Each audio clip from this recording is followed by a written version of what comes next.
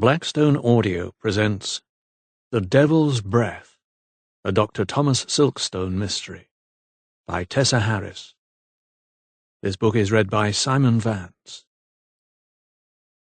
For John and Mary, with love. Is it a time to wrangle when the props and pillars of our planet seem to fail, and nature with a dim and sickly eye to wait the close of all? The Timepiece by William Cowper, 1731 to 1800. Chapter 1. Oxfordshire, England, in the year of our Lord, 1783. At first the horror of it stayed the berry man's tongue. Staggering out of his cottage as dawn broke, he did not shout or scream, but grunted like a half-wit, his arms paddling in the filmy light of the deserted street. As he zigzagged across the road, the good people of Brandwick could be forgiven for thinking he was in the grip of strong liquor. He had certainly been full of it the last anyone had seen of him after the casting out.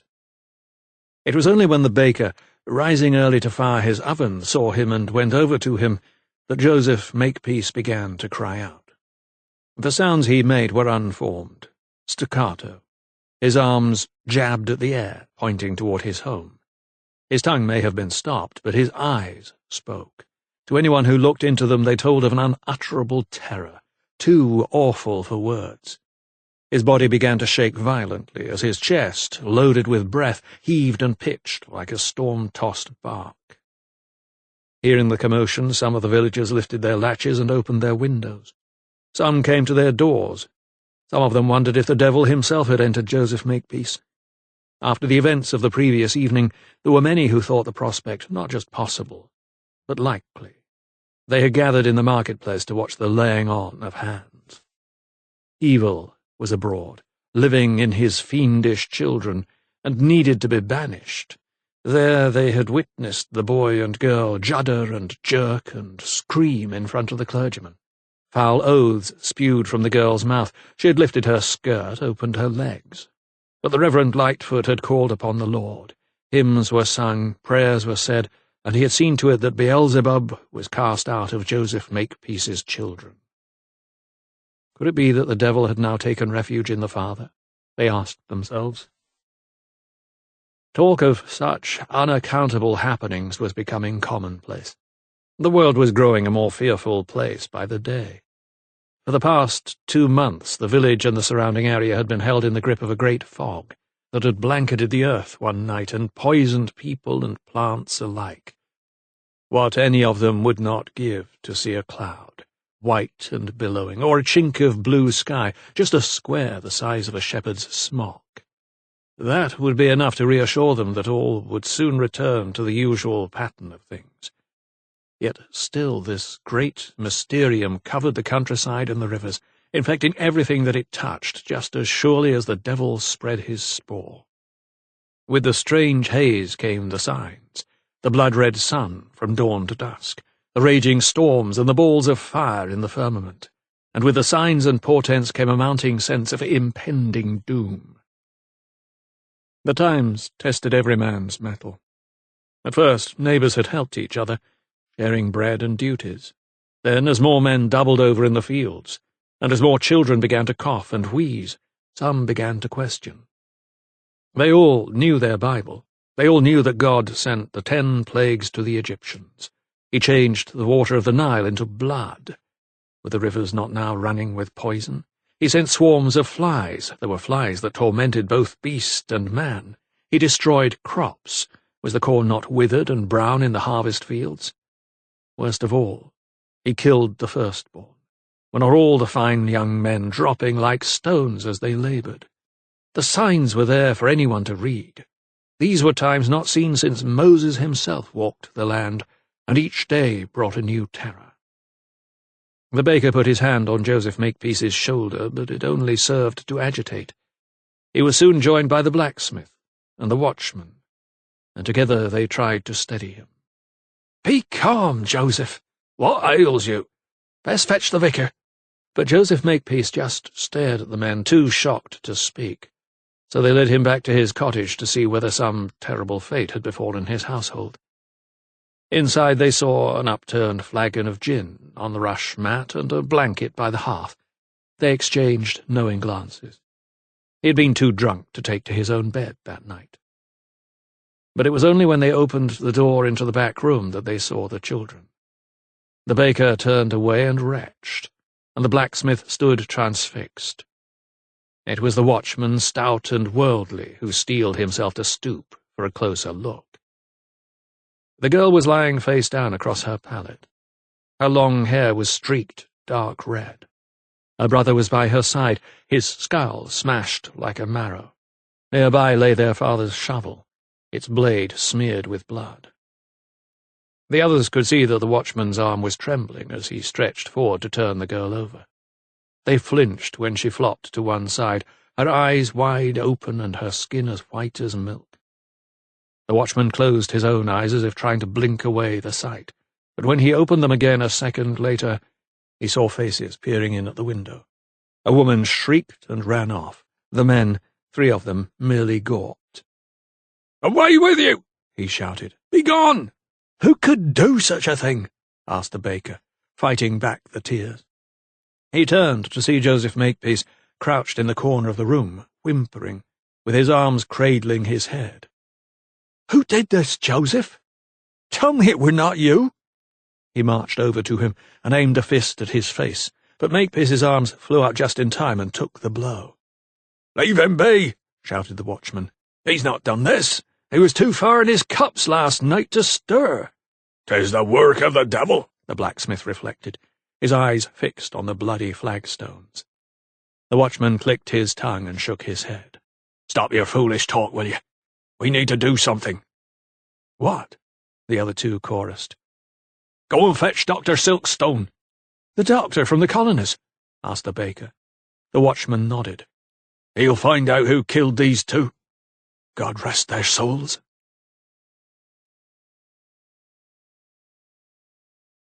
Chapter 2. It had all begun when the first portent came 2 months earlier. It happened just after the church bells had tolled noon in the county of Lincolnshire, 150 miles to the northeast of Brandwick, as the crow flies. The sound carried over the gentle wold, mingling with the song of the skylarks above. It signified to the labourers in the surrounding harvest fields it was time to break.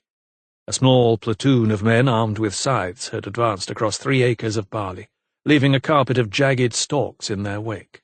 Behind them came the women, sickles in hand, gathering up the fallen sun-ripe stems. At the sound of the bells, they put down their tools and walked over to the field gate, where one of the women was opening a keg of small beer. Filled jugs in hand, the men settled themselves down in the shade of the stooks they had cut that morning. The June sun was strong, and their throats were corn-dust dry. The knife-grinder collected the scythes to sharpen as they rested. While some of the reapers used a whetstone to hone their dull blades, others relied on his skill to peen out the edges. The young man, his dark head swathed in a bright red scarf tied at the nape of his neck, had driven his anvil into the top of a fence post by the wooden gate, and had been doing a brisk trade since the early morning.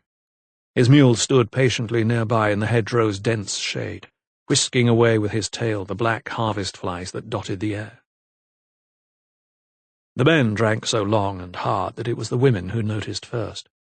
One of them, younger than the others, had climbed on the wagon at the top end of the field to hand down hunks of bread and cheese. She was gathering up the baskets when she happened to glance beyond the wold toward the salt marshes. A great flat expanse of open country lay before her, stretching as far as the coast, and the sight of it barely registered at first. She had even continued to busy herself with the task in hand before she realized what she had seen. She looked up again a few seconds later, and there it was. A thin bank of grey mist, lying low across the horizon. A frown settled on her freckled brow. "See frats coming in?" she called down to the other women below. They all knew it was bad news. At least a day's work would be lost once the heavy fog that rolled in from the coast had settled on the ripe barley crop. An older woman hitched up her skirts. "Let's see," she said, holding out her arm to be helped up. She too now looked out across the flatlands toward the marshes from the wagon's vantage point. After a moment's deliberation, she was satisfied the girl was right. "Best tell Mr. Bullymore," she said, adding, he'll not be pleased." The younger woman hastily clambered down and broke into a trot as she headed toward the cluster of men who sat around drinking. "Where's our grub then, wench?" shouted one of them. "We're hungry as hawks." The others cheered and whistled, but she ignored their childish taunts and walked straight up to the foreman, who sat with his back against a stook, swatting away the harvest flies. "Mr. Bullymore, sir?" she began breathlessly. The foreman looked up at her, shielding his eyes from the sun's glare. "What is it, Hester?" "There's a sea frat coming, sir." Bullymore, a broad man in his middle years, rolled his eyes and scrambled to his feet. He turned to the east. The heat made the barley fields shimmer like burnished gold. He strained his eyes, squinting in the bright light. "I see no fret, woman," he chided. "I saw it from the cart, sir, as God is my witness, and so did Mistress Pickwell." He eyed her sceptically. "Show me." She led him to the wagon a few yards up the slope, and he climbed onto it for a better view. There was no mistaking what he saw. "By the—" A young woman clambered up to join him. There it was, a silvery ribbon that clung to the horizon, only now the clouds were more clearly defined than before. The fret was moving inland fast. "'Tis a thick one, all right," conceded the foreman. Then, cupping his hands around his mouth, he called out to the men below. "Get back to work, lads. Fret's coming in." The reapers rose quickly and picked up their honed scythes with a renewed urgency. They understood that if there was no barley harvested, there would be lower pay. "Put your backs into it," shouted Bullymore, striding down the slope toward them. "I reckon we've an hour at the most." And so they began again, cutting the cracked, dry stems of corn with great sweeps of their new sharpened scythes. The women fell in behind, gathering the cut barley up in their arms in a wide embrace, before evening out the ears neatly to be twined by the boys. As the men advanced through the crop, there the rabbits and hares scattered before them, running hither and thither. The harvest flies, too, rose in black columns above the barley and flew off. From out on the marsh a curlew's plaintive cry sounded. "Hooray, men!" called Bullymore. He took off the kerchief he wore and mopped the sweat from his brow. They made good progress. An hour later several dozen more stooks were standing sentinel. The boys had worked well, binding the stems tight, their young hands protected against the cutting twine by thick leather gauntlets. The barley heads sat drying in the sun, only by now it was losing its heat. The foreman had already noticed a change in the sky. He could read the clouds as if they were words on a page.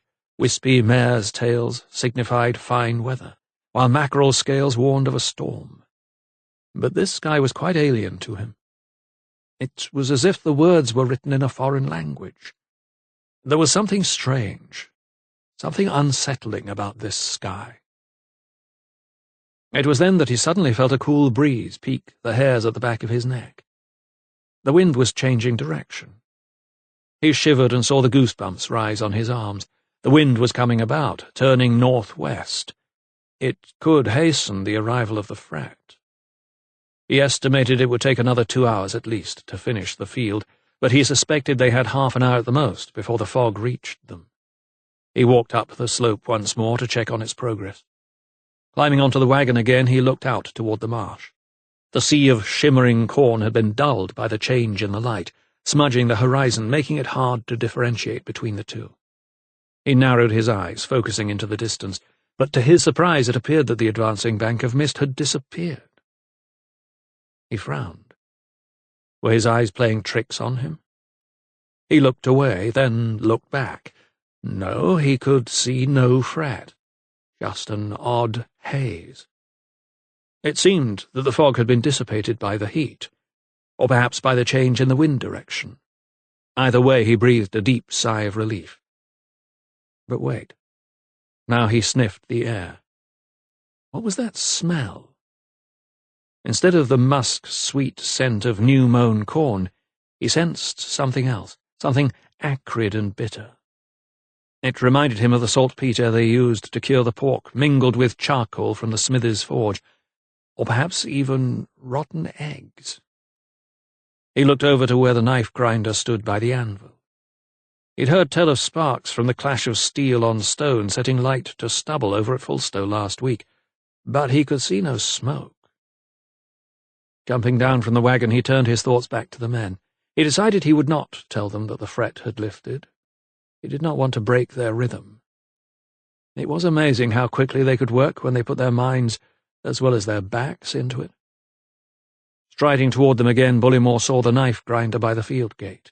He was packing up his anvil and whetstone. "And where might you be going?" he snapped as he drew near. The young man cocked his head. "I'll be going to say where's the hares and the rabbits and the flies and the skylarks," he replied. "But there's plenty more blades to sharpen afore we're through here," insisted Bullimore. The grinder gave him an odd look. Then, realizing that he was the only person to know that the sea fret had now receded, the foreman softened his tone. Leaning toward the young man, he said quietly, "All's well." He reinforced this with a reassuring nod. "Fret's gone." But the grinder seemed unmoved, and instead of gratefully receiving this information, lifted the corner of his fulsome lips in a smirk. "The sea fret may be gone, but something much worse is on its way," he countered. "What do you mean?" asked Bullimore, puzzled, but the young man turned his back on him and mounted his mule. "There are signs, sir," he replied, settling himself in the saddle. "Smell the wind. Listen to the birds," he said, and he lifted his black eyes heavenward. The foreman listened. "I hear nothing," he concluded after a moment. The young man smiled. "Just so," he said, and he touched his forehead with his finger and kicked his mule. "Good luck to you, sir," he called as he headed off inland, away from the coast. Bullimore looked grave. That smell was lingering in his nostrils. It was true, too, that the skylarks were no longer singing, and the harvest flies that were such a plague to both man and beast seemed to have flown. But what of it? The threat of the sea fret had subsided. They could work until sundown, another 7 hours. The cooler air was welcome. The breeze was picking up now. They would easily finish the field that day, perhaps even start on the next. He shrugged his broad shoulders, dabbed the cold sweat from his brow, and began to walk toward his own scythe, which was propped against a sheaf nearby. He looked up to the heavens once more, shaking his head. Where had the skylarks gone? Why had they flown? And what was that faint, acrid whiff that clung to the air? Perhaps he should go and check, just once more. Another look to err on the side of caution. He tramped back up the slope again, his pace quickening with every step. Shaking his head, he told himself that he never did like travellers. They put a curse on you as soon as look at you, make a man doubt his own judgment. They took pleasure in putting dread into the hearts of God-fearing folk. Taking a deep breath, he heaved himself up onto the wagon once more. Looking down, he could see the men were making good progress. The women and boys, too. They were gathering and twining as quickly as he had ever beheld them. Needs must when the devil drives, as the saying went. But now the devil was gone. Or was he? First a look of puzzlement, then of shock, then of fear scudded across Bullimore's face. The fret was gone, true. But what was that looming over the horizon? Not mist, but a bank of billowing cloud, its great curves and sweeps and pillows of vapour easily visible like the full sails of a galleon. It was heading straight toward them. Spread out across the entire skyline, it seemed to be travelling at speed, like an enormous wave blown by the gathering wind. It was rising high, above the skylark's domain, and would soon block out the sun. It was then that he felt something settle on his arm. Whereas an hour or so ago he had been swatting away the flies that plagued him about his eyes and nose, drops of water now fell on his skin. He looked up and saw the rain falling, mingled with flakes, settling like grey snow on the ground. Rooted to the spot, Bullimore watched the approaching cloud roll in. He had never seen such a sight before, not in all his years in the wolds.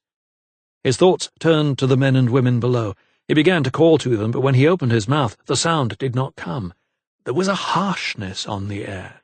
The acrid stench had intensified and clawed at his tongue and inside his nostrils. The rain made his eyes smart, and soon tears were streaming down his cheeks. The drops pricked his skin, too. stinging with a painful intensity. His breath no longer came easily. Gasping and spluttering, he staggered back toward the reapers. By now they, too, had seen the ominous cloud looming up over the fields and smelled the stifling vapours. The rain, mingled with the grey snow, was falling heavily, drenching the stubble and making it harder to see. "Run!" one cried. "Run!" As panic took hold, they dropped their scythes and sickles and leather gauntlets where they stood. "To the barn!" cried Bullimore above the din. The threshing barn lay in a hollow just beyond the field gate, and every man, woman, and child headed toward it as fast as they could. The vast bank of cloud seemed to be gathering pace, churning within itself, belching out a foul miasma. One of the women stumbled. A man picked her up and carried her. Another remained transfixed with fear. Her eyes filled with tears as she watched the thick grey veil draw itself across the sun, blocking out the light. Now many of the women were screaming, and those who were not screaming were choking and coughing. The men, too, found themselves fighting for breath as they staggered toward the barn in the mysterious half-light. One of them, in his teen years, doubled over coughing and dropped to his knees before he reached the gate, but the cloud was almost upon them, and no one stopped to help. By this time Bullimore had reached the barn, and, joined by 2 or 3 of the men, he managed to prise open the huge wooden doors, herding everyone in like sheep. "Hooray! For God's sake!" he gasped, pulling women and boys inside. He could still see some fighting their way through the narrow field gate, jostling and pushing each other, but he feared it was too late. The young man he had seen fall was already swallowed up, and he knew there were half a dozen others who would not make it to the barn before the noxious fog enveloped them, too. He had to think of those who were already inside. "Close the doors!" he ordered. The men hesitated for a moment, and in that split second Bullimore looked out to see the terrified face of Hester, arms outstretched, groping her way toward them. He saw her body jerk backward, as if the very devil himself had gripped her for an instant, only to spew her out with such force a second later that she fell flat on the ground not 20 yards in front of them. Another second and she had disappeared, smothered by the advancing smog. "Close them, I say!" cried Bullimore. And in a trice they pushed the great doors to and let down the bolt with a thud, just as the deadly vapours began to lick at the timbers outside. "May God save us!" cried Mistress Pickwell, before clutching her chest. They were the last words she uttered. On a ridge half a mile or so away, above the hollow, the knife-grinder stopped his mule and watched with a morbid fascination as he saw the valley and the land below the escarpment disappear under the thick blanket of cloud. Licking his finger, he held it aloft to gauge the direction of the wind, a northwesterly. Next, taking his scarf from around his head, he covered his nose and mouth and secured it at the back with a knot. The hollow had slowed down the march of this monster, but he knew it would soon rise up the scarp and continue its relentless progress inland. He kicked his mule hard in the ribs and took one last look back at the scene below.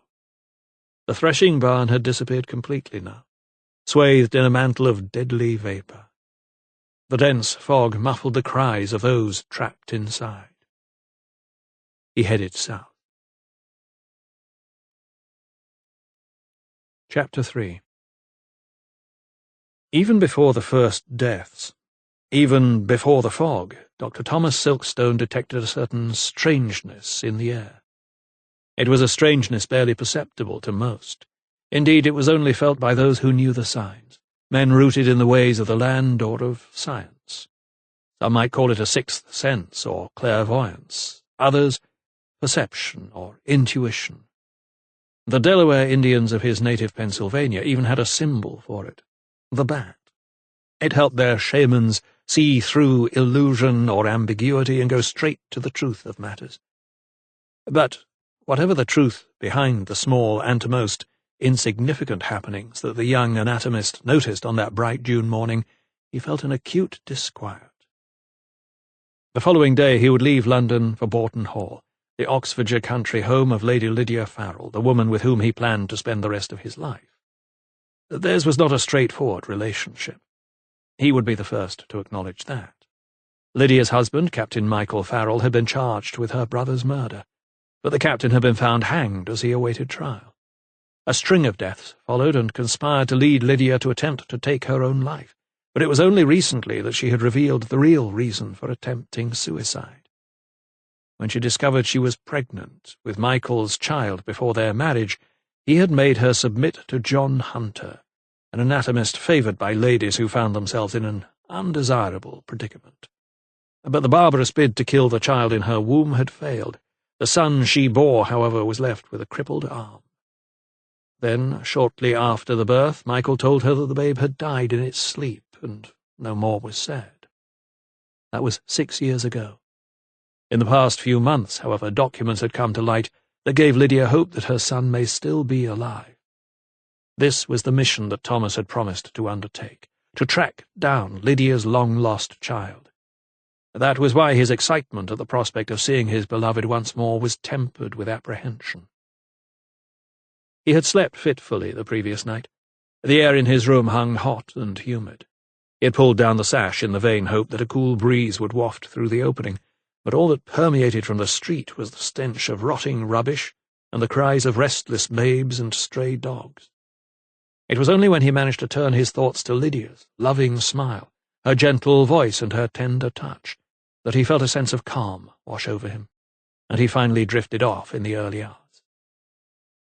His sleep was short-lived, however. He rose at dawn to pack. Pulling out a large valise from under his bed, he began to muster a change of clothes and some toiletries. He hoped he would be able to stay at the Hall for at least a month, possibly longer.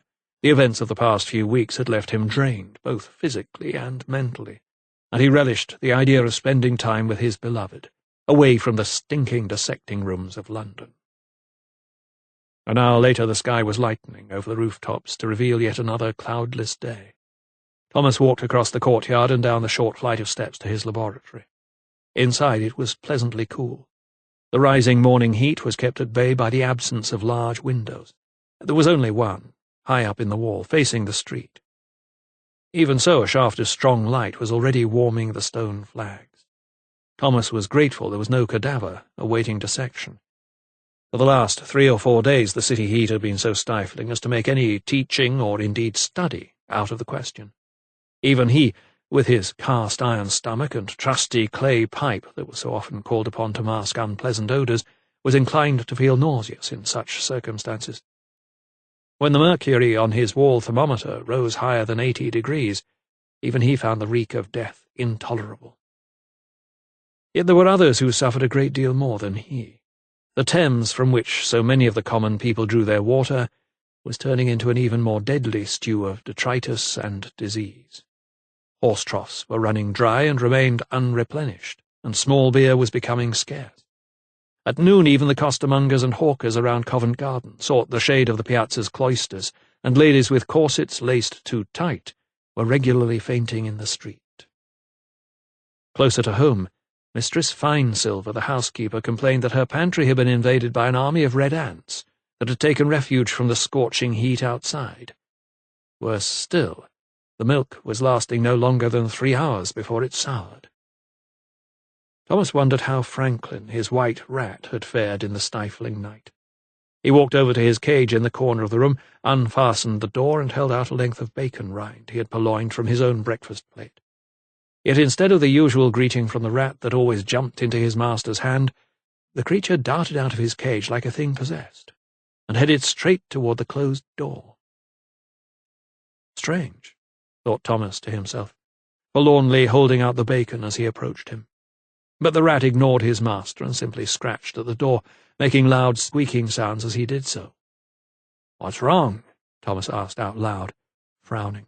"What ails you?" Bending down, he cupped his hands and picked up the rodent by the scruff of its neck, but it squirmed round and promptly bit him, so that Thomas let out a cry and dropped him the short distance onto the flags. The rat scurried back to the door, but undeterred, the young doctor scooped him up once more and quickly placed him back in his cage, securing the door firmly. "I shall have to tell Mistress Finesilver to keep an extra eye on you while I'm away," he scolded, pointing accusingly at the rat as it scratched frantically at its cage door. As he did so, Thomas noticed a droplet of blood on his finger. It was the first time Franklin had ever bitten him. Something had indeed unsettled the creature. But he could not let the rat's unpredictable behaviour trouble him. His coach left in 2 hours, and he had not begun to pack his medical bag. He had just put the case on his workbench when, from somewhere in the deep recesses of the laboratory, a solitary bluebottle headed straight for him and began to buzz about his head. He swatted it away, and it withdrew, but not upward, toward the window, as Thomas expected.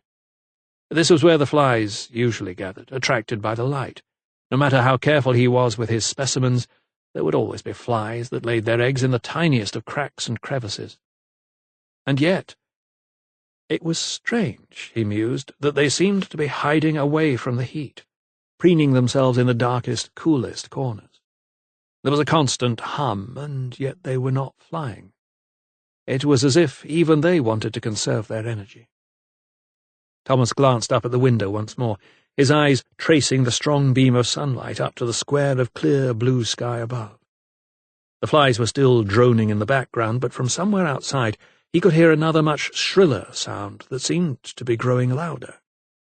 He stopped what he was doing to listen. Within a few seconds the noise had become a discordance, a squawking, shrieking cacophony that was coming nearer and nearer. Then he saw it. A great grey wave rolling over the rooftops, completely blocking the light, plunging the room into semi-darkness. Rushing through the door, he ran up the steps into the courtyard. Even outside the sky was darkened. The sun, still low over the chimneys and spires, was eclipsed from view by the huge, cackling silver cloud that came from the north. "My God!" mouthed Thomas, in awe, as he stood transfixed. Hundreds upon hundreds of geese were flying overhead, wave upon wave of them, relentlessly heading south, their silver wings beating in unison.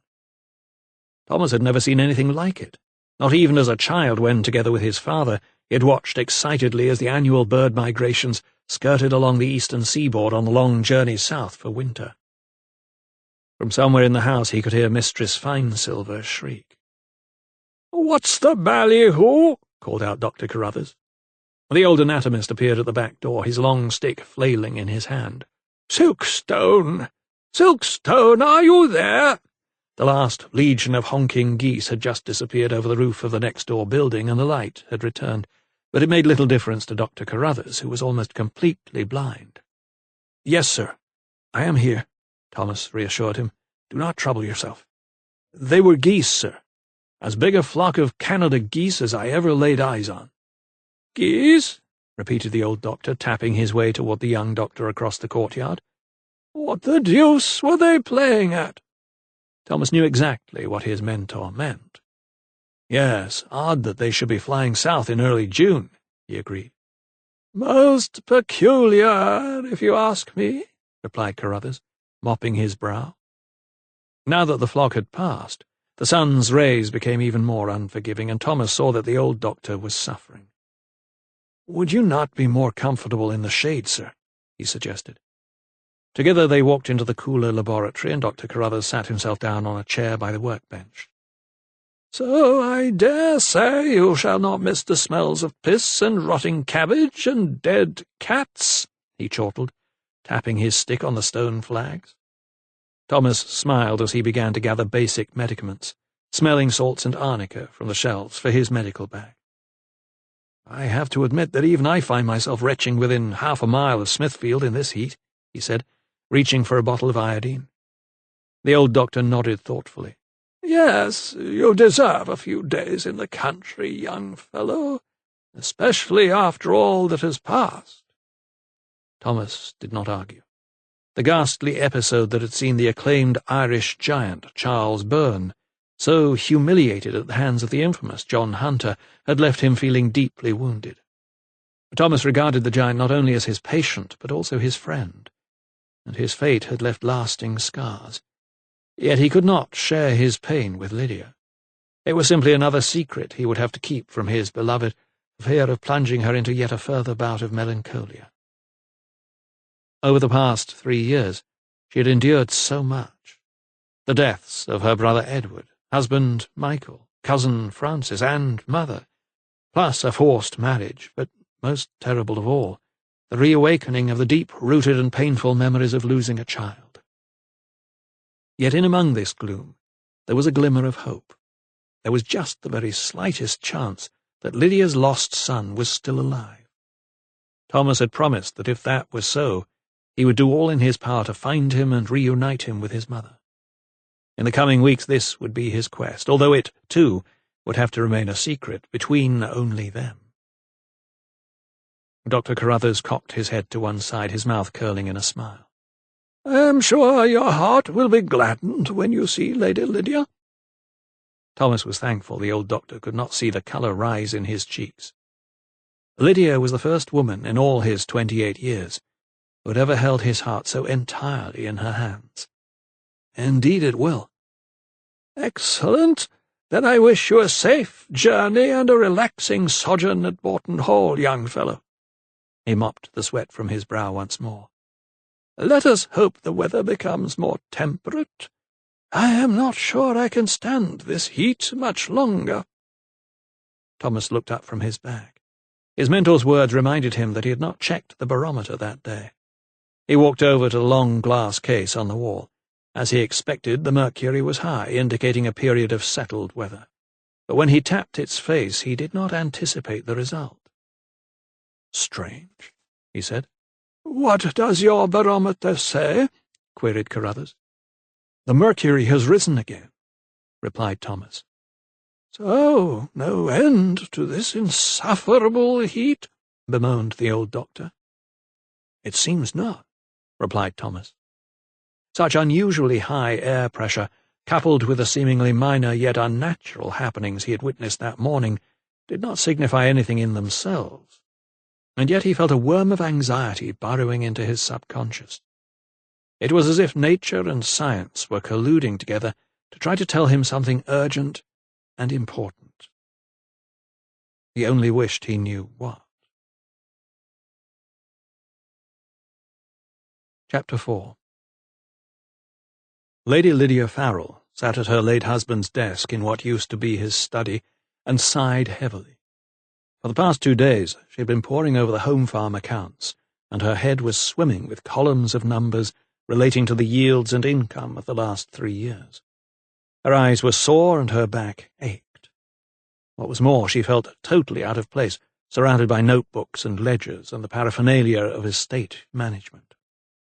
To make matters worse, it was unseasonably hot, and even though the study was relatively cool, she was forced now and again to reach for her fan and flutter it vigorously in front of her face. Slowly she rose and turned to look out of the window. The lawns of Bourton Hall, now slightly browned by the sun, stretched out before her, dipping down to the green woodland beyond. June had been her favourite month. The leaves on the trees were fully unfurled, yet still verdant, and the roses were beginning to bloom.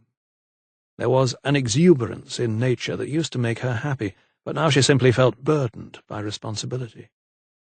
She recalled her late father, Lord Crick, who had died 3 years earlier, telling her that he and his heirs were only the stewards of Bourton. God alone could claim it as his.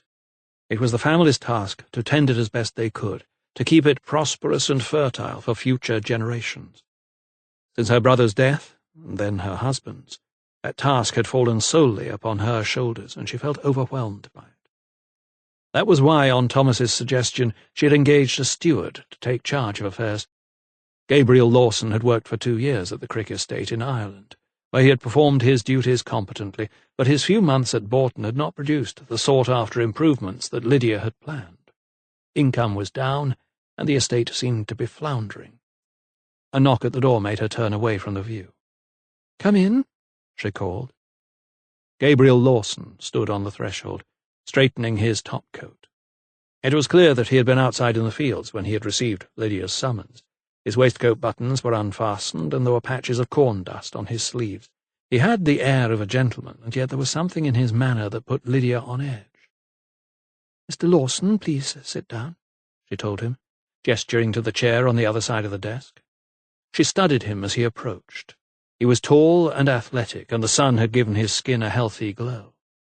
She had heard from Eliza, her maid, that all the girls below stairs were in love with him, and it was not hard to see why. "How may I help you, your ladyship?" he asked. She returned to her seat and looked him in the eye. "I have been going through these accounts that you left me," she began. She did not mention the uneven rows or the blotches of ink she had encountered during her inspection of the ledgers. "It seems that we are not doing as well as we should be, Mr. Lawson." The steward seemed slightly taken aback by Lydia's tone of authority. He had assumed that when she asked to see the accounts it would be for a perfunctory glance. What did women know of numbers and yields after all? It was clear he had not anticipated that she would actually try to make sense of the figures before her. The look on his tanned face betrayed his surprise and riled Lydia, even though she had been expecting it. "The market for both grain and livestock is not good.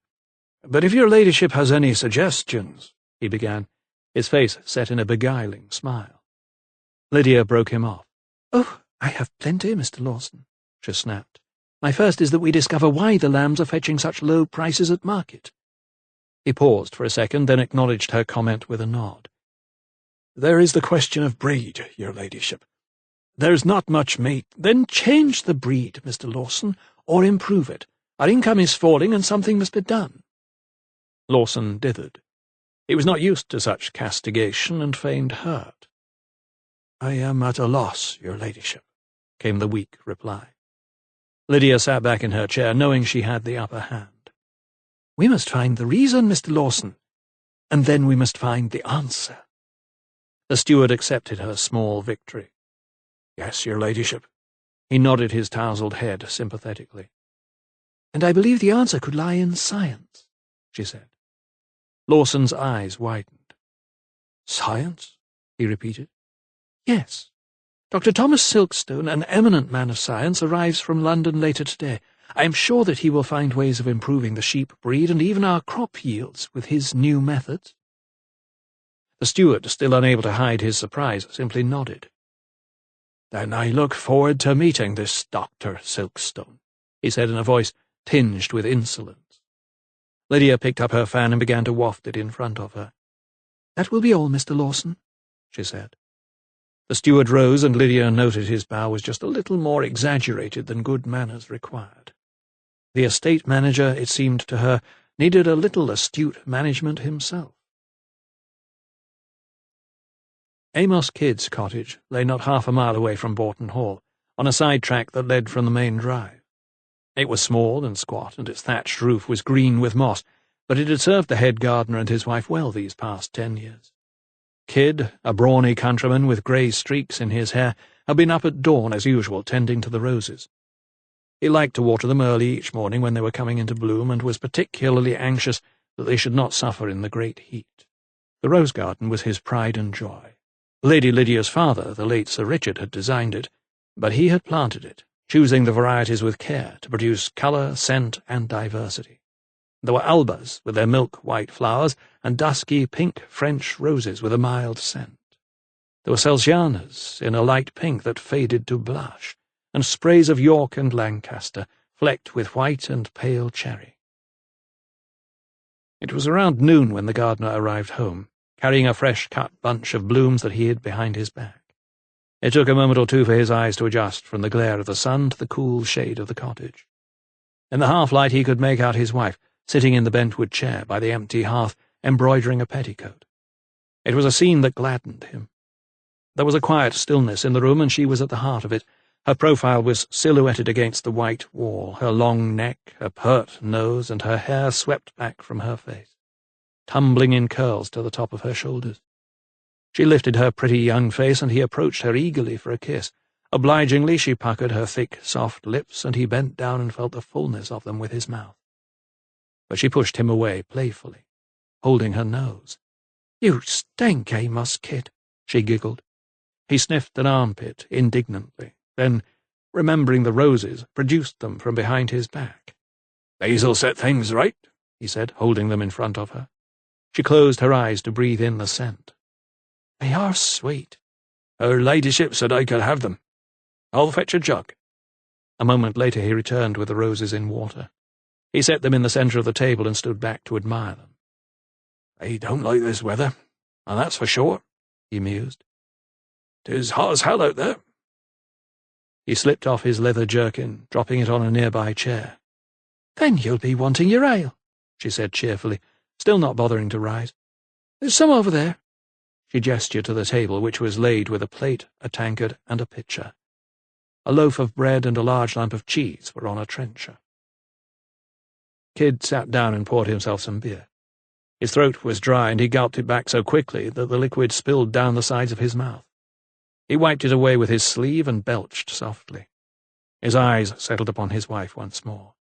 He was still sewing, and he watched the curve of her breasts, ripe as apricots, as they rose and fell with each pull of the thread. In and out, up and down. A single bead of sweat suddenly appeared like a drop of morning dew on her neck, and slipped its way slowly down toward her cleavage. The gardener turned back to the table and picked up the knife. It sliced through the cheese as if it were new churned butter. He squinted at the blade curiously, then ran his grimy thumb and forefinger down the shaft. "You sharpened this today, Susanna?" His wife suddenly shot him a nervous look, and after a moment's hesitation replied lightly, "Yes, a traveller called round. My scissors were blunt, and I needs finish this for Lady Thorndyke tomorrow, so he sharpened a few things while he were here." Kid was measured. "But you know 'tis not a trouble for me, my love," he said, thinking of the daily grinding of scythes and shears for the gardens. He tore off a hunk of bread, but before he could put it in his mouth, his elbow caught the handle of the knife, sending it clattering to the floor. The noise shattered the calm, and his wife jumped a little in her chair. Kid bent down to pick up the blade, but as he did so he noticed something strange on the flagstones. A grey powder, like coarsely milled seeds, dusted the floor in among the rushes. He wiped a little up with his fingers, the grains sticking to his sweat, and inspected it. Lifting the grit up to his nose, he sniffed and frowned. "What you been using saltpetre for?" he asked, then added jokily, "'Tis too hot to kill the pig. 'Twill roast itself in this heat." "I ain't used no saltpetre. The knife grinder must have brought it in on his boots," she replied, seemingly indifferent to her husband's query. But Amos Kidd did not like to be treated so, and his expression hardened at her words. His mouth set in a grimace, and his brows knitted in a frown. She looked up and saw the all-too-familiar signs. "I want no strange men in my house, you hear?" he thundered. He darted forward and stood over her, glowering, but she held his gaze. Then, putting down her sewing, she rose. "Now, Amos," she whispered, cupping his face in her palms, "no need to be so angry with me."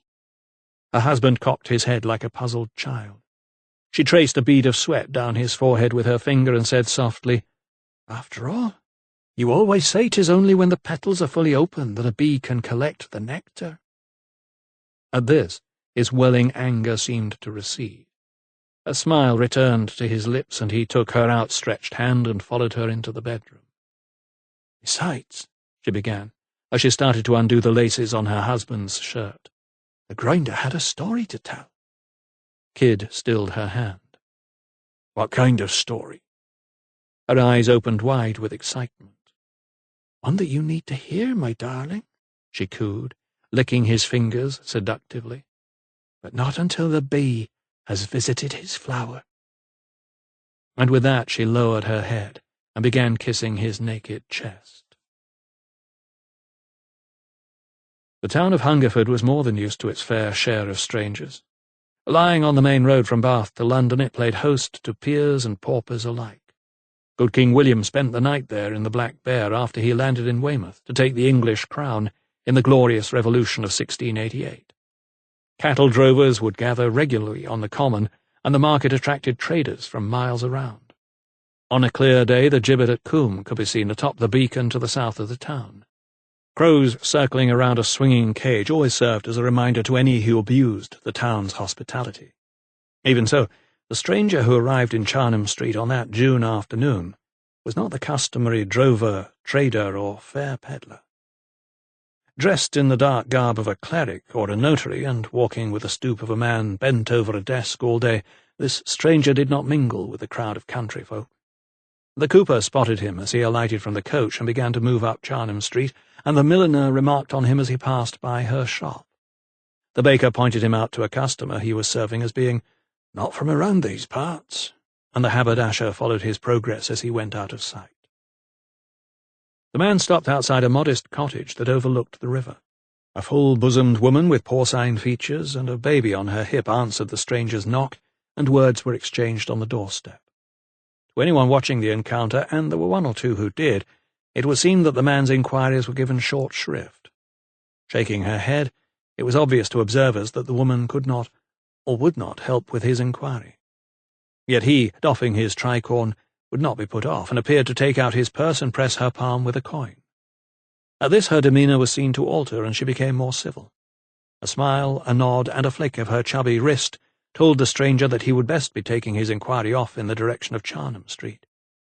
With a cheery nod she bade her caller good day in a courteous manner, and he headed off toward where she had pointed. In less than 5 minutes he had reached his new destination, a tall, thin house that looked as though it could have been a hostelry. It was, in fact, the Hungerford workhouse. Lifting the tarnished knocker, he struck 3 times. After a moment or two, the door creaked open, and a nervous-looking woman in a cap and shawl about her slight shoulders stood at the threshold. "May I help you?"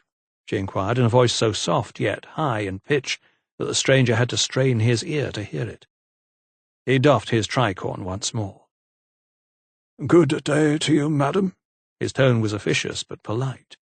"This is the workhouse, I believe?" An anxious look scudded across the woman's face. "That it is, sir," she squeaked apologetically, as if feeling guilty for all the shameful inadequacies that occurred therein. "Good," the caller nodded. "Then I would speak with the master," he told her firmly. "You'd best come in, sir," she said, opening the door fully. Then, to the surprise of the caller, she threw back her head and shouted at the top of her voice, "Master! Master!" as if the most calamitous fate had befallen the house. Taking off his hat to show his face properly for the first time, the stranger entered.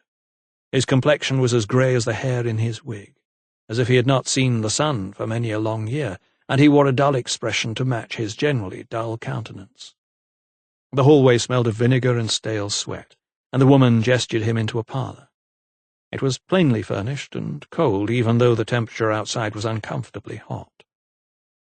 The rug was threadbare, and on the wall hung an exhortation to all those who entered.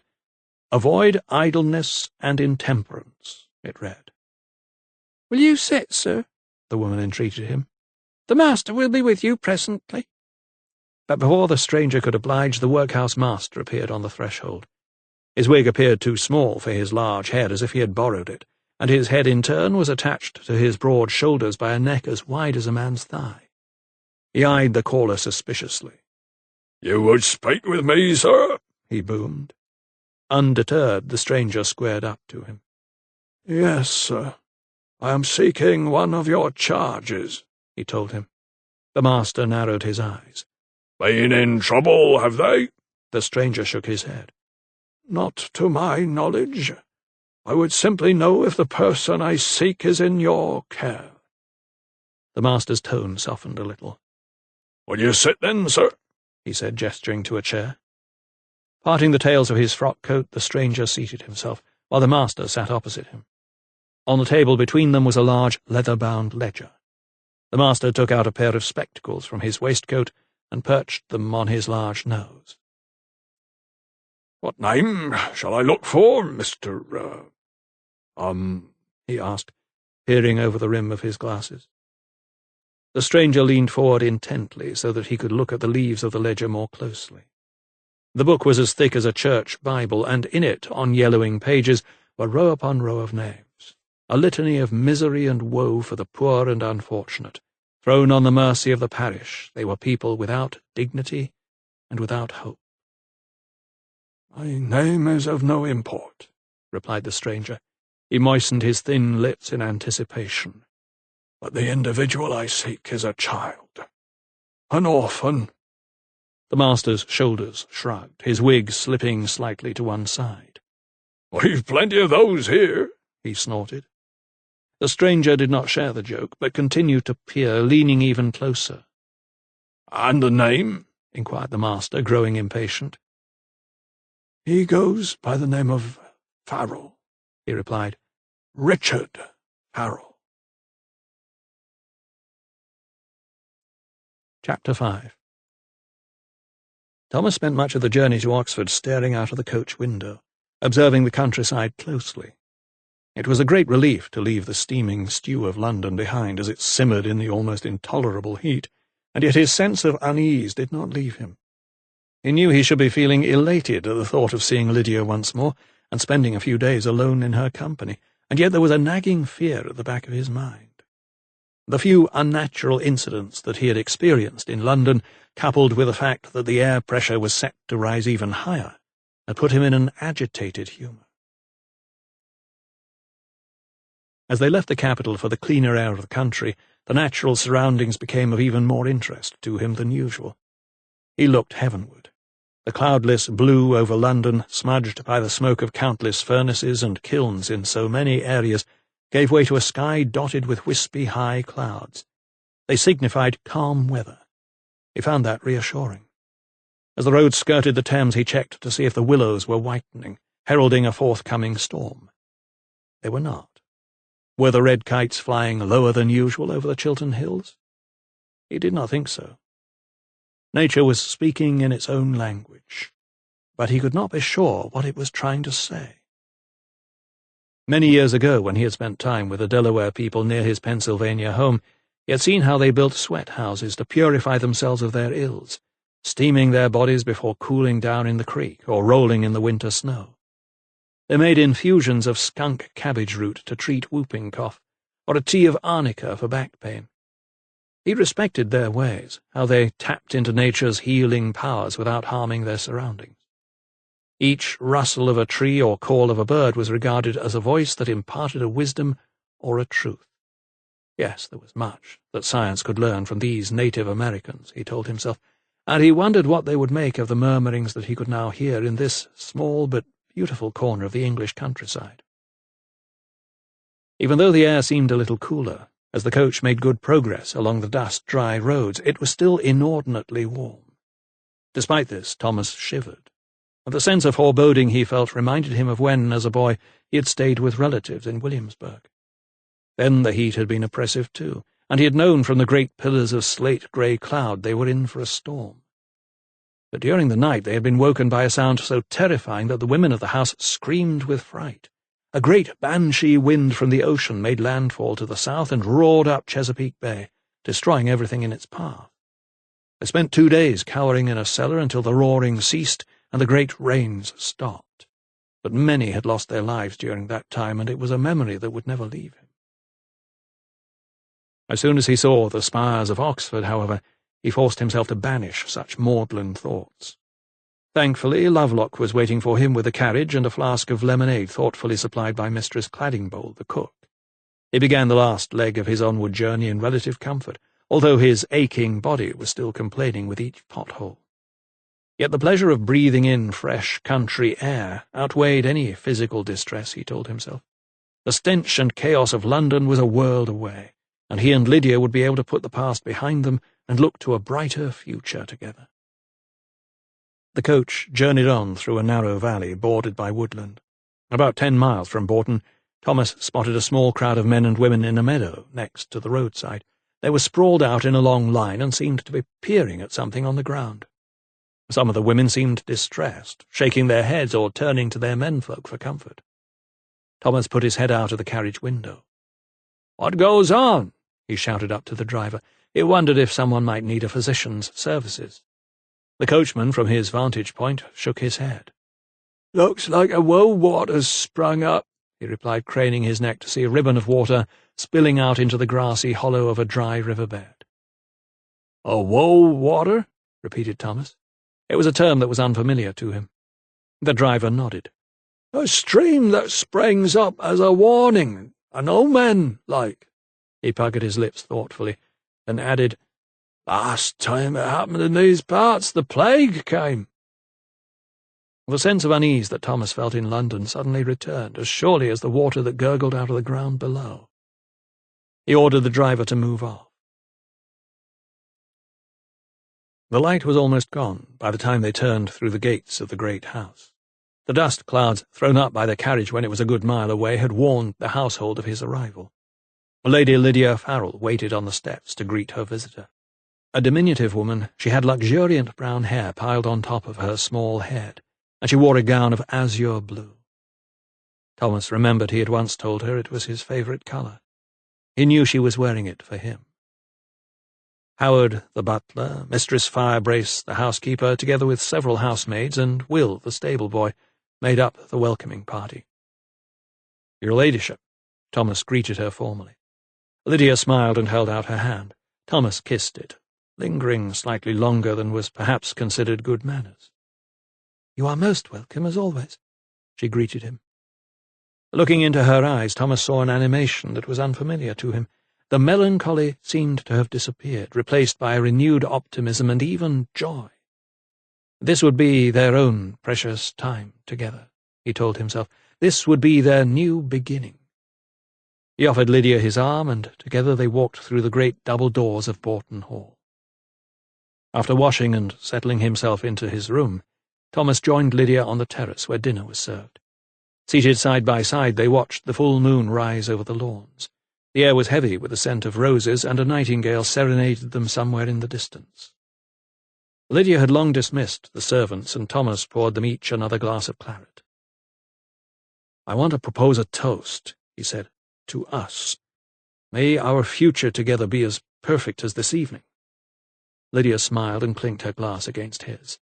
"I cannot wait to have you all to myself for a whole month," he told her.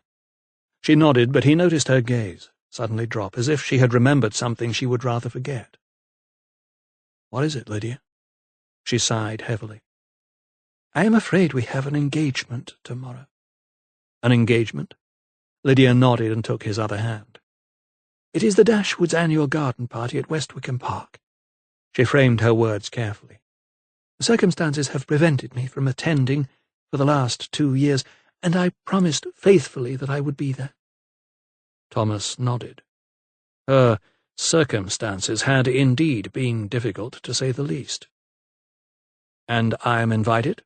"Indeed, yes. Sir John is very anxious to meet you. He has heard so much about you." She laid a hand on his. The young anatomist rolled his eyes. He knew that he was so often the subject of gossip, particularly among the English aristocracy, much of it unfavourable.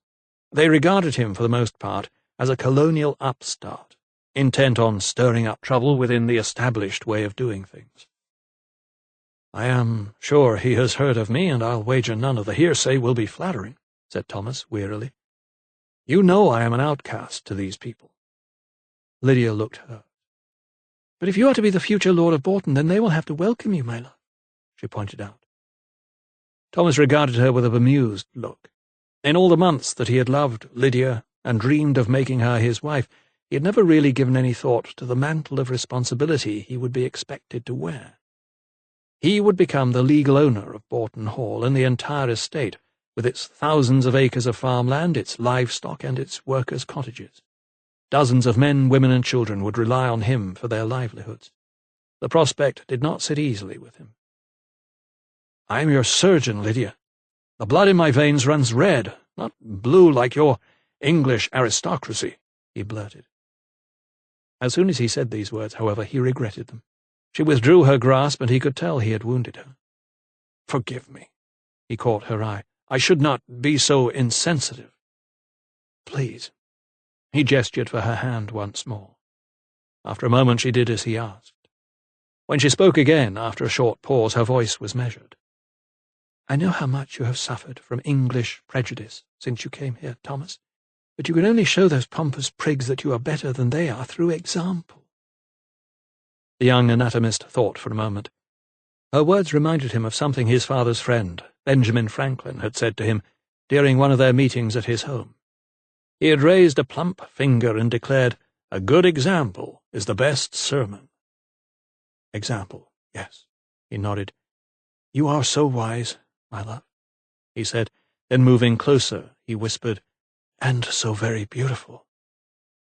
She turned to face him, but despite her smile he could see, for the first time that day, a sadness in her eyes. It was that same deep melancholy that he had noticed when she first told him about her lost son. Thomas was reminded of her pain. Any talk of their future always seemed to be bound to the past, and the possibility, however remote, that a child she once bore might still be alive. "I understand about Richard," he said gently, putting his arm around her shoulder. "While there is hope, I cannot give up, Thomas." Her voice broke as she spoke. "While there is hope, we will not give up, my love," he echoed. "I promised you that, and I will remain true to my word." She took a deep breath. "Then we shall search for him together?" "Of course we shall. Where was the last address you found for him?"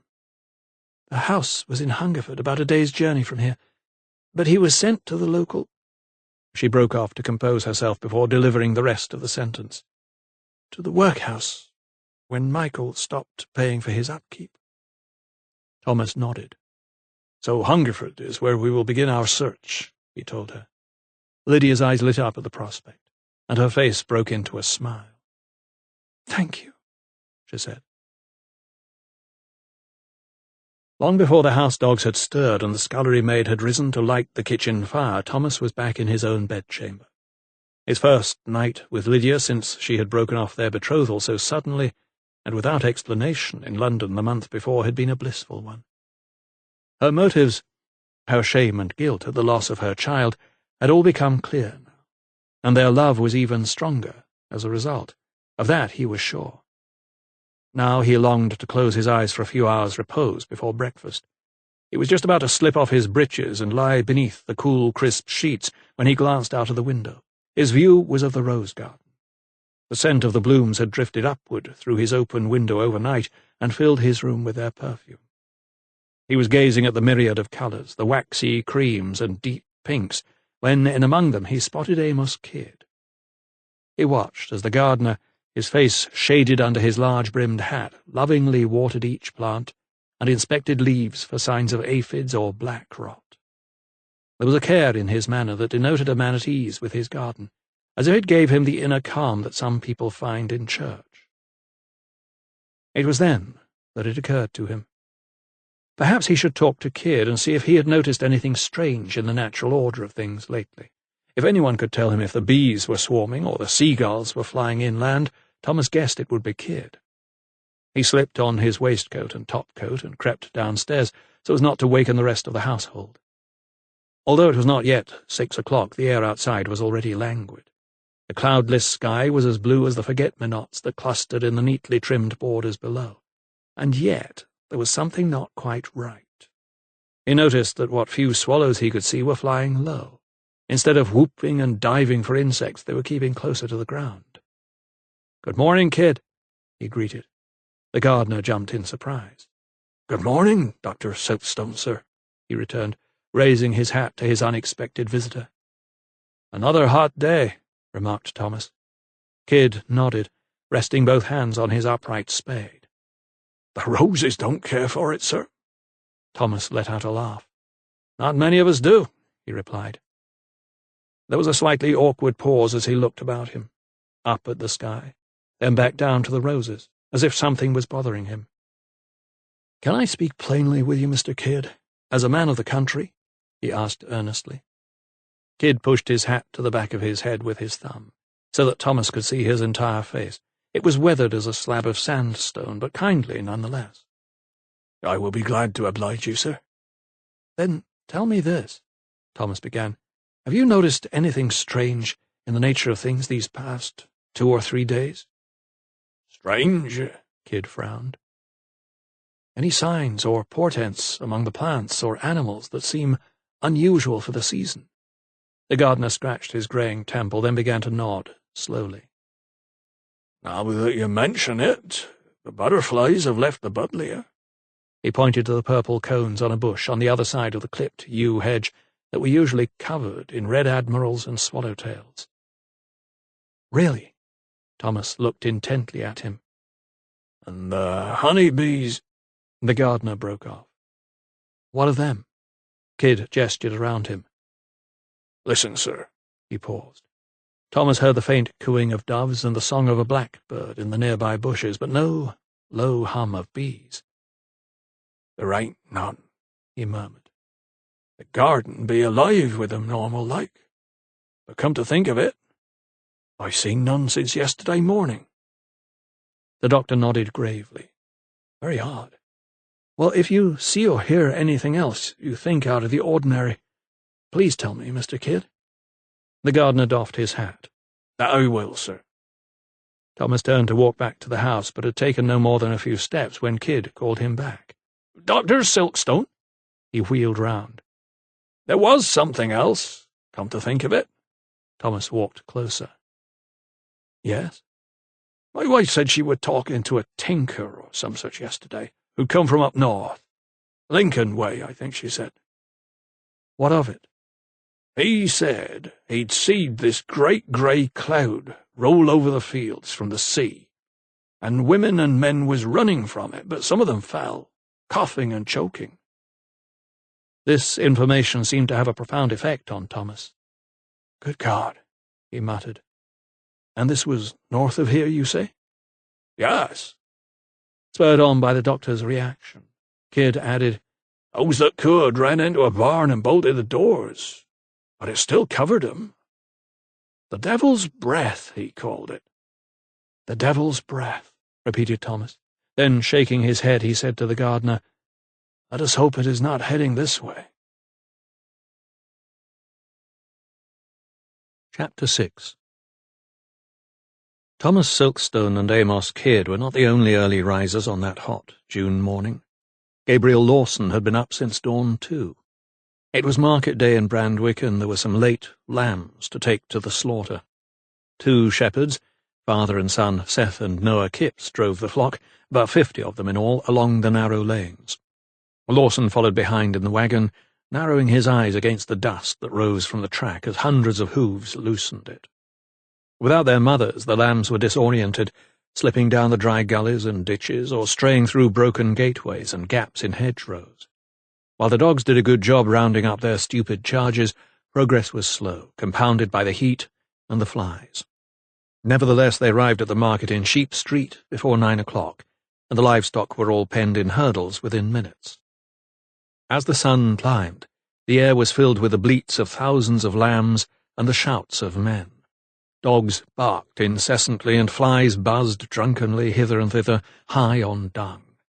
The cobbles were wet with sheep's piss, and the reek of it stung men's eyes. Lawson wiped his brow with his kerchief after the last hurdle had been closed, and leant against a nearby wall, licking his parched lips. "Goodly-looking lambs you got there, Mr. Lawson," said one farmer, sidling up to him as he watched the proceedings. The steward gave a self-satisfied grin. "'Tis why I get a good price for them," he replied. Within the next hour all of his lambs had been sold, and many of them slaughtered on the spot in the nearby shambles. The stench from the spilled blood and entrails in the heat caught the back of men's throats and made them gag.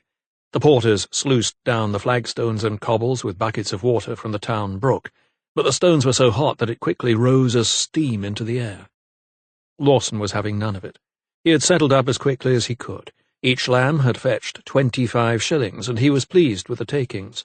He put the bank notes in his leather wallet and the shilling coins into his purse. "A good morning, man," he said to Seth and Noah as they rested against a nearby wall. "Here's a shilling for some ale." They both smiled broadly.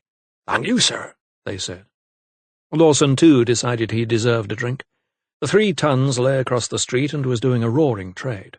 As usual, the Reverend Lightfoot and his wife were standing outside, trying to persuade imbibers that St. Swithin's offered more fulfilling succour. But to no avail. Mistress Lightfoot eyed Gabriel Lawson reprovingly as he ducked low through the door of the inn. She had the measure of his sort. The inn was packed full of farmers and shepherds come to town from the surrounding countryside. Pipe smoke curled in the breathless air, helping to mask the smell of sweat and spilled ale. In the corner a fiddler played. The town women, their faces slashed with scarlet and their breasts straining out of their bodices, were out in force too, eager to help the shepherds and farmers spend their hard-earned cash. 2 of them sallied up to Lawson. "Well, Mr. Lawson, how's our favourite customer?" one said, wrapping her arms around his neck. The steward smirked and lifted her wandering arm off his torso with disdain. Instead, he made straight for the bar. "A tankard of your finest, landlord," he ordered. "So you've had a good morning?" persisted one of the painted women. He downed his beer in large gulps and banged his pot on the counter. "You could say that," he replied. Then, taking his notebook from his pocket, together with a pencil, he licked the lead and wrote down carefully, 30 lambs, 20 shillings each, total £30. Smirking, Lawson looked up to find that he still had an audience. "I'm anxious to get at the table, ladies," he told them. They looked at each other and giggled before following him as he made for the back of the pump room, heading toward thick, floor-length curtains. Finding the edge of one of them, he drew it back slightly. Half a dozen men, watched by as many women, were seated around a large wooden table playing faro. There was an empty chair, and the punters looked up as if they were expecting him. "Good day, gentlemen," said Lawson. The self-satisfied grin had not left his face. "Luck is with me today, of that I am certain," and he took his seat at the table, with a pocket full of cash. As their carriage turned east, the great golden ball came into view. It sat atop the church of St. Lawrence on a hill that dominated the countryside for miles around. Thomas put his head out of the window and stared open-mouthed. It was every bit as impressive as he had heard, like the dome of a great mosque in a painting from old Araby. Anchored by 3 heavy chains that were not visible from afar, it seemed that it was merely floating on top of the tower, hundreds of feet up. "But it is magnificent," he exclaimed, with childlike wonderment. Lydia smiled at his reaction. "A copy of the Customs House in Venice, I believe," she informed him, adding, "Wait until you see the house." The carriage rumbled on through enormous gates, and there before them, like some great Roman temple, lay West Wickham Park. Although he had become quite used to the grandiose buildings of London, Thomas was struck by the theatricality of its columned and pedimented facades set against a backdrop of rolling parkland. He had heard much about the estate from Mr. Franklin, who had spent several sojourns there as the guest of the late Sir Francis Dashwood. Once, as they sat drinking coffee in the Bedford coffee-house, his fellow countryman's eyes had twinkled when he recalled the general mayhem at wild parties held in the nearby Hellfire Caves. Thomas had not pressed him further, but from the high colour in the great man's cheeks he could tell it was an unforgettable experience. Around a dozen guests were already being directed by liveried footmen to a garden at the rear. Thomas and Lydia duly alighted from their carriage and were ushered through. Their host, the 3rd Baronet, Sir John Dashwood King, was there to greet them. "My dear Lady Lydia, how wonderful to see you again, and how radiant you look," he exclaimed, taking Lydia's hand in a flamboyant gesture, as if she were a long-lost daughter. He seemed a jocular man with a round face and an even rounder belly. "Sir John, thank you so much for your kind invitation," replied Lydia, not at all put off by the exuberant reception. She smiled at Thomas. "May I introduce you to Dr. Thomas Silkstone, who is staying at Bourton for a few days?" The young doctor stepped forward and gave a shallow bow. "Ah, Silkstone, eh?" barked the nobleman. "A man of medicine from the colonies, I believe." Thomas checked his annoyance, but corrected his host nonetheless. "A former colony, I think would be fairer to say, sir." He held the baronet's gaze for a moment, and Lydia held her breath, but then he smiled broadly, and Sir John followed suit. "I'll grant you that, Silkstone. But just remember, this tea party is at West Wickham, not Boston," he joked. And with that he let out such a loud guffaw that his round face turned bright red.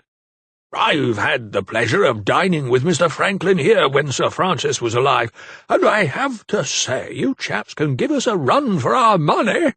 His shoulders heaved with laughter. Thomas, too, began to laugh. He rather liked this jolly-looking nobleman, who obviously did not take himself too seriously. "I promise I shall behave myself this afternoon, your lordship," he replied. "Oh, how very disappointing," replied Sir John, still chuckling. At that moment, from out of the corner of his eye, Thomas spied the familiar and unmistakable figure of Sir Theodosius Pettigrew, the Oxfordshire coroner. He was standing at the buffet table, chicken leg in hand, with his wife Lady Harriet. The young anatomist felt it was time to allow Sir John to compose himself once more, and he excused himself and Lydia before moving on. Well, Silkstone," greeted Sir Theodosius, his fat face splitting in two. "Her ladyship said you would be honouring us with your presence again soon. How it gladdens my heart to see you." Thomas wanted to tell his old friend that the feeling was mutual, but he simply shook the coroner's hand warmly. "Her ladyship kindly invited me to stay at Bourton for a few days to escape London," he told him. "Quite right," replied Sir Theodosius, his chin glistening with a mixture of chicken fat and sweat. "So she is introducing you to the rest of polite society in the vicinity." Lydia fluttered her fan awkwardly, knowing such words would irritate Thomas. She flashed a smile. "Indeed, Sir Theodosius." "Then we shall not hold you up," he said graciously, waving the chicken leg in the air. Just as she turned, however, Lydia saw another familiar face. "Sir Henry," she greeted, holding out her hand. An elderly gentleman with a kindly face came shuffling up to her, took her hand and kissed it. "My dear Lady Lydia, but you are looking as delightful as ever. By Jove, yes," he told her. Thomas saw great affection in Lydia's eyes. "And you are well?" she inquired. He made a fist with his hand and thumped his chest lightly. "Bit short of breath, now and again, but I can't complain," he replied. "I am sorry to hear that," said Lydia. Sir Henry Thorndyke studied Thomas with rheumy eyes. "And you are the physician from the colonies, I believe, sir?" This time the faux pas was allowed to pass unremarked. "Forgive me, yes, this is Dr. Thomas Silkstone from Philadelphia," said Lydia. Thomas bowed. In the few seconds he had been given to study the elderly man, he had made a preliminary diagnosis. His body had been buffeted and bowed by advancing years, and his gait was slightly stooped, but it was his lips that gave away his condition. They were a strange bluish purple, a classic sign of poor circulation, or even possibly heart disease, he thought to himself. "And you are staying at Bourton for a few days?" Sir Henry inquired. "I have that pleasure," replied Thomas. Their pleasantries were beginning to wear a little thin when they were joined by a most striking woman. Thomas noticed a distinct change in Lydia's expression. "Lady Thorndyke," she greeted her as all eyes turned to the flame-haired beauty who drew beside them. Dressed à la mode in a robe of yellow silk, she was tall and elegant, yet she fluttered her fan in agitation as much as to cool herself, while on her face she wore a look of disdain as plain as any beauty patch. "Ah, Julia, dear, here you are," said Sir Henry congenially. But his wife shot him a poisonous look before she noticed the handsome young doctor. Then, just as surely, she rearranged her features into a smile and let out a girlish laugh. "My husband's great age is no excuse for his absence of manners," she remarked, clapping her eyes on Thomas. Without moving her gaze, she told Lydia, Well, well, my dear, I await a formal introduction." Acting as if she had just spied a dish of sweetmeats, she held out a gloved hand to the doctor. Thomas introduced himself. "Silkstone, Dr. Thomas Silkstone, your ladyship." She was strikingly handsome, probably around the same age as Lydia, with a flawless complexion, high cheekbones, and a dimple at the centre of her chin. From her forceful manner, however, he also sensed she was trouble. Lydia's look of pure loathing reinforced this notion. "I am sure Lady Lydia has told you that she and I are neighbours.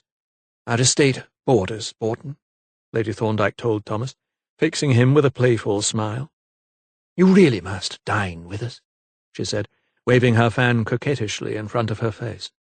Lydia was quick to butt in with a firmness that surprised Thomas. "You are most kind," she replied, forcing a smile. "But I am afraid Dr. Silkstone is only here for a few days, and we already have several engagements." Lady Thorndyke's expression was quick to sour, but her words to Thomas remained sweet.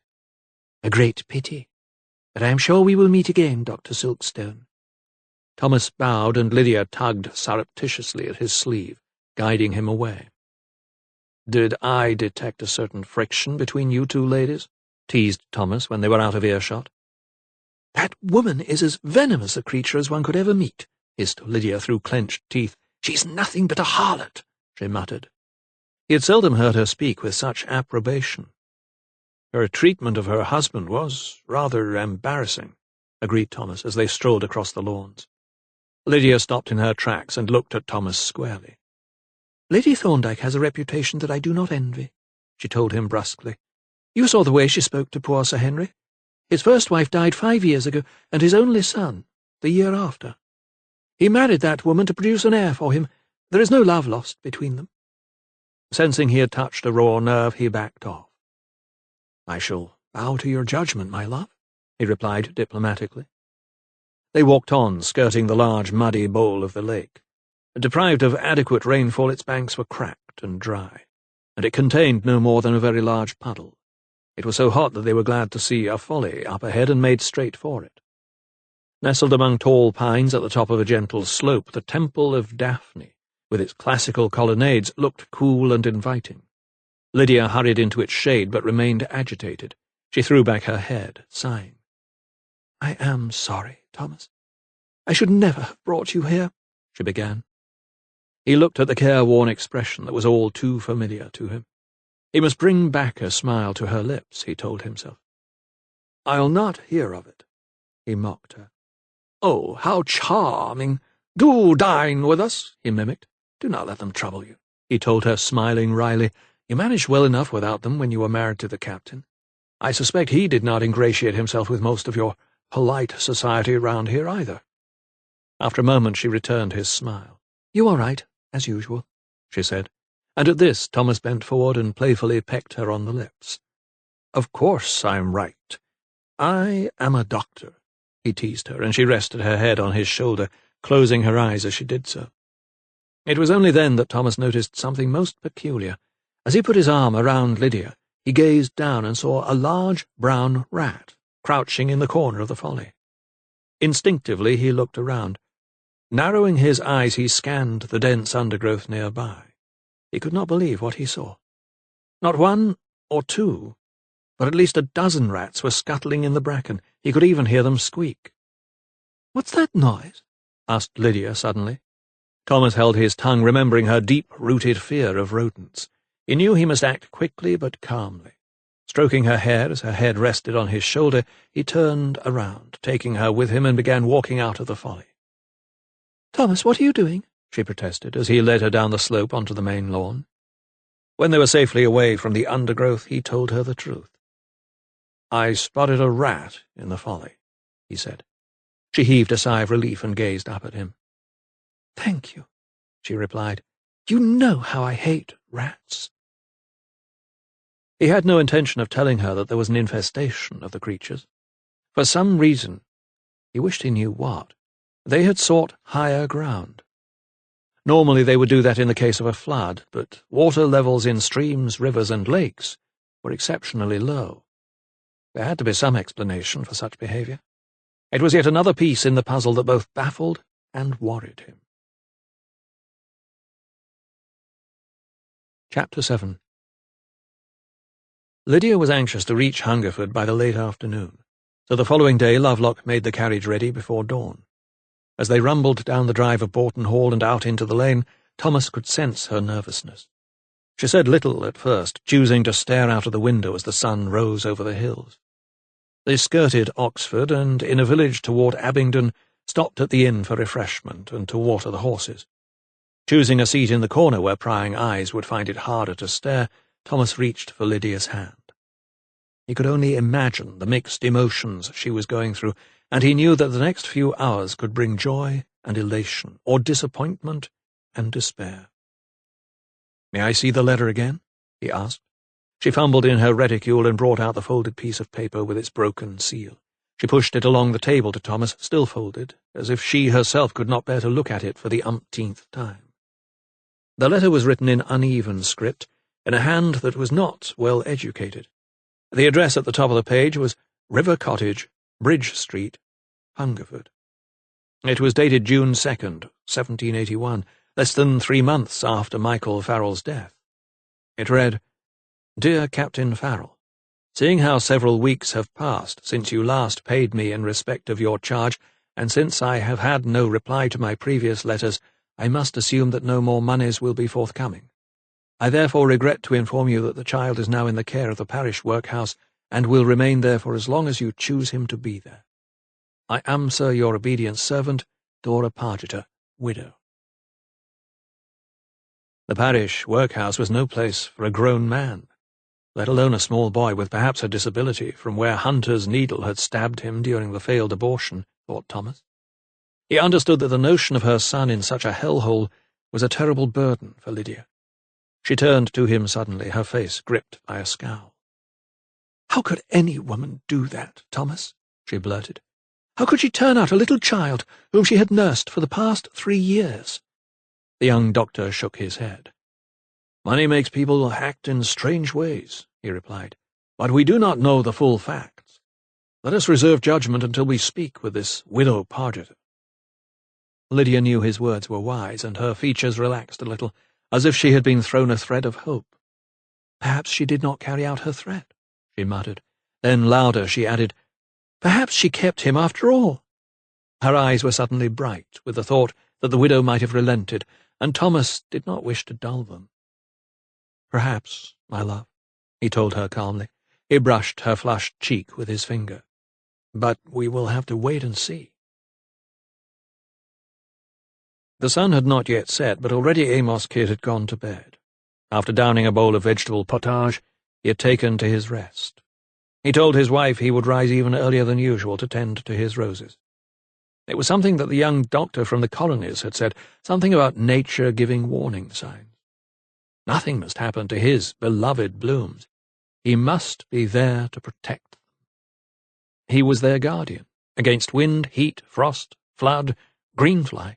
He would be there for them, so he would be up early just to see that nothing could harm them. The heat still draped itself languidly about every surface, and although the cottage was cool, Susanna Kidd had unlaced her corset and taken off her skirt, so that she sat in her shift and petticoat. Easing herself into a chair, she stretched out her legs in front of her, planting her small bare feet down on the flags. Pressed against the stones, she felt the thrill of the coolness dart up through her whole body. She shivered with delight. The knife grinder was standing at the window. He had been watching her sensuous dance through a heady haze of liquor for the past few minutes, and hoped that he would not be turned away. After all, she had been so very welcoming at their first meeting. The pout of her lips and the look in her eye had told him he would be well received should he choose to call again. He bent down, picked up a pebble and tossed it in through the open casement. It bounced once and landed by Susanna's feet. She let out a muted gasp and sat upright.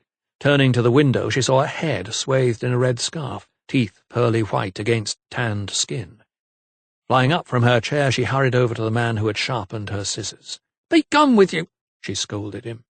"What do you think you are doing?" Her eyes shot to the bedroom door, but the intruder was pulling her close to him. He began kissing her neck, his beery breath filling her nostrils. "You alone?" he panted.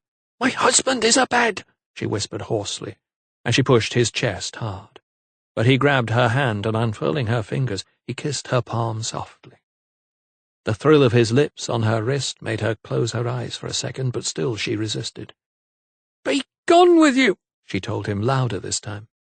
Sensing that perhaps she meant what she said, the knife grinder backed off, feigning hurt. "Why so cruel?" he asked, his lips drooping. "I mean it," she growled.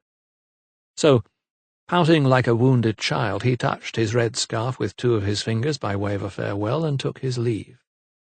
All the same, the look in her eye told him that he should return, and he wove his unsteady way back to his mule, mounted it, and silently stole away, like the thief he surely was. Chapter 8. Thomas and Lydia arrived at the Black Bear tired and sore, after a journey that had taken them more than 7 hours. Chalk dust from the downs had found its way into the carriage, and now a thin film of it covered the seats and the passengers. Because of the heat, Lovelock had stopped more frequently for the horses to take water, so they had endured the lurching and jouncing of the carriage longer than expected. Their relief at their arrival and the thought of a wash and a good meal was however enough to put them in better spirits. They had agreed to take separate rooms to avoid any possible scandal, and after a change of clothes they were shown into a low-beamed dining room. They sat at a quiet table, and Thomas ordered a pitcher of wine and a dish of roast lamb and capers. Now and again they could hear raucous shouts from the bar as recently arrived carriers deposited more weary travellers for the night. There was the constant hubbub of toing and froing, of doors banging and orders being barked to the kitchen. Lydia remained subdued, and Thomas felt it his duty to try and distract her from her anxiety over what the morrow might hold. He spoke of Amos Kidd's beautiful roses, and of yesterday's garden party at West Wickham. Soon she was smiling again, so that by the time their food arrived, her appetite was whetted. "I'm so grateful to you for being here," she told him as they ate. "And I am grateful you chose me to accompany you," he replied. He grasped his goblet half full of wine. "Let us drink to our quest." Lydia nodded and lifted her glass, clinking it against Thomas's. "To Richard," she said. "God grant we find him soon." An hour or so later, when they had finished their meal, Lydia told Thomas she wished to retire to her room. He settled her down in the small but pleasantly furnished chamber and decided to return to the bar for a nightcap. As he was coming down the stairs, he noticed two men bluster in from the street. One was tall and well-dressed, a merchant, perhaps. He was talking animatedly with the other. "I tell you, after what I've been through, this place is most welcome," the young doctor heard him say as he headed for the bar. Thomas approached, intrigued. He sat down at a nearby table so that he could eavesdrop, cradling his brandy and feigning to read a discarded news sheet. "It was like the deepest, darkest winter, my friend," continued the merchant. "The snow was grey as ash, and there was a fog that blackened the leaves and poisoned the water." The other man called out to the serving girl, snapping his fingers. "Two brandies and make it quick. My friend here has endured a journey from hell," he cried. Thomas needed to know more. He rose and walked casually over to the bar. "So, sir," he said, "you have had a bad journey?" The merchant eyed him. "Aye, sir. I've ridden through a sudden, choking fog that blocked out the sun and made it hard for a man to breathe." Thomas looked grave. "A disturbing experience, I'll wager. And do you have any notion as to what might have caused this fog?" he inquired. The merchant shrugged. "I did not stop to think, sir. I rode on for my life." The young doctor was sympathetic. "It must have been terrifying." "By heaven, man, it was! I saw labourers in the fields fall, choking." He lifted the brandy to his lips. "And where was this, sir?" Thomas pressed. "Just outside Bedford," replied the merchant, before gulping down his liquor in one go. "And that is north of here?" "Yes, sir. About 80 miles northeast. I took the road south, and I'm pleased to say I was clear of it by Buckingham." He turned to his companion.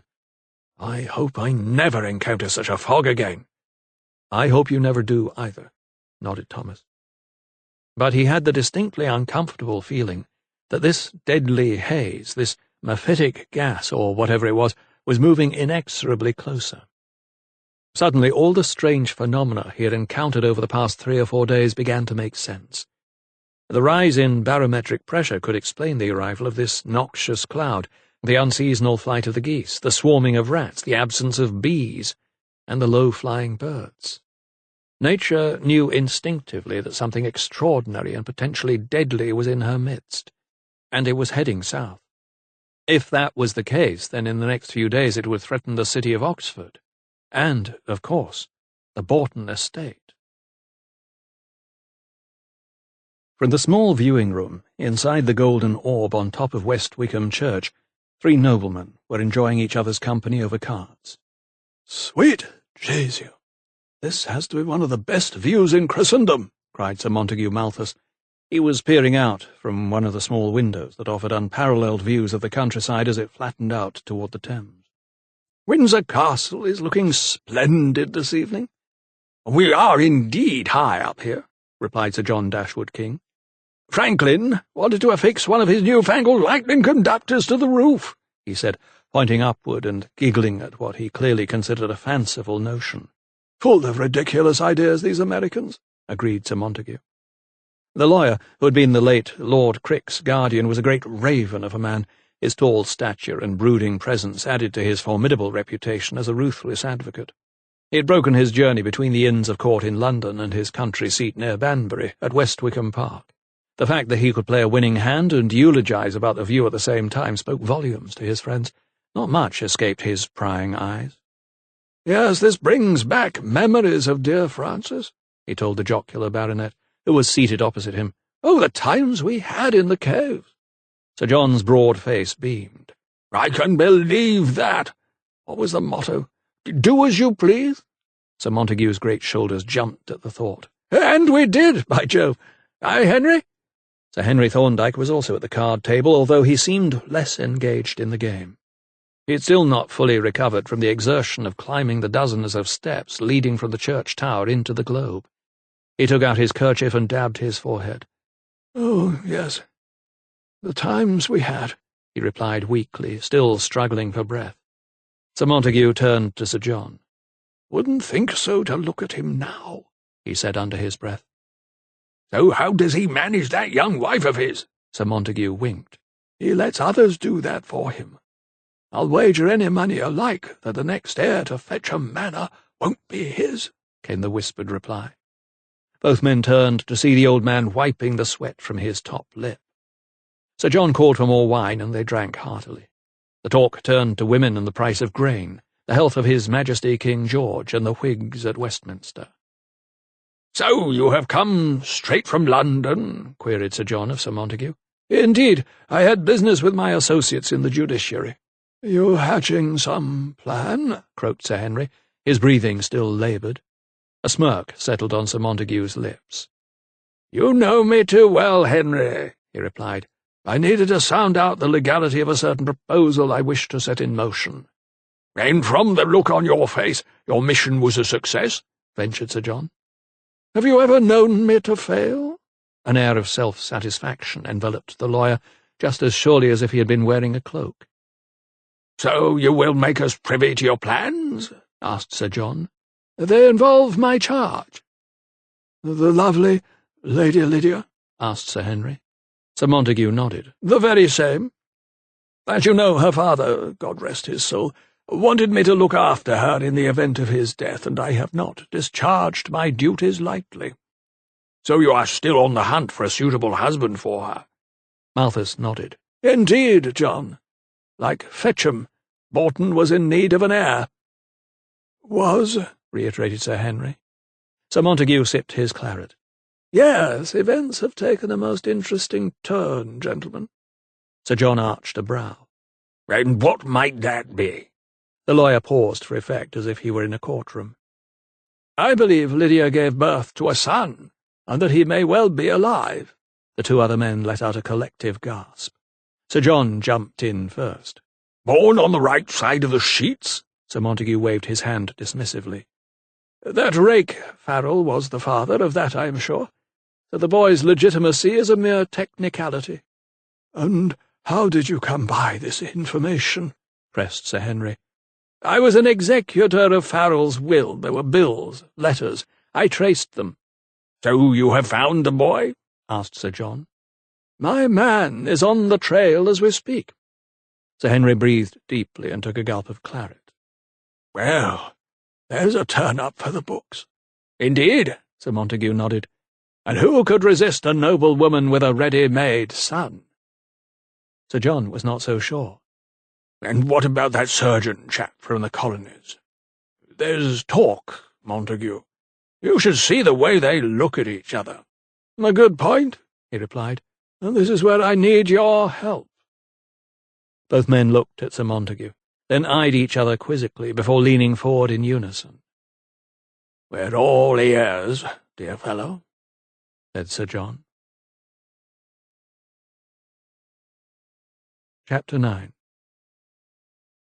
"Yes?" greeted the woman warily, a rosy-cheeked child whimpering on her hip. Her full breasts jumped from the top of her bodice as she bounced it up and down to quiet it. "Mistress Pargeter?" asked Thomas, removing his hat and bowing politely. "Yes," she repeated, only this time more confidently. "Good day to you. I am Dr. Silkstone, and this is Lady Lydia Farrell," he said, gesturing to Lydia, who stood apprehensively at his side. At the name Farrell, the woman's piggy eyes widened, and her snout twitched. "Farrell, you say?" Lydia stepped forward anxiously. "Does that name mean anything to you, Mistress Pargeter?" The dame looked uneasy. Her small eyes darted to the floor and back, and she jounced the baby on her hip, even though the child was no longer fretting. "Mistress Pargeter?" pressed Thomas. Yes, that name does mean something," she replied. Lydia saw the look of embarrassment on her face and decided to compound it. "Captain Michael Farrell was my husband." Her voice was reedy with emotion. "And that was my son you consigned to the workhouse." The woman pursed her lips, as if biting her tongue. Then, looking up and down the street to see if anyone was watching, she said, "You'd best come in." She showed Lydia and Thomas into a small, shabbily furnished parlour. A young girl was polishing a card table. Down the hallway another baby cried. "Take him," the widow instructed, handing over the child on her hip, "and see to Samuel." The girl bobbed a curtsy and left with the young boy in her arms, closing the door behind her. "How many children do you care for, Mistress Pargeter?" asked Thomas. "I am wet nursing 2 at the moment, and dry nursing 1, sir," she replied, tossing her head indignantly. "As long as their parents keep paying," hissed Lydia. The woman's small eyes narrowed. "I am not a charity, Lady Lydia. I've managed since my husband passed, but only just." Thomas could see that Lydia's well-aimed anger was self-defeating. "I am sure you do an excellent job, Mistress Pargeter," he told her. She paused and straightened her back as if digesting the compliment. "I like to think so, sir," she replied, patting the back of her lace cap. "And you do remember the child, Master Richard?" The widow looked directly at Lydia, studying her face for a moment. "Yes," she replied. "The image of you, he was." Lydia's lips trembled, and Thomas put his hand on hers to comfort her. "Her ladyship has not seen her son since he was but a few days old," he explained. And the widow nodded. "He was my nurse child for more than a year, and then I dry nursed him after that." She gazed into the distance, as if picturing the boy in her mind's eye. "A sickly child, mind, and his arm—" "Withered?" interrupted Thomas. "Yes," she replied tetchily. "But it was nothing to do with me. That's how he came." Thomas was familiar with the reputation of wet nurses. Babies that died in their care were more often than not buried without any questions being asked. He realized he would have to tread carefully in his inquiries. "How long was he with you, Mistress Pargeter?" The woman raised a stubby finger to her cheek in thought. "I'd say 3 years, all told." Lydia put her hand up to her mouth to stifle a groan. For all that time her son was living only a day's journey away, and the thought of it cut her to the quick. "And you received regular payments from Captain Farrell?" quizzed Thomas. "First day of the month. Regular as clockwork. A messenger would come with the money. Then on the first day in April that year, no one came. So I waited until the first day of May, and when still no payment appeared, She glanced at Lydia, who was looking at her reproachfully. The widow took a deep breath.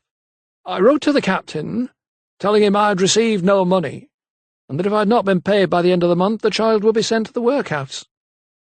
At these last words, Lydia sprang up, her fists clenched in anger.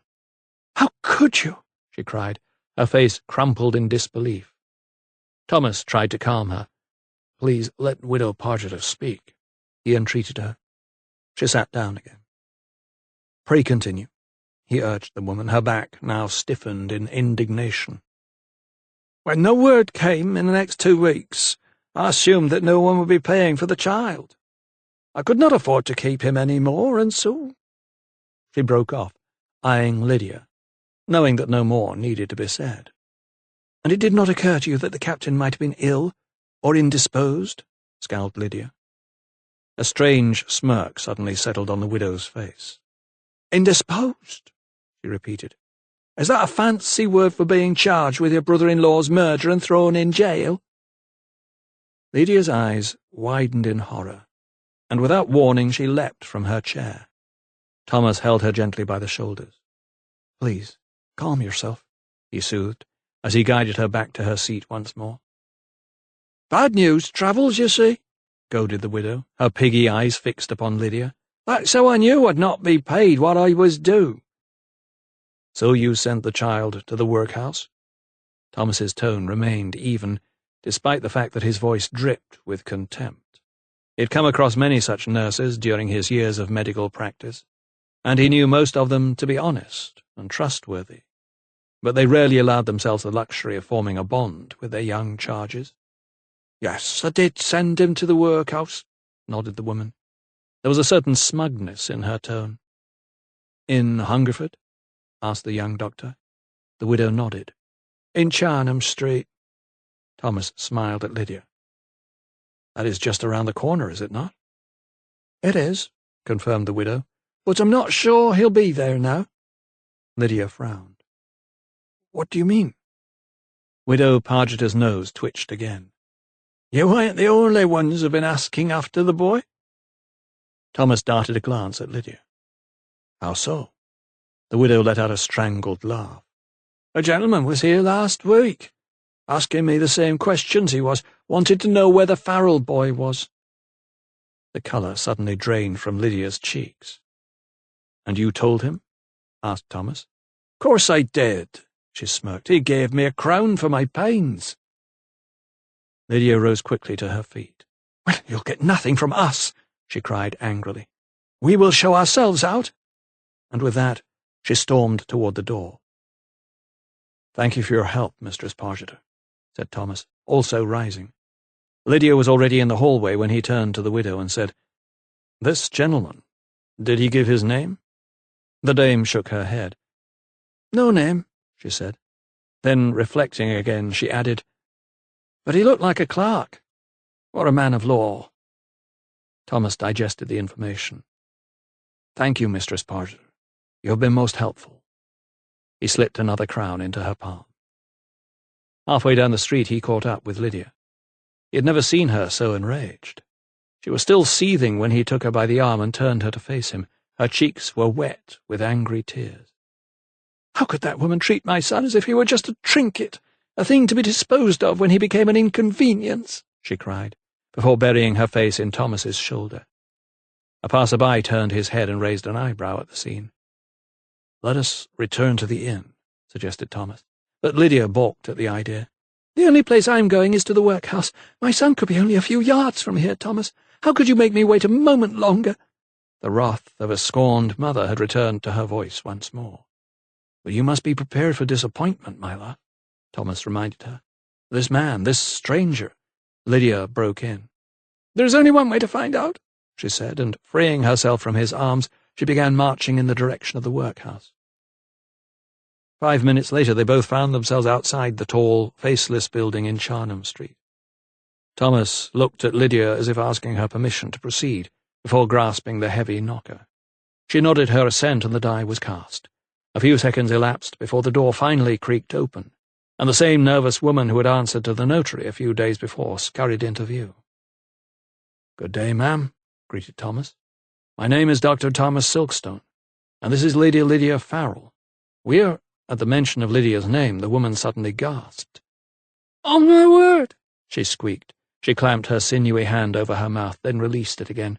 "Farrell, you say?" "Yes, ma'am. Is something wrong?" entreated Thomas.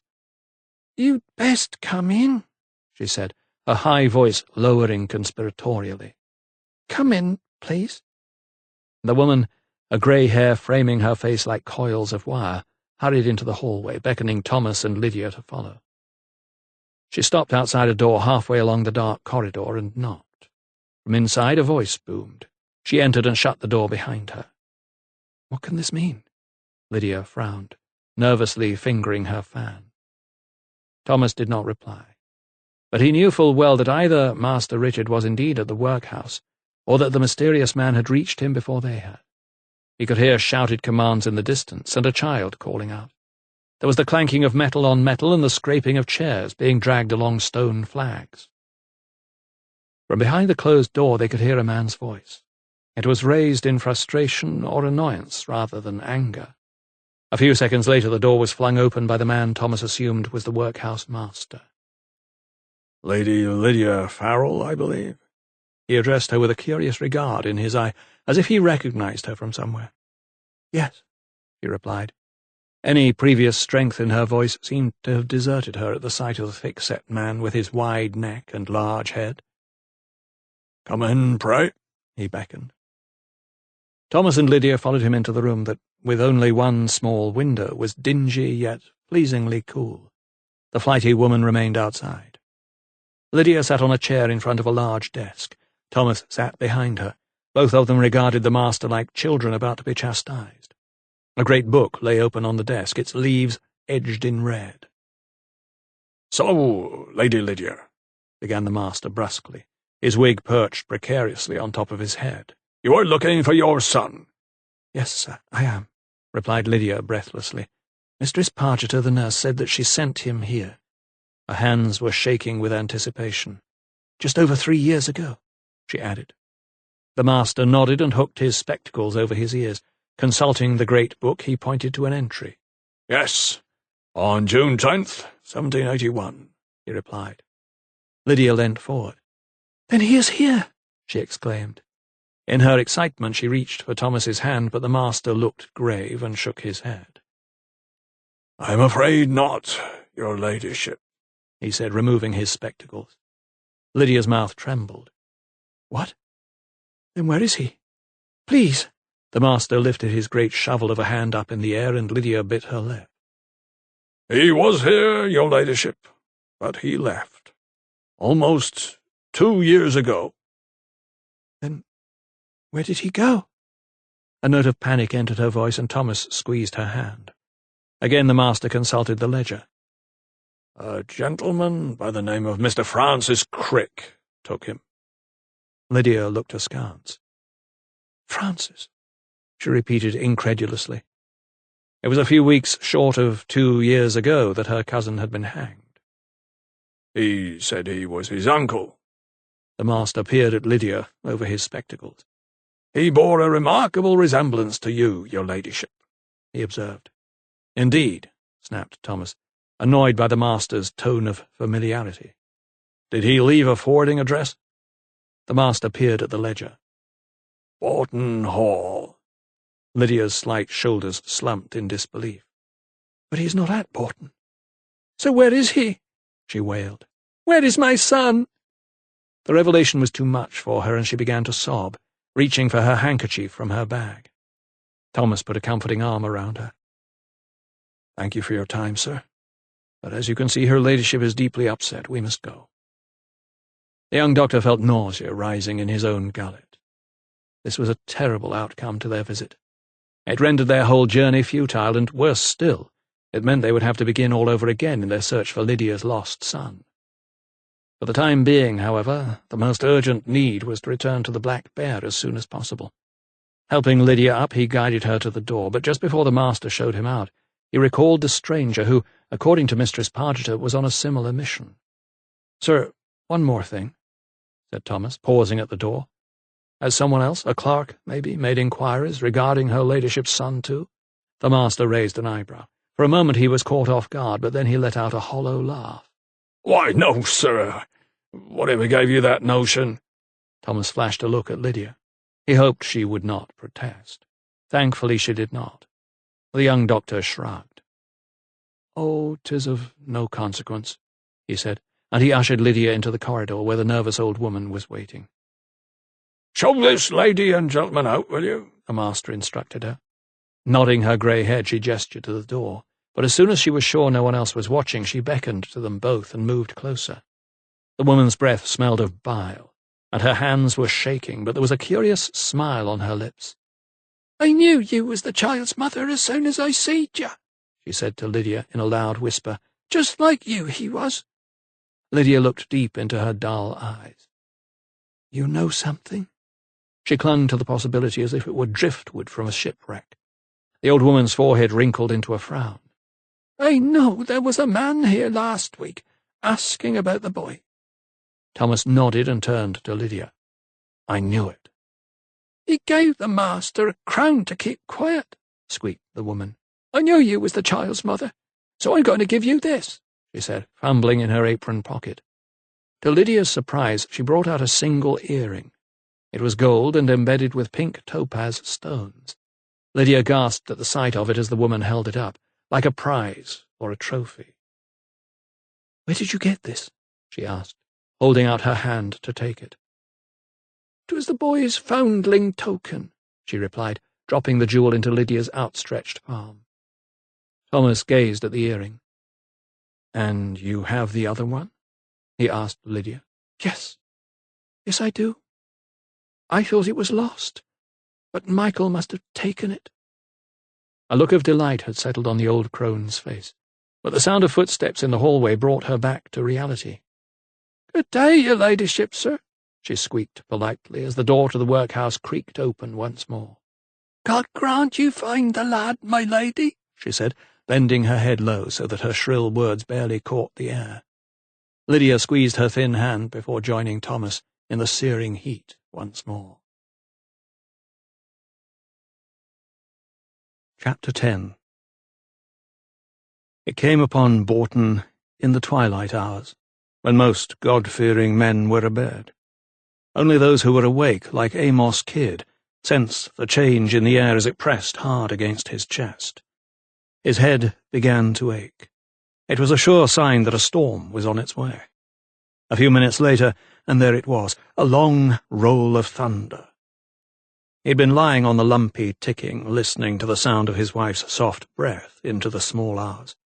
His heart was filled with a great sadness, and he wondered, as he so often did, whether if had he been able to give her children, mayhap she would have been different with him.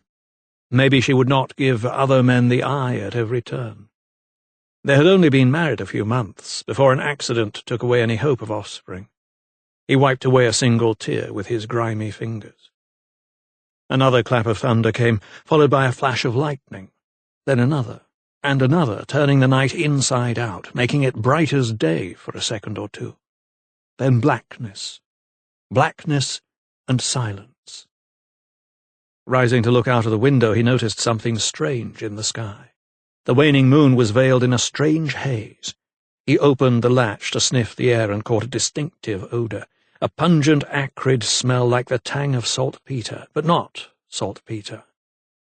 But there was more. It seemed to have been snowing. He could not see very far. A peculiar mist had draped itself like gossamer around the cottage, but what he could see, the ground, the blackcurrant bushes, the fence posts, were covered in a light coating of flakes. Snow in June? He frowned and shivered, and as he did so he realized he was cold for the first time in several days. Slipping on his smock and breeches, he ventured out. His warm breath curled into the air like steam rising from a boiling kettle. At this hour he would normally hear a nightingale sing in the woods, or the rustle of badgers, or the unearthly wail of a dog-fox, but this morn was still as stone, and just as cold. He looked down on the ground where his feet had left footprints, clear as if he had trodden on virgin snow, yet this was not snow. He bent down and ran his fingers across the grass. It felt spiky, and was covered with a strange powdery frost. He rubbed it between his fingers. It was coarse and grainy. He lifted it up to his nose and snorted. It was then that he remembered. The smell, the powder, the knife grinder. Returning inside, he grabbed a coat and scarf and lit a lantern. Dawn should have broken by now, but there was no sign of the sun. Instead, this strange haze was thickening. He began to take hurried steps down the track toward the formal gardens, a rising sense of panic taking hold as he saw the powder had settled on the hedgerows and verges too. His roses. What of his beloved roses? Could this be what the travelling knife-grinder called the devil's breath? Was this what Dr. Silkstone had spoken of? He quickened his pace. His heart beat faster. His lungs worked harder, but he found it more and more difficult to breathe. The smell had rasped his nostrils and seared through into his gullet, so that now it was all he could taste. He clamped his scarf across his face to block it out, but the taint lingered. Looking left and right, he tried to find his bearings, groping sightlessly. Where was the familiar wall of the potager? The gate? The gate into his rose garden should be there. The blanket of fog was now so thick that he was completely disoriented. He stretched out his arms to the side of the track and felt an enormous sense of relief when his fingers touched the mossy flint of the wall. Blindly, his hands skimmed across the top of it as he edged his way along the track. Each stone a welcome marker. Not far now, he told himself. A few more paces and he should reach the rose garden. It was then that he felt it on his skin. 1 or 2 pricks at first, as if someone were sticking pins into him, but within a few seconds came more. Little stabs of pain were burning his flesh, stinging his eyes. He looked upward. It was raining. and each droplet scalded his skin like acid. It was noontide when Lovelock took the carriage carrying Thomas and Lydia over the Thames at Oxford and onward toward Boughton Hall. The young doctor was on edge, his nerves as taut as catgut. The expedition to Hungerford in search of Lydia's lost son had thrown up more questions than it answered and had left her distraught. Yet there was something else. The matter of this impending cloud, this strange phenomena that seemed to choke the very breath out of anyone unfortunate enough to be in its path. They had travelled at least 30 miles northeast from Hungerford without seeing anything more than the odd cirrus cloud in the June sky. It was still very warm, although Thomas had checked the temperature before their departure. The mercury had dropped by a full 10 degrees, so the heat was much more bearable. Nevertheless, the carriage windows remained down to take advantage of the light breeze that had picked up during the course of their journey. Thomas noted, however, that it was blowing from a northwesterly direction, and that, he knew, might not augur well. His gaze turned back to Lydia. She remained deep in thought, looking out onto a summer landscape that offered her no solace. "You will be pleased when we reach Boughton?" he ventured. She lifted her face and managed a muted smile. "I'm sure I shall feel much better once we are home," she replied. Thomas nodded. "Not long now." He tried to comfort her, resting his hand on hers as Lovelock turned the horses on the road to Brandwick. "We're at the crossroads." Just as he had spoken, however, she jerked her hand up to her throat and coughed. Thomas whipped his head round and saw her swallowing hard. It was then that he first smelled it, the pungent mix of sulphur and metal that stabbed the back of his throat, making him gag. He lunged for the heavy leather curtains and drew them across the window as quickly as he could. Then, taking the tapping stick, he signalled for Lovelock to stop the carriage. "Stay there," he ordered Lydia, as he opened the door and jumped down. Lovelock was also coughing in the choking air. Thomas could make more sense of it now. They were on top of the scarp before they began their descent to the estate, and he could see that the whole of the valley below was shrouded in a thick blanket of cloud. Only the spire of the estate chapel pierced through like some great needle. "What is it, Dr. Silkstone, sir?" wheezed Lovelock. He spat on the ground, trying to gob away the bitter taste in his mouth. "I cannot be sure," croaked Thomas, but he knew the longer they remained stationary, the longer the poisonous air would have to creep into their lungs. "Put your scarf round your mouth, man, and get us back to Boughton as soon as you can." Lovelock obeyed, although the horses too were struggling to breathe. Back inside, Lydia had reached for the flask of lemonade and was drinking freely. She offered it to Thomas, who gulped down 2 or 3 mouthfuls to ease the rasping in his throat. The young doctor opened his medical bag and took out the gauze dressing he always carried. "Hold this over your mouth," he told Lydia, handing her a square.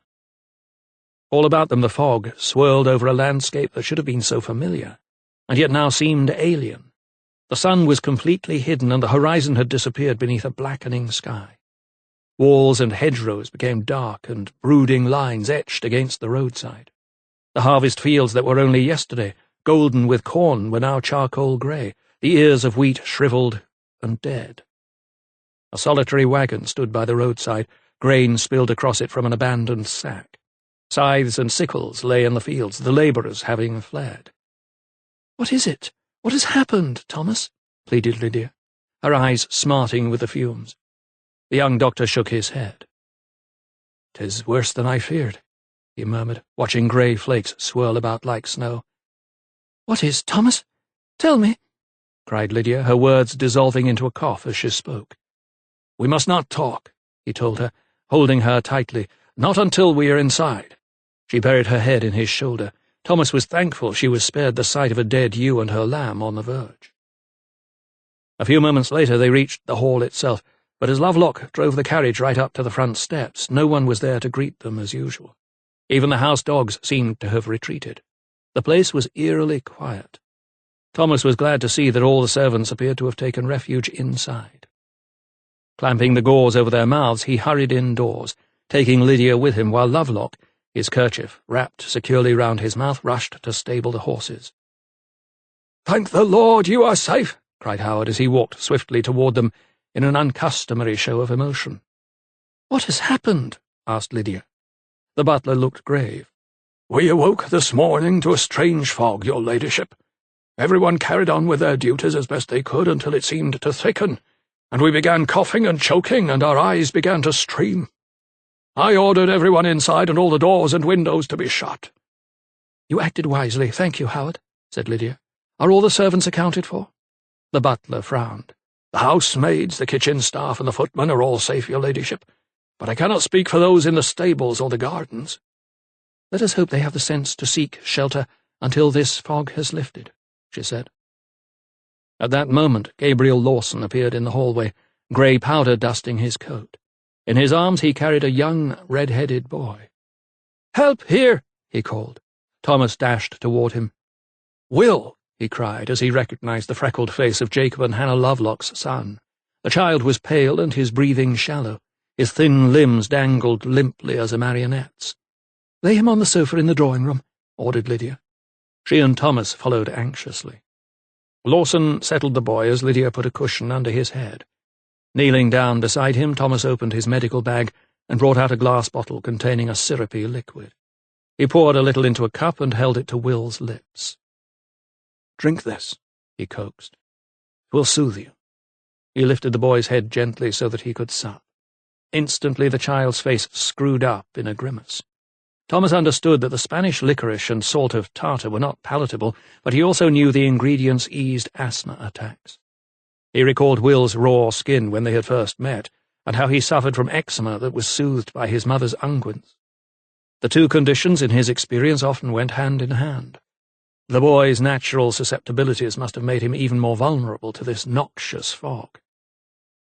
The sound of footsteps rushing into the room alerted them to the arrival of Hannah Lovelock, the child's mother. "Oh, my Will!" she cried, heading straight for her son, forgetting all decorum. Rushing to his side, she stroked his carrot-coloured hair, then, seeing Thomas, she fixed him with a pleading gaze. "He will be well, will he not, Dr. Silkstone?" Thomas replied honestly. "The next few hours will tell, Mistress Lovelock," he said. Hannah nodded, running her hand over her son's clammy forehead. "Thank goodness you found him, Mr. Lawson," she said, looking up at the steward. "And what are the men in the fields?" asked Lydia.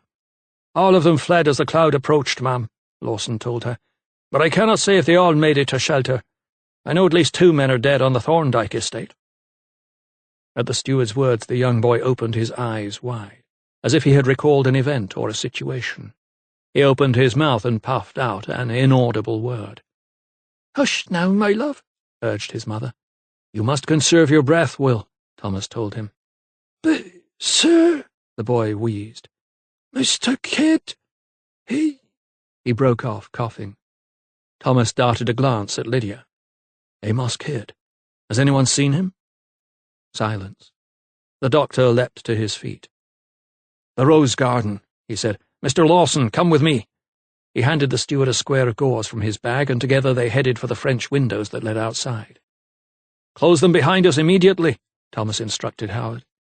Together he and Lawson squeezed through the narrow crack in the opened doors and out into the fog. The cloud remained the same, still thick, but no worse than when Thomas had arrived. Before them was an opaque curtain of fog that obscured their view any farther than the balustrade at the top of the steps that led down to the formal gardens. With the gauze clamped over their noses and mouths, they both edged forward, carefully negotiating the shallow treads until they reached the arch of the clipped yew hedge over the entrance to the rose garden. Signalling Lawson to go left, Thomas went the opposite way round the beds. The bushes at the far end were no longer visible, and the pungent scent of the blooms was completely masked by the acrid tang of sulphur. Both men skirted the outside of the garden at first, working their way toward the middle. It was Thomas who found the gardener, lying face down on a thin strip of lawn between the rose beds. "Over here," he called to Lawson. He turned Kidd over to find his eyes closed and his pallor grey, with great livid patches around his nose and mouth. Feeling his wrist, he detected a pulse, albeit weak. "Is he alive?" blurted Lawson, removing the gauze from his mouth. "Yes, but barely," replied Thomas, his words breaking up into a cough. "Help me, will you?" Between them they managed to lift the gardener, wrapping his limp arms around their necks and dragging him, his feet trailing along the ground, back through the French windows. Kidd's grey-flecked head lolled backward as they laid him on another settee in the drawing-room, but the exertion seemed to stir him, and he began to cough. Thomas eased him into an upright position, and he came to his senses. At first it seemed that he could not focus. His eyes were swimming in their sockets, but after a moment or two he appeared to understand where he was. When he opened his mouth to speak, however, his breath deserted him, and he began to rasp in great, heaving spasms. Thomas poured some more of the syrup and held it to his lips. The gardener gulped it down, and almost instantly his breathing was calmer. "Do not try to speak," the doctor told him, easing him down on the settee. "You must rest." Hannah was left in charge of the patients and given instructions to call Thomas if there was any change for the worse in either of their conditions. Outside in the hallway, Lydia faced Thomas. "What is it that has done this to them?" she asked. "What poison is in this fog?" The doctor could only shake his head. "I have no answer," he told her earnestly, "but I intend to find one."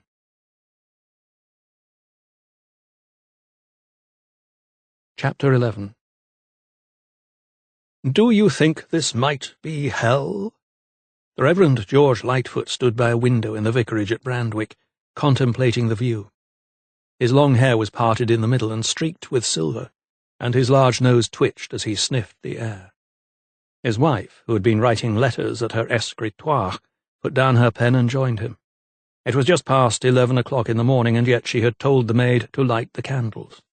She stood at her husband's side, towering over the wiry little man by at least 3 inches. Now she, too, considered what lay beyond the window, even though there was barely anything to see. The fog had enveloped not only the distant hills, but also the chestnut trees at the bottom of their garden. Strange flecks swirled about in the blackness, and the smell of sulphur rankled in her nostrils. "If this were hell, then we would not be here," she told her husband in a matter-of-fact voice. "The Lord would have taken us up to join him at his right hand." The Reverend Lightfoot nodded thoughtfully. "Oh, my dear Margaret, how right you are." He felt embarrassed that he could ever have doubted their own salvation. "The Lord may be showing his displeasure with those who do not seek him out, but we, the righteous, have nothing to fear," she told him, her gaze remaining on the darkness. She has a fine profile, he thought, and a strong jaw to match. She always spoke with such conviction that he almost envied her steadfastness, her complete and utter submission to God's will. "Then we should pray for those who have caused him such displeasure, should we not?" he suggested. His eyes were stinging with the fog, and he wiped them with his kerchief. "Indeed we should," agreed his wife. Lifting her skirts slightly, she knelt down where she stood. The Reverend Lightfoot joined her, and together they looked out over the blanket of fumes and folded their hands in prayer. "Dear Lord, in your infinite wisdom, you have sent this great fog upon us, cloaking both good and evil alike. Let those who have provoked your wrath repent of their sins. Lift this veil of darkness from their eyes, so that they may see the error of their ways, and lead us all into the divine light of your kingdom. Through our Lord Jesus Christ. Amen." "Amen," echoed Mistress Lightfoot. "There will be many who are afraid," he reflected, rising and holding out a hand to his wife. "And rightly so," she retorted. "Brandwick may not be like London, but we have plenty of our own ne'er-do-wells." She walked back to her escritoire and took up her pen once more. "'Tis true," acknowledged the vicar. "but perhaps—" His wife looked up, irritated that she should be challenged. "Perhaps what?" "Perhaps this fog, or whatever it is, will bring them back to the Lord," said her husband, gesturing forlornly to the blackness outside. Mistress Lightfoot smiled sourly, as if the taste of the vapour was tainting her tongue. "If the fog doesn't lift, you'll have an empty church this Sunday, George," she told him, and with that she lowered her head to resume her correspondence. The library at Boughton Hall was a place where Thomas felt at ease. If he could not be in his laboratory in London, surrounded by his gallipots and guglets and his scientific paraphernalia, then here was a good substitute. Lydia's late father, Sir Richard Crick, had kept a good library, and should he need references for his experiments, he would know where to look, while, downstairs in the kitchen, Mistress Claddingbole's store cupboard wanted for nothing. He had overseen the removal of Amos Kidd and young Will Lovelock into more suitable quarters below stairs, Will had shown a slight improvement. His breathing was easier when he had last seen him, but Amos Kidd still gave him cause for concern. His wife remained by his side. His breathing was laboured, his fever high, and he seemed to be in considerable pain. The black sores around his eyes, lips, and hands also appeared to be worsening, despite the fact that Hannah had washed them and smothered them in some of her soothing unguent. It was late afternoon in a day that had seen no shadows. It had remained as black as night throughout the normal daylight hours, so Thomas was forced to work by the glow of a lantern. Before him, on a saucer, was a small quantity of grey flakes that he had collected from the terrace. Next to the saucer, in a jug he had purloined from the kitchen, were a few teaspoons of rainwater, scooped from a stone trough. He had been swift in the taking of these samples. Wearing a scarf over his mouth, he had dashed out of the patio doors and, in barely a minute, had managed to collect what he needed. Now he sat contemplating the mysteries these granules and this rainwater held within them. How he wished he had his microscope to analyze the grains, or his retort to evaporate the rainwater. As it was, he was forced to rely on the good nature of Mistress Claddingbowl, who had willingly supplied a set of spoons and custard cups, and even a flint and spills. Fortunately, although it could be argued that fortune played no part in Thomas's perpetual state of preparedness, he had packed several relevant utensils in his bag. First and foremost was his magnifying glass. It may have lacked the power of his microscope, having less than a 200th of the former's magnification, but at least its power would enable him to conduct a preliminary examination of the powder. Next came his test tubes. He had brought 4 with him, and now he carefully poured the murky liquid from the jug into one of them. Quite what he was looking for he was not entirely sure, although he believed there could be a powerful substance at work. He recalled Amos Kidd's face and hands. Those burns were the result of the scalding rain, yet he was convinced it was not the temperature of the rainwater that had caused such injuries, but the elements within it. He drew the lantern nearer and peered at the granules through the seeing glass. The flakes were sharp and angular, like fragments of broken glass, and there was a strange yellowish hue to them. But it was the smell, the acrid tang, that was most convincing to Thomas. He reached for the custard cup. Mistress Claddingbowl had been most intrigued when he asked her if she could hammer out the sugar loaf in her store cupboard and give him a few ounces. Taking the test tube of rainwater, he emptied its contents onto the sugar and waited. After 1 or 2 seconds, the white granules turned first yellow, then black. Next, it began to hiss. Then vapour rose from it, until finally it erupted out of the bowl in a great pillar of carbon. Thomas stared at the charred mass before him. It was as he suspected, but he needed to be doubly sure. He dipped a spill into the dish holding the grey particles, then using a flint lit another spill. As soon as the powder came into contact with the flame, it changed colour from yellow to pale blue. Engrossed in his experiment, the young doctor did not notice Lydia enter the room. She stopped in surprise. "What are you doing?" He leaned closer to the flames and blew both of them out in a single breath. "I have just confirmed what I feared since this morning," said Thomas, propping his elbows on the desk and tenting his fingers. "What is that?" asked Lydia, drawing nearer. "I'm afraid the rain is poisonous. It contains sulphuric acid. The flakes, too. They are molten sulphur. I believe they are mixed together in this deadly fog, and until it lifts, crops, livestock, and people are in danger." Lydia shook her head as the implications of Thomas's words sank in. "So this acid killed the men on the Thorndyke estate?" she blurted. Thomas nodded. "They breathed it in, and it burned their lungs." Lydia's hands flew up to her mouth at the thought of it. "Forgive me. I should not have been so specific," he said, but his thoughts had already turned to Amos Kidd downstairs, the acid slowly but surely gnawing away at the soft tissue of his throat and organs. Lydia read his mind. "Amos Kidd?" She eased herself down into a chair on the other side of the desk to contemplate the fate of the gardener. After a moment she raised her head to look at the young doctor, who sat in silence, his hands clasped, as if in prayer. "But surely you must be able to save him, Thomas. You will find a way." The absence of the sun during the day made St. Swithin's Church in Brandwick a gloomy place.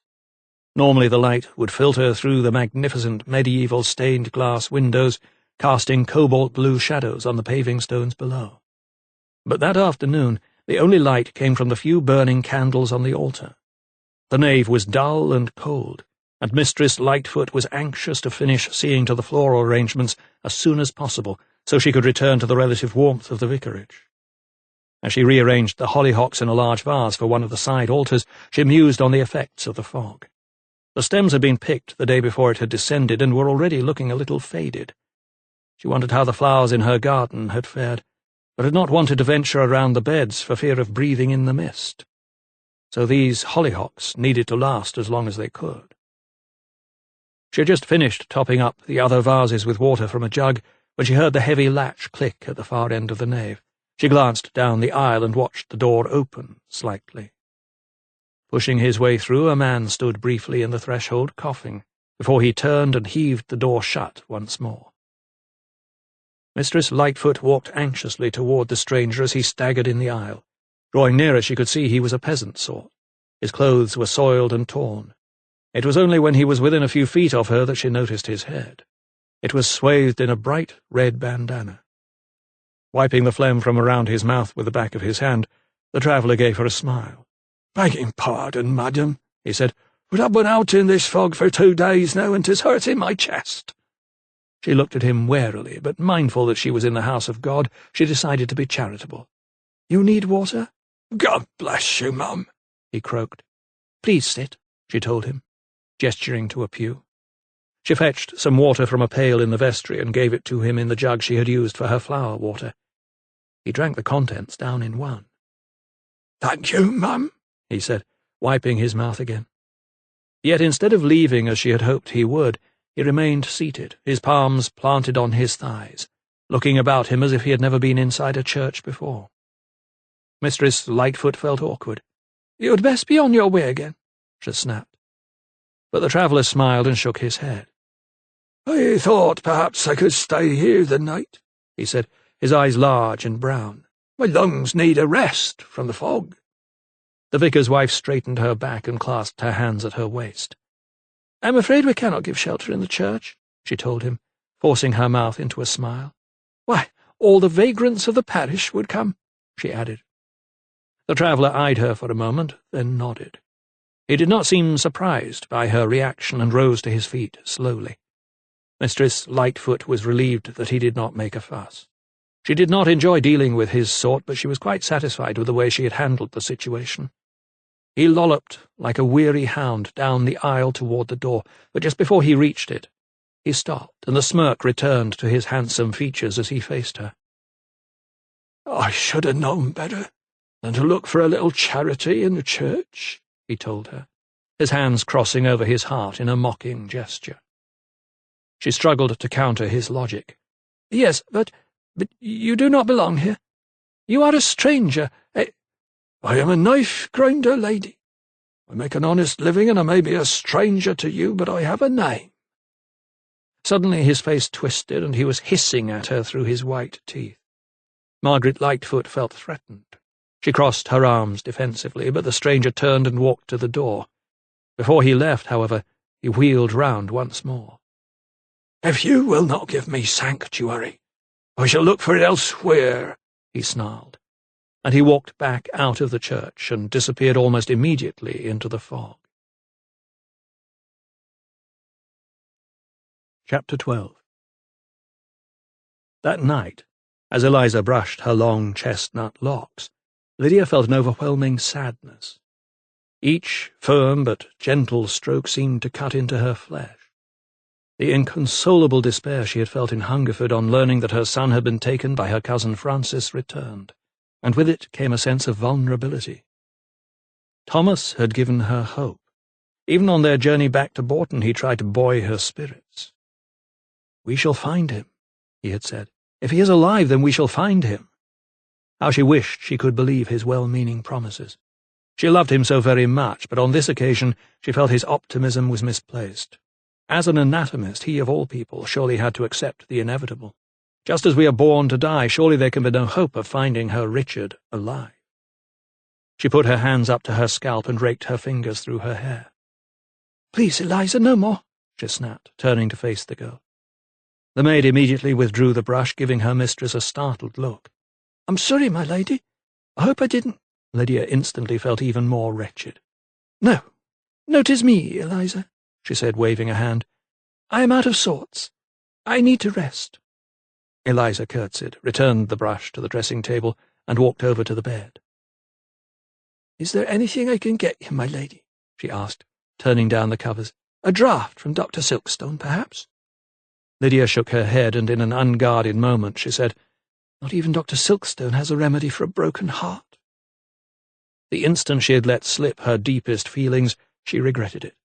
Eliza was unsure how to react. She did not lift her gaze, busying herself with Lydia's pillows, but her mistress knew that it was too late. "I know I can trust you, Eliza," she said softly. The maid stood still, clutching a pillow to her breast. "Of course, my lady."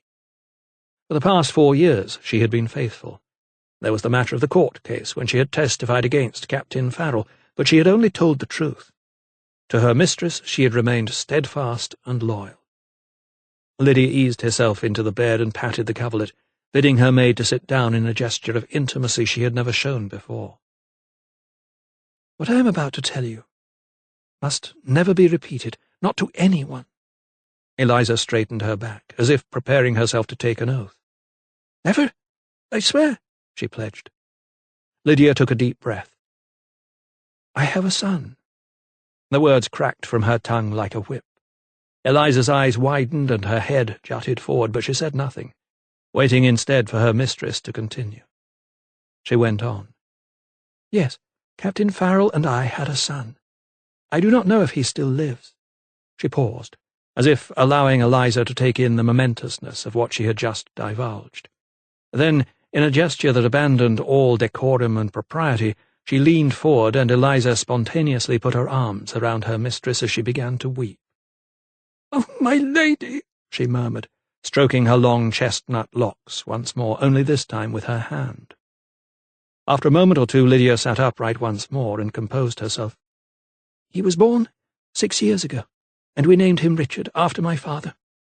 But I believed that he passed in his sleep a few days later. It was only after my husband died that I found out my son had been given to a wet nurse." Eliza shook her head in bewilderment. "So 'twas the captain who hid your child from you?" she asked incredulously. Lydia nodded. "That is what Dr. Silkstone and I were doing yesterday. We were in Hungerford, because that was the last address we had for my son." "But you didn't find him?" Eliza regarded her mistress mournfully. Lydia stifled a sob. "No. What we did discover was that Francis Crick had taken custody of him. In my grief at my husband's death, I confided in him, and he betrayed me. God knows where my Richard is now." She choked back the tears and reached for her handkerchief, not registering the look of shock that had darted across her maid's face at the mention of her dead cousin. The girl froze for a moment, as if adding up the information she had just received. "Mr. Crick, you say?" Lydia looked up. There was something in Eliza's voice that told her there was more behind her question. "What is it?" Her maid's mouth was pursed.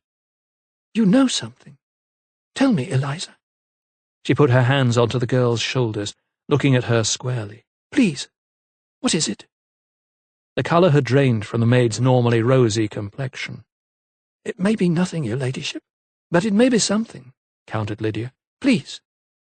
Eliza's shoulders heaved as she took a deep breath, as if she were about to embark on a long journey.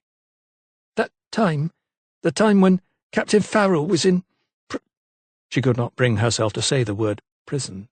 Lydia waved her hand to show her she recalled the situation. "Well, Mr. Crick came to me one day and asked me if I knowed any good girls in London who were used to children." Lydia's brows lifted in surprise. "So what did you say?" The maid looked into the distance, as if recalling the incident in her mind's eye. "I says, as it happened, my sister was not settled in her service in Southwark, and may welcome a change." "And?" pressed Lydia. "So I gave him her address, and he thanked me." "What happened next?"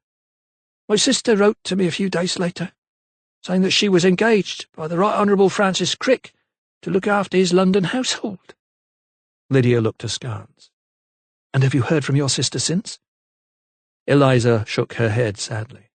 "No, your ladyship. 'Tis 2 years now, and I ain't heard nothing." "But you tried to contact her?" The maid nodded vigorously. "Mistress Claddenbowl helped me write. I'm not well learned in letters, you see. But she never replied. Then when Mr. Crick—" Her voice trailed off wanly, but her mistress knew she was thinking of his execution. Lydia rolled her eyes in frustration. Just when there was another thread of hope, it had been broken. But a thought suddenly occurred to her. "Do you still have your sister's letter?" Eliza looked at her mistress. "Yes, your ladyship. 'Tis most precious to me." She did not say she slept with it under her pillow. "And does it give an address?" The girl's eyes lit up like fires. Yes, my lady. I believe it does," she exclaimed. Lydia clapped her hands gleefully. "Then that is where we must continue our search," she cried. "We shall go to London just as soon as this dreadful fog has lifted." Somewhere in a cold, dark cellar in London, a boy was crying. He was young, probably no more than 6, although he was not sure of his own age. His tousled brown hair was knotted, and his breeches and jacket were too small for him, showing his bruised shins and wrists. He had boots on his feet, but there were holes in the soles. There was no light in the cellar, so he sat, huddled in the corner. Apart from his sobs, the only other sound he could hear was the squeaking of rats as they scrambled over each other in the darkness. Hunger pains stabbed at his empty belly, and his lips were dry as coal dust. With his one good hand, he wiped away the tears from his dirty cheeks. Chapter 13. On the 3rd day of the great fog, Mistress Lightfoot could bear it no longer. For the past 2 days, each knock at the vicarage door had presaged another death. There had been 6 so far, all fine young men who had been out in the fields when the poison rain fell on that terrible morning. Her husband had been in demand to administer the final sacrament, but prayers at the graveside were foregone. Standing outside while the noxious vapour persisted was clearly injurious to health. Mistress Lightfoot had comforted young widows and informed the parish board of the likely newest occupants of the poorhouse. There was much to be done, and more to do in the future, as the fog showed little sign of lifting. Many were falling ill. Breadwinners, men with young mouths to feed. She could not sit idly by and watch the terrible events unfold with a resigned inevitability. "What are you about, my dear?" asked the Reverend Lightfoot as his wife donned her hat and put her shawl about her broad shoulders. He was in the middle of writing his sermon for Trinity Sunday, though not many would hear it. Most would wisely stay indoors if the fog persisted. "The Lord helps those who help themselves," she replied enigmatically, and, he thought, rather unhelpfully. Her chin was jutting out. It was always a sign that his wife had a plan, the vicar told himself. "I do know that, my dear," he replied, a mild irritation sounding in his voice. "But where are you going in this fog?" She looked at him with eyes as bright as brass buttons. "I am going to see Lady Thorndyke." Reverend Lightfoot frowned. He was barely any wiser.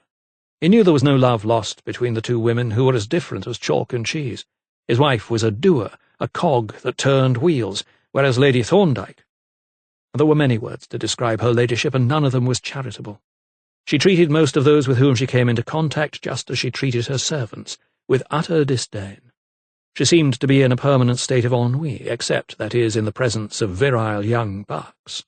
Her ailing husband, who was at least 40 years her senior, seemed oblivious to her flirtations.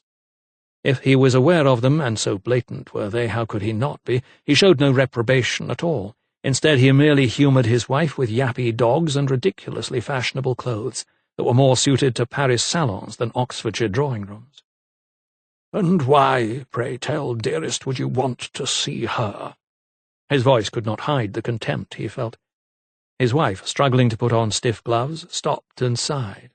Looking her husband squarely in the eye, she said, "Those men who've died, they were workers on the Thorndyke estate.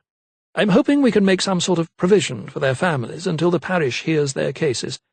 There are upward of 12 children now fatherless, with no one to put bread on their tables." Reverend Lightfoot nodded thoughtfully. And you would try and persuade Lady Thorndyke to provide for them in the meantime? Exactly so, said his wife, brooking no argument. They are deserving of our charity, she told him, adding, not like that wretched vagabond. The vicar admired his wife, but he worried for her safety. The episode with the knife grinder the night before had been most unsettling for her, and he worried that this varlet, who had been so impudent, was still in the vicinity. He voiced his misgivings. I wish you would take more care, my dear. That rascal is still abroad, and the fog is simply abominable. From her desk drawer his wife produced a square of muslin with a flourish and held it up to her face, so that just her eyes showed like a veiled woman from old Araby. The vicar nodded his silver-streaked head and smiled. But you think of everything, he said with a wry smile. He was not sure whether his wife had heard his last remark. If she had, she did not show it. She simply disappeared out of the door, headed for Lady Thorndyke at Fetcham Manor, without another word. The vicarage lay on the edge of the Thorndykes' estate, and it was only a 10-minute walk along the lane to the manor house. Although it was not yet midday, Mistress Lightfoot took a lighted lantern with her. The route was very familiar, but even though she did not admit it to her husband, she was slightly apprehensive about venturing out in this damnable fog. The temperature had climbed steadily over the past 2 days, and yet the grass appeared blackened as if by frost. It crunched under her sturdy overshoes. She found it strange walking down the lane in silence. In winter the rooks croaked from high up in the copses, and in summer the skylarks trilled and the cuckoos called. But this vapour seemed to have robbed the birds of their voices. The hedgerows, too, only last week bustling with butterflies and bees, were deserted. What was more, many of the hawthorn bushes were shrivelled and brown, their leaves turned like claws. Worst of all, however, was the vapour itself. It seemed to inveigle its way into every orifice, so that by the time the silhouette of Fetcham Manor loomed large before her, her eyes were smarting and her throat was irritated. She had never been more pleased to climb the steps to the big house. Even though Mistress Lightfoot was uninvited, Lady Thorndyke consented to see her.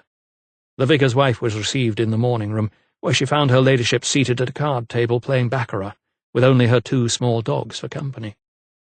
When the butler announced her, the creatures came charging toward her, skittering across the polished floor. Lady Thorndyke looked up. "Come here, darlings," she called. "Here to Mamma." She patted her skirts, and the dogs, no bigger than rabbits, bounded back to her and skidded under the card-table. "What an unexpected pleasure, Mistress Lightfoot," she said laconically, still petting the dogs. The vicar's wife noted her disinterested hostess was wearing a very low-cut bodice, and there was a patch in the shape of a heart on her left cheek. "It is kind of you to see me, Lady Thorndyke," she replied, with a hint of irony in her voice. "Won't you be seated?" Her ladyship motioned to a sofa, and Mistress Lightfoot duly obliged. "Shall we take tea?" The vicar's wife would have loved to take tea. Her mouth was as grainy as if she had eaten sand, and the taste of rotten eggs lingered, but she had not come on a social visit, so she declined the offer. "You are most kind, Lady Thorndyke, but I am here on a pressing matter." "And what might that be?" came the imperious reply. "'Tis about the families who have been most grievously affected by this wretched fog." Her ladyship reached for a plate of morsels on the card-table and began to feed the small dogs that pawed at her skirts. "Yes, the fog. So tiresome. I should have gone riding today."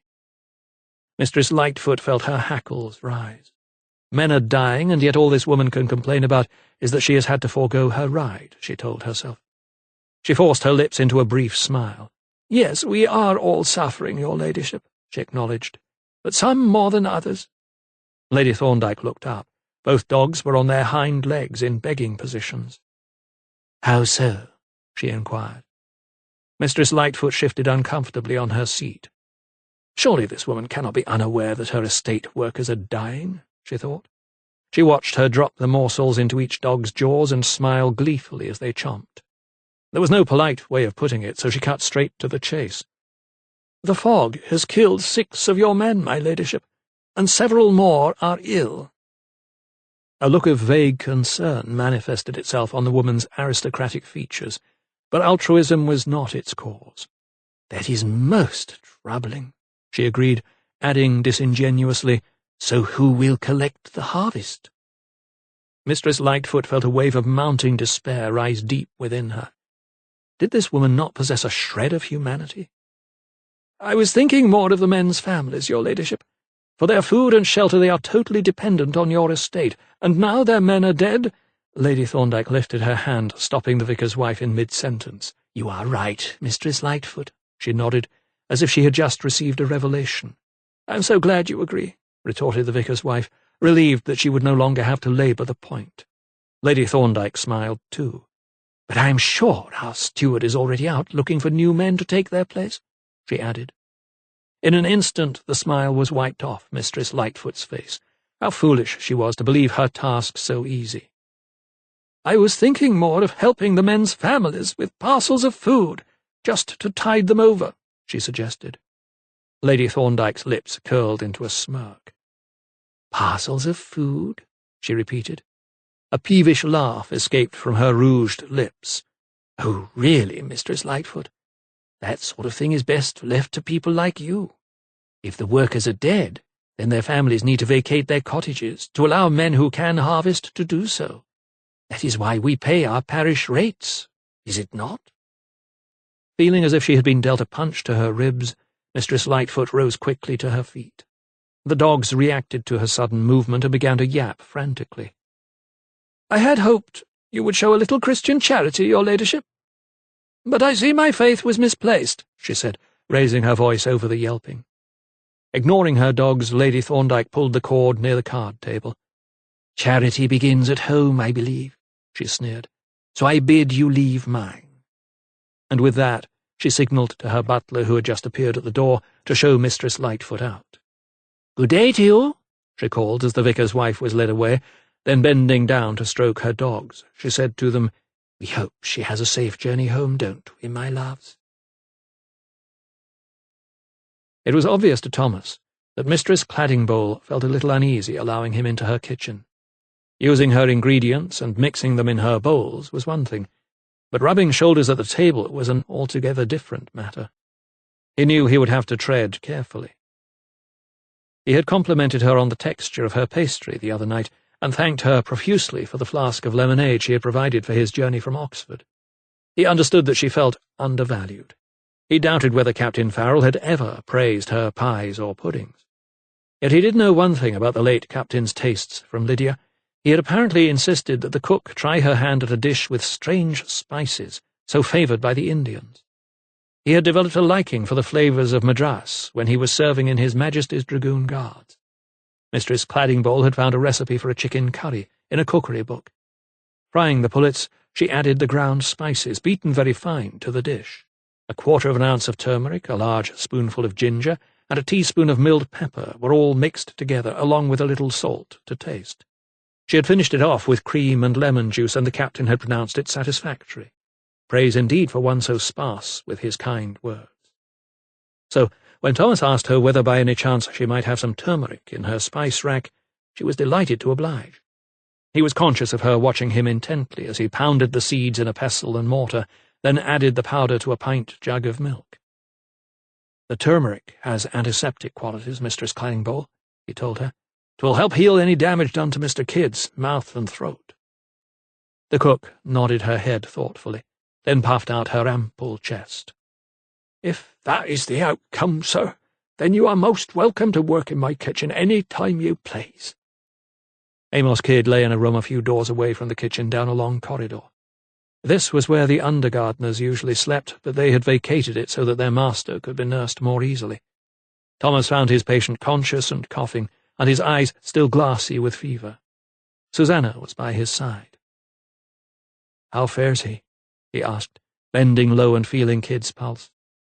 He noted the burns around his mouth and eyes were crusting over, but there was a general listlessness that troubled Thomas.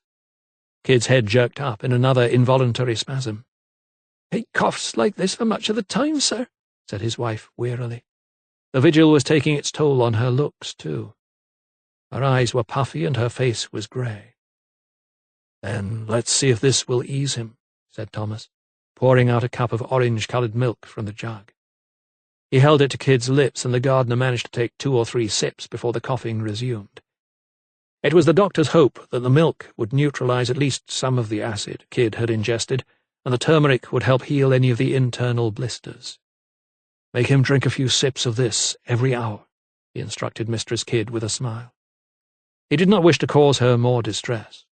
At the very least, he hoped his remedy would relieve the constant coughing spasms and delay what Thomas feared was inevitable.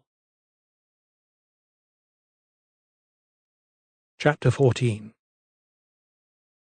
It was market day in Brandwick, but the streets were strangely quiet. Most of the farmers and drovers had not dared bring their livestock to town for fear the journey would kill either them or their animals. Many of those who did brave the fog were in no mood to buy or barter. They had questions, and they wanted answers. By 10 o'clock, small clusters of men could be found huddled in doorways, under cover in the butter market or in the porch of the church. In fact, anywhere that afforded a little shelter from the clawing fog.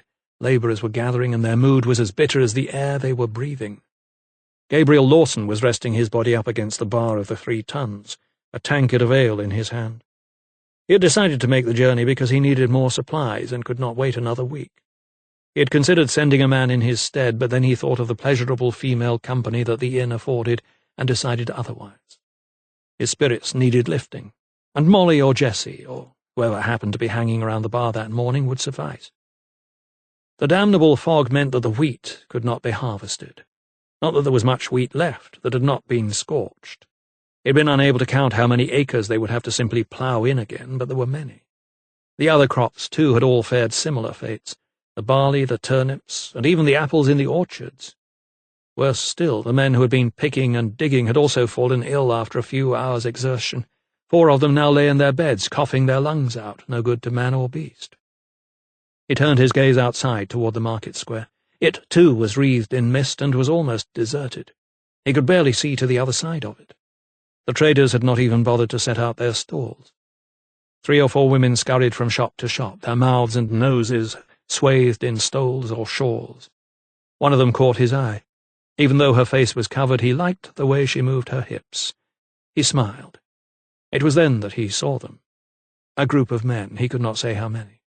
They were a dark smudge that spread across the square, then suddenly stopped. Intrigued by the throng, Lawson downed his ale and walked out onto the street. He wrapped his scarf around his mouth and traversed the road toward the din. Now he could see the men were labourers. Although he did not recognize them, he knew their sort.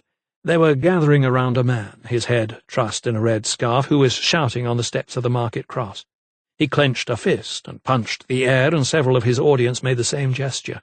From the corners of the square, from the doorways and the porches, more and more men braved the fog to swell the number, until the count was at least 60. Lawson moved closer. He could hear snatches of the man's words, punctuated by choruses of "Aye" every now and again. "And I ask you, how are you going to feed your families if there is no corn? You will starve. We will all starve while the lords and masters will take what little there is for themselves," cried the swarthy speaker. Lawson kept his distance, but listened intently to the man's words. A troublemaker, he thought to himself. He had dealt with many such in Ireland. They'd died in the thousands in the famine not 30 years before. Then, quite recently, when the landowners switched to growing grain for export, the men and their families were forced to eat potatoes and groats. It all gave rise to the Wright boys, the Hearts of Oak, and the Steel boys, the peasant secret societies that would kill and maim livestock and tear down fences to redress their grievances against their landlords. When the worst had come and the men refused to work, he'd been ordered to call in the king's militia rather than accede to demands for better wages or living conditions, or both. Blood was shed. It was never a pretty sight. It spilled on the very dirt that was being fought over. He hoped it would not come to that, but the longer this wretched cloud hung over the land, spreading its poison and killing the crops and those who harvested them, the more likely it seemed. Thomas had not seen Dr. Felix Fairweather since their encounter in court more than a year ago. Then he had shown himself to be an arrogant ass, the very epitome of everything he hated about the medical profession. While Thomas did not follow the fashion of prescribing purgatives for every ill, he had sometimes mused that a good purge would work wonders for the likes of Felix Fairweather. Yet when he presented himself in the drawing-room at Boughton Hall, the physician's arrogance seemed to have dissipated. In its stead there appeared a genuine concern, even fear. "How may we help you, Dr. Fairweather?" inquired Lydia, as he stood before her, his shoulders hunched. "I'm afraid it is a most grave matter, your ladyship," he replied. Gone was his courtroom conceit. His manner seems almost humble, thought Thomas. "Mistress Lightfoot has taken ill. She has succumbed to the fog and is finding it increasingly difficult to breathe." There was an uncustomary meekness in his tone. Lydia frowned. "I am so sorry to hear that, Dr. Fairweather. But what is it that you would like us to do?" The physician looked over to Thomas as he stood by the fireplace. "I would ask you, sir, to see if you can alleviate her distress." The young doctor could have taken satisfaction from such a request. Instead, he saw courage in the statement from a man so previously prejudiced against him and his fellow countrymen. "I am flattered you ask, sir," he replied, "and I will, of course, do anything I can to help." Stopping off at the larder to collect a flask of milk and turmeric that was already mixed, Thomas climbed into the waiting carriage with the physician. The fog felt less moist than it had the day before, and the sun seemed to be trying to break through, but the stench still clung to the hot air.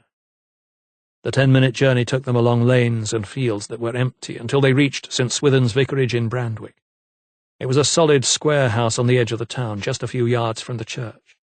Even though it was only early afternoon, a single lamp that burned in an upstairs window was clearly visible through the gloom. Dr. Fairweather led Thomas upstairs into a large but sparsely furnished room where Mistress Lightfoot lay in bed. At her side, on a chair, sat her husband. He was holding her limp hand, studying it as if it were a precious object. He raised his head at the sight of the two doctors. His wife coughed and moaned slightly on hearing the men enter the room, and the Reverend Lightfoot rose to his feet. "All's well, my dear," he comforted her. "Dr. Silkstone is come to make you better." Thomas smiled awkwardly. Such an expectation never sat easily on his shoulders. Now that he knew this deadly fog contained droplets of sulphuric acid, he was uncertain as to the efficacy of any remedy. "I can only do my best to alleviate your wife's discomfort," he told the vicar, sitting down by her side.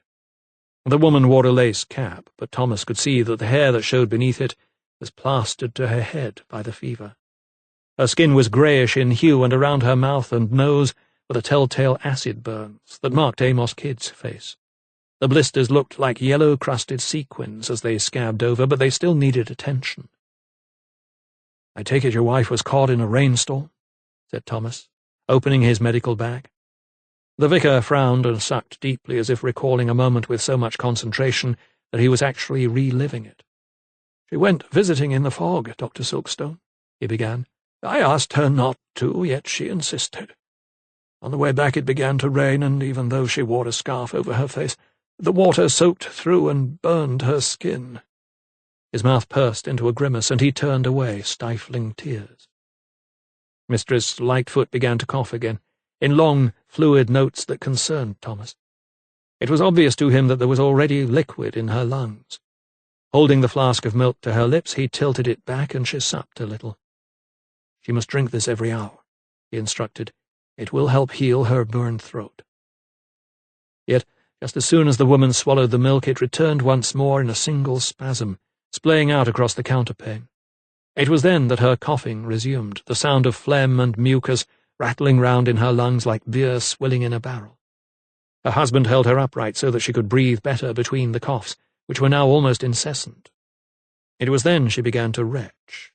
She managed to hold a handkerchief over her mouth the first time so that Thomas could examine its contents. The mucus was dark brown and smelled vile. A few seconds later, however, after a brief respite, the coughing began again. This time the spasms were even more violent, so that Mistress Lightfoot's shoulders were heaving in great waves with every ferocious contraction of her diaphragm. Her languid lids now opened wide with fear. "Can you not do something, Doctor? Please?" pleaded her husband, trying to steady his wife as she jolted and lurched on the bed like a woman possessed.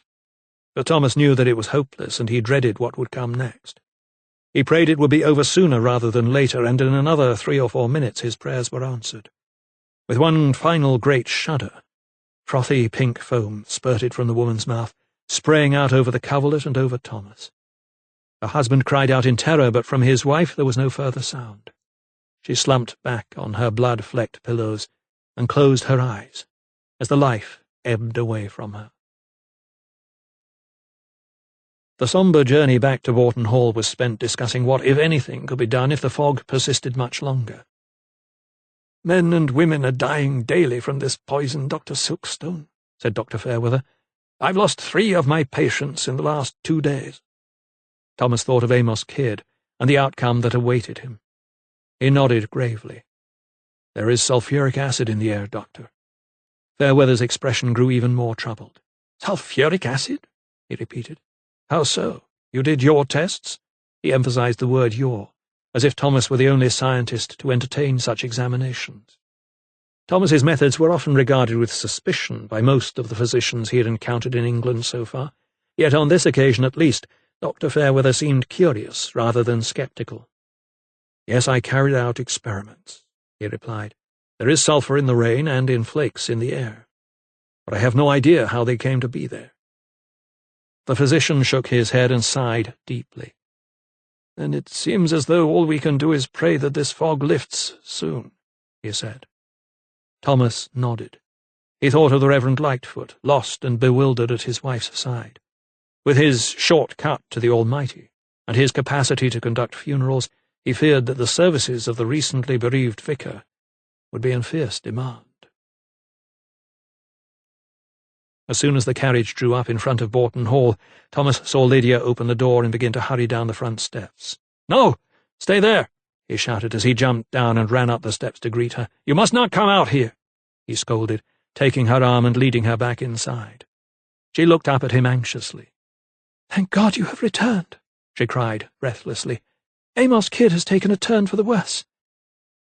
Thomas hurried through the hallway and down the stairs to the servants' quarters. He could hear the rattle of Amos Kidd's cough a few doors away, and arrived in the room to find him convulsing violently, just as Mistress Lightfoot had. His young wife was standing a little way off, wringing her hands anxiously, not knowing what to do.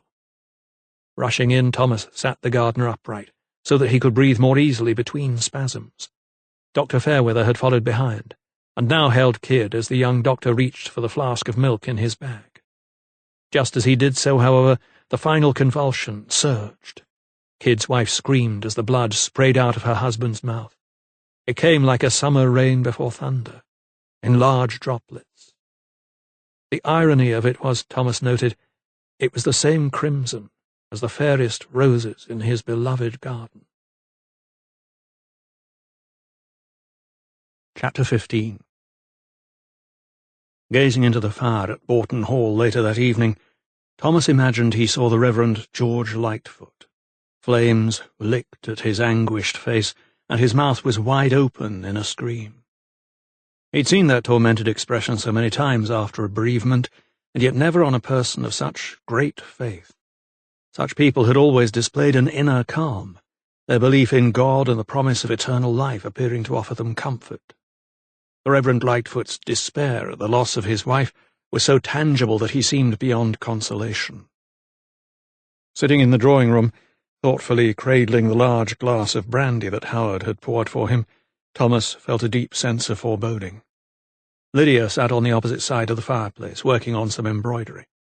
The traumatic events of the afternoon meant neither of them was in a mood for light conversation, yet they could not bear the thought of being alone. They took mutual solace from each other. Over the years, Thomas had tried to desensitize himself to death. He had seen so much of it, and in so many guises, in disease and in injury, in suicide and even in murder, and yet dealing with it still affected him. He might feel sadness or sorrow, or sometimes, when the victim's pain was unbearable, relief. But more often he felt a sense of inadequacy. Such feelings were certainly to the fore that evening as his mind replayed the terrified expressions on the faces of both Mistress Lightfoot and Amos Kidd. What agonies must they both have suffered, as the acid gnawed away the lining of their lungs. He gulped down his brandy and shuddered as he felt the liquid burn his own throat. Glancing over at Lydia, he could see she had retreated into her own world again, as she so often did. The difference now was that he could read her thoughts. Now he knew why, at times, she seemed so melancholy. Now he understood why her eyes were sometimes mist at the sight of a babe or a young child at play. She was in mourning for lost memories, lost embraces, lost time that should have been spent with her son. "I have not forgotten our search," he said suddenly, his gaze fixed on her face. She looked up from her sewing, paused, then smiled wistfully. "I know you would not do that," she replied softly. "'Twould take us half a day to reach Oxford in this fog, but I've heard it is clear a little way south of the city." His voice carried a timbre of hope. Lydia nodded but said no more, returning to the gauze wrap she was embroidering.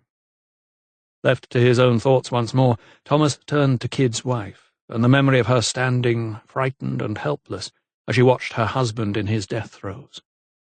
What would become of her? "Did Kidd have any children?" he asked a few moments later. Lydia put down her needle and thread.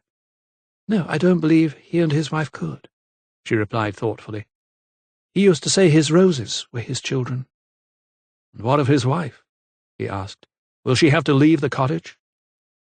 A look of disapproval crossed Lydia's face. "Michael would have made her go, but I will not," she said firmly. "I shall not be in the business of turning widows out of their homes." Thomas was assured. "If only all landowners thought like you, there would be fewer souls in the workhouses." He rose and walked over to the sideboard to help himself to another glass of brandy from the decanter. On the way back, he walked over to Lydia and laid his palm gently on her shoulder. She put her own hand on top of his and tilted her head toward him so that he kissed the top of her hair gently. Their moment of intimacy was short-lived. Howard's entrance into the room brought them both back to the present. "I have a message for Dr. Silkstone," he announced formally, holding a silver tray on which lay a letter. He proffered it to Thomas, who glanced at it quickly. "How will we all, Howard?" he said, dismissing the butler and opening the letter. Lydia was looking at him anxiously. "Not more bad news?" Thomas shook his head. "No, it's more positive," he replied. Earlier that afternoon, shortly after Kidd's death, Thomas had decided that in order to find out exactly how the noxious fog was killing its victims, he needed to carry out a post-mortem on the gardener. He had therefore dispatched a messenger to Oxford with a letter to the coroner, Sir Theodosius Pettigrew. The reply had been immediately forthcoming. Permission was granted. "Tomorrow I shall be examining Amos Kidd's body," he told her. "It may well hold the key to so many questions about this fog." The cloud of poison had not yet reached London, but the usual pall of foundry smoke, combined with the detritus of humans and animals living cheek by jowl, still hung over the capital. The miasma of rotting meat and human waste stewed gently in the summer heat, causing many to gag and retch as they ventured out. The notary found the whole ambiance most unpleasant. His stomach was not used to being assailed in this vile way, and he purchased a nosegay from a street seller in an attempt to ward off the stink. He was on his way to an address in the west of the capital, in Seymour Street. It was not a bad area, not for London at any rate. There were many tall, elegant townhouses here, newly built in the last decade, he would guess. They stood in neat rows with freshly painted doors and windows. The mud on the roads had been hard-baked by several days of sun, making it easier underfoot. He stopped at a house that looked exactly the same as every other house in the street, tall and thin, with long casements. He mounted the steps up to the door and pulled the bell. A neat-looking, plump-faced woman answered, her cap completely obscuring any hair she might have had. Her apron was starched and pristine, and she had a matronly air of authority about her that said she would not stand any nonsense. "Good day to you, ma'am," greeted the notary, raising his tricorn. "Good day, sir," she replied guardedly. "I was hoping you could help me," he began, and he produced a sheet of paper and showed it to her. "I am at the right place?" "Yes, sir, you are," she confirmed. "Good," nodded the notary. "Then this must be the former abode of the Right Honourable Francis Crick." For a moment the woman froze, then grabbed the door and started to shut it. "You have the wrong house, sir," she cried. But the notary was too quick for her and put his foot over the threshold, jamming the door open. He fixed her in the eye and saw that she was afraid. "I want no trouble, sir. I keep a clean house." The notary could tell by her demeanour she was a simple woman who, through no fault of her own, had happened to take a lodger who turned out to be a murderer. Of course, at the time she had no way of knowing his vile inclinations. Francis Crick had presented himself as a student of anatomy at St. George's Hospital, not half a mile away. He seemed a sensible, clean young man of noble birth. He always paid his rent on time and kept civil hours, but, according to his landlady, he had a sorry tale to tell. "He was a widower, sir," recalled the woman, seated in her spotless parlour. "Lost his young wife in childbirth." She had relented and let the notary into her home. She had even offered him tea, although he declined. "That was why 'twas such a shock when the constables knocked on my door next day and told me Mr. Crick was to be hanged at Tyburn the next day." She slapped her palms on her skirts. "Near fainted away with the shock of it, I did," she huffed. The notary listened sympathetically. "I can imagine," he said. Yet while he was grateful that she had recounted her own feelings of disbelief and outrage, the information that he really sought had not been forthcoming. So he tried a different tack. "You said that Mr. Crick was a widower," he began. "but did you ever see him with anyone else? A child, perhaps?" The landlady's face immediately creased into a frown. "Yes, indeed, sir," she said, nodding her head. "His son looked just like him, he did. Came to visit with his nursemaid on the floor above for a few days. So clean they were." She pointed upward with her plump finger. The notary leaned forward, his eyes wide. "And do you know what happened to them?" The landlady's back stiffened. "I couldn't have them staying here no more after that business." She drew her finger across her throat to signify a noose. "I keep a clean house, I do." She clasped her hands on her lap. "Do you know where they went?" The notary tried to hide his disappointment. The woman shook her head slowly, as if she was not entirely certain of her answer. "There is no more you can tell me?" He knew he was onto something. Delving into his topcoat pocket, he produced his purse and laid it on the little side table next to him. The dame's eyes darted to the bag. "Mr. Crick did leave something in his room." The landlady had suddenly remembered the small packet she had found in a drawer in the dead man's desk. There had been a few guineas inside, and she had taken the liberty of pocketing them as down payment or surety against future rent owed, she had told herself. There had been a short note, too. It mentioned words like upkeep and provision and allowance. But she had destroyed it, of course. She did not want to incriminate herself, did not want to be accused of pilfering from her lodger. So she put the money in the ginger jar in her parlour. After all, she knew there was no possibility of the young man's return. "I was checking that Maddie, she's my maid, had cleaned the room to my standards," she told him, "when I came across a paper packet Mr. Crick had left." She rose slowly, her knees creaking as she did so, and walked over to the bureau in the corner of the room. "Here it is," she said, handing it to the notary. On it were written the words, "Miss Agnes Appleton, St. Giles, London." Inside it was empty. The notary eyed her knowingly and saw that she seemed flustered as her gaze slid away. "This is most helpful, madam. Most helpful indeed," he said. Opening the drawstring bag, he took out a guinea coin. "For your pains," he told her. She thanked him and took it without hesitation. And as soon as he was gone, she added it to Mr. Crick's money in the ginger jar. With it, she told herself, she would buy a new copper, and her linens would be the cleanest in all London town. Back at home in her cottage, Susanna Kidd found herself alone with her memories and her guilt. The roses in the jug on the table were already wilted, their petals scattered on the table. The water was smelling rank. Amos had been a good husband. He had always provided for her. He had seldom raised a hand to her and never gone carousing in the alehouses in Brandwick. She had been a good enough wife, too. She had made his meals and kept a clean house, darned his clothes and submitted to his fancies in the marriage bed, but everything she did out of duty, not out of love. And she had longed for more. There had been a few times when other men had paid her compliments, and she had enjoyed the feeling that had given her. Sometimes she had even flirted with them, although she had never bedded another, not since her marriage, at any rate. The parcel lay on the table. She took out her scissors to cut the string. They reminded her of the knife grinder, the handsome traveller who had told her she was the fairest woman in the county. She snipped the twine and unfolded the paper. Inside was Amos's clean smock. It was the one he was wearing when he died. It had been spattered in blood. Mistress Firebrace had seen to it that it had been boiled in the copper, and now it was without stain. She laid it on the table and touched the stitching, her own fine stitching, and she began to weep. She was so lost in her own tears that she did not hear the latch lift and the cottage door open. "Mistress Kidd?" called a voice. She looked up to see the figure of the Reverend Lightfoot. Under his wide-brimmed hat, most of his face was swathed in a scarf. Wiping away her tears with the back of her hand, she quickly composed herself.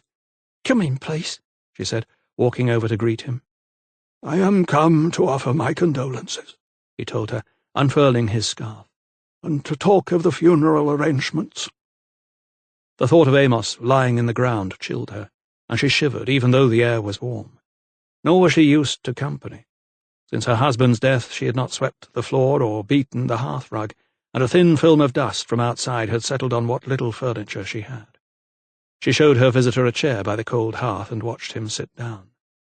"I'm afraid The vicar, his own face tired and drawn and his hair now turned almost completely silver, shook his head and waved his cane. "I need nothing, Mistress Kidd," he assured her. She settled herself opposite. "I am sorry for your loss, sir," she told him, sitting stiff-backed. "Thank you, but I share my grief with many others," he told her brusquely. Without making eye contact, he took out a notebook and pencil from his pocket in a business-like manner, as if he were a merchant doing a deal or a notary taking a brief. "Will tomorrow be amenable to you?" "Tomorrow?" "For the burial.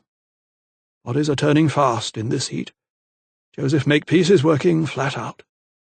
She nodded. She had not given much thought to Amos's interment. But there would be roses. She hoped that some of them may have survived the fog, although she could not be sure. "Lady Lydia has kindly consented to your husband being buried on the estate, in the chapel graveyard," he informed her. Still he did not look at her. "That is kind. Excellent. So noon on the morrow?" There was an awkward pause before the vicar closed his notebook, with a finality that indicated his work was done. He was a busy man. He needed to move on. Again Susanna nodded, but as she watched him gathering up his scarf and his silver-topped cane, she wondered at his manner. He rose and she followed suit, both making their way to the cottage door. "Thank you for coming, sir," she said. She was close to him now, and could see the rims of his eyes were red. There was a vulnerability about him that stirred something inside her. He acknowledged her words with a nod, but still did not look at her directly. As she watched him wrap his scarf around his neck once more, she felt compelled to ask him whether his wife's ending had been as shocking as her husband's. "Were you there?" she asked suddenly, the words gushing out uncontrollably. "Did you see?" His silver head jerked up as if surprised by her question, wondering at her forthrightness. She sensed his unease. "Forgive me, sir. I did not mean—" "No one has asked me that," he replied thoughtfully. He fumbled with his scarf, then, for the first time, he looked her directly in the eye. Yes, I was there. I saw her pain, the fear on her face." His voice cracked as he recalled the scene.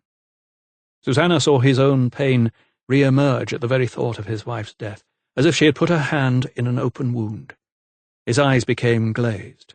She felt her own tears well up again, too, followed by an overwhelming urge to reach out to someone who shared her sorrow. Stepping forward, she laid her head on the vicar's chest and began to sob.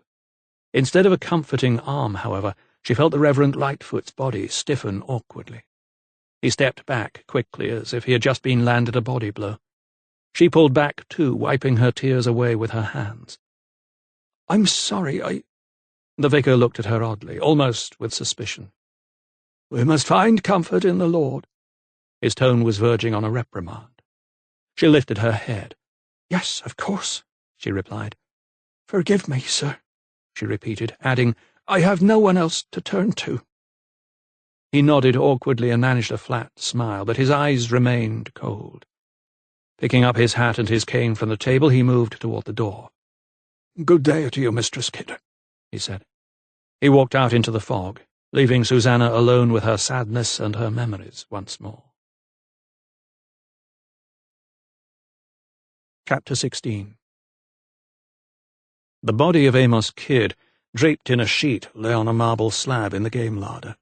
He shared the cold, solid space with 3 brace of pheasant and a hare that had been shot before the fog. Not even the poachers were venturing out now. If they did not need to waste their snares or their shot.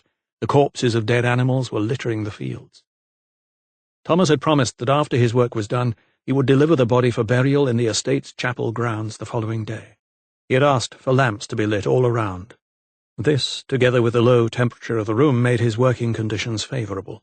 Yet there was a terrible irony in his surroundings.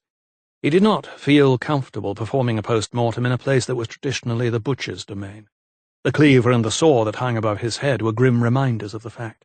The metallic tang of blood was added to the sulphur in the air, and the sawdust on the floor was crawling with maggots. Folding back the sheet, he studied Kidd's face. It was calm. All the muscles were relaxed. It was a far cry from the contortions that his coughing had caused. Yet the burns were still evident around his eyes, nose, and mouth. The acid had eaten away at the skin, puckering it into low ridges and furrowing it into deep pits. Scabs had formed like snow-capped peaks on this new mountain landscape, and pus had oozed in rivulets toward his chin. If the sulphur had done this to the epidermis, then no wonder ingestion into the trachea and lungs caused a hemorrhage, thought Thomas.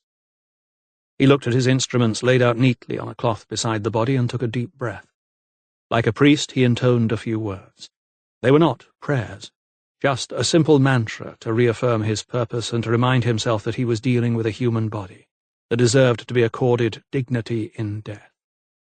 He was steady now, composed and ready to begin.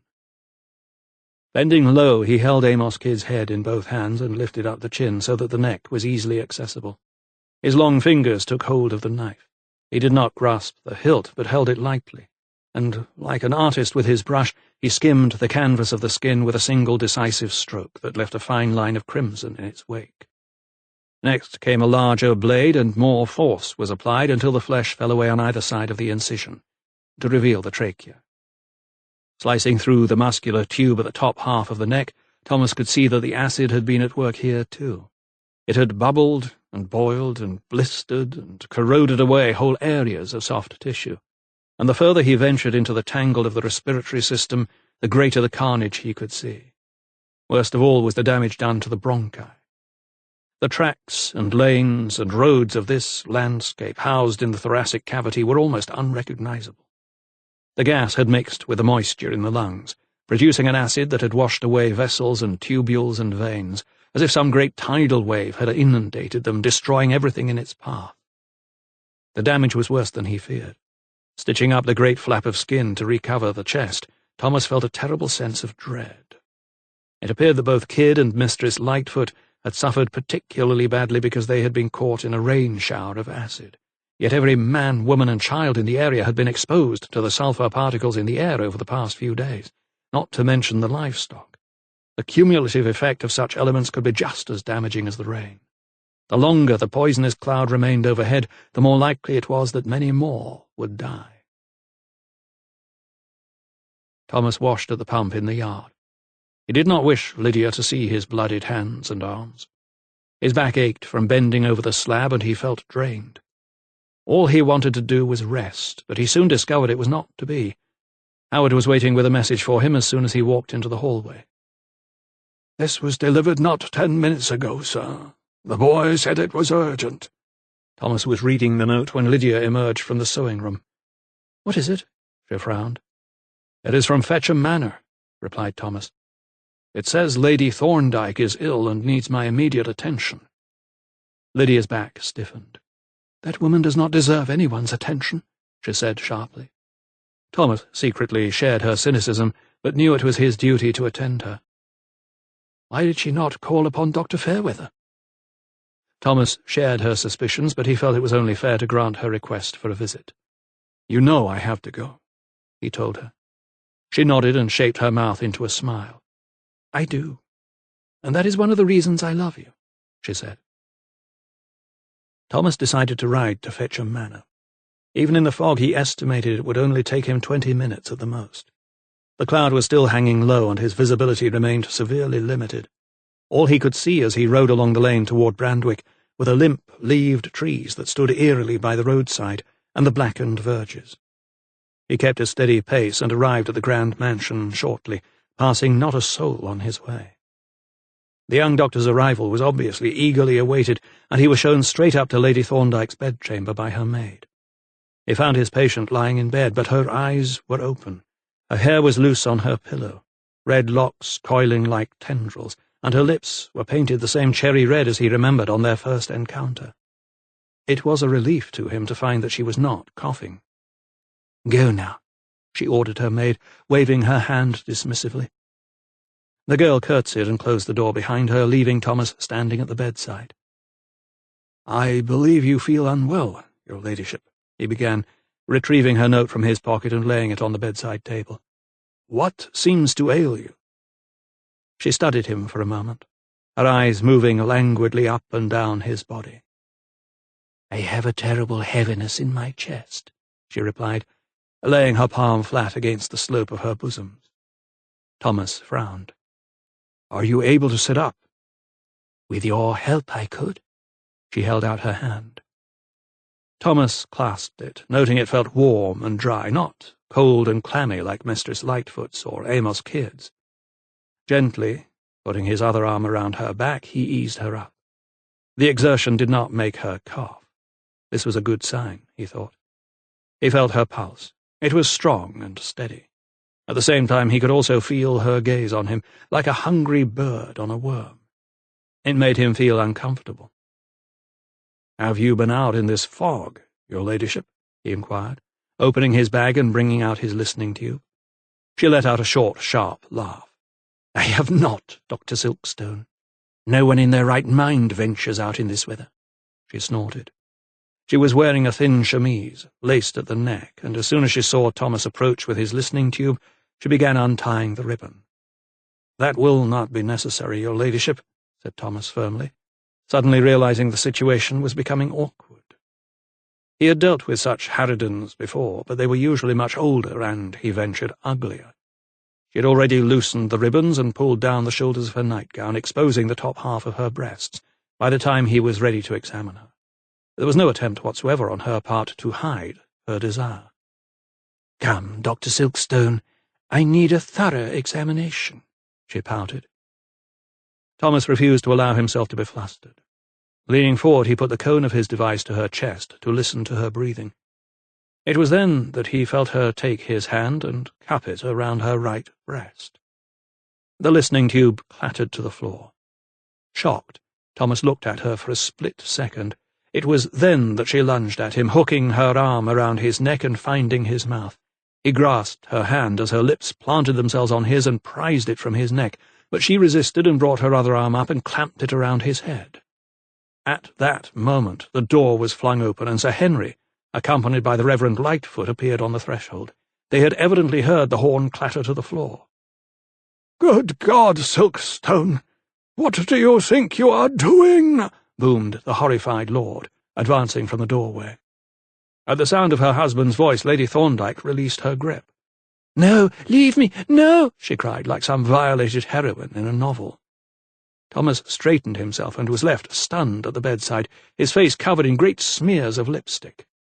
Sir Henry marched over to the young doctor. "What is the meaning of this, sir? I've a good mind to call the constables," he panted. Lady Thorndyke intervened. She rearranged her chemise to cover her chest once more. "No, Henry, that will not be necessary. Just get him out of my sight," she ordered.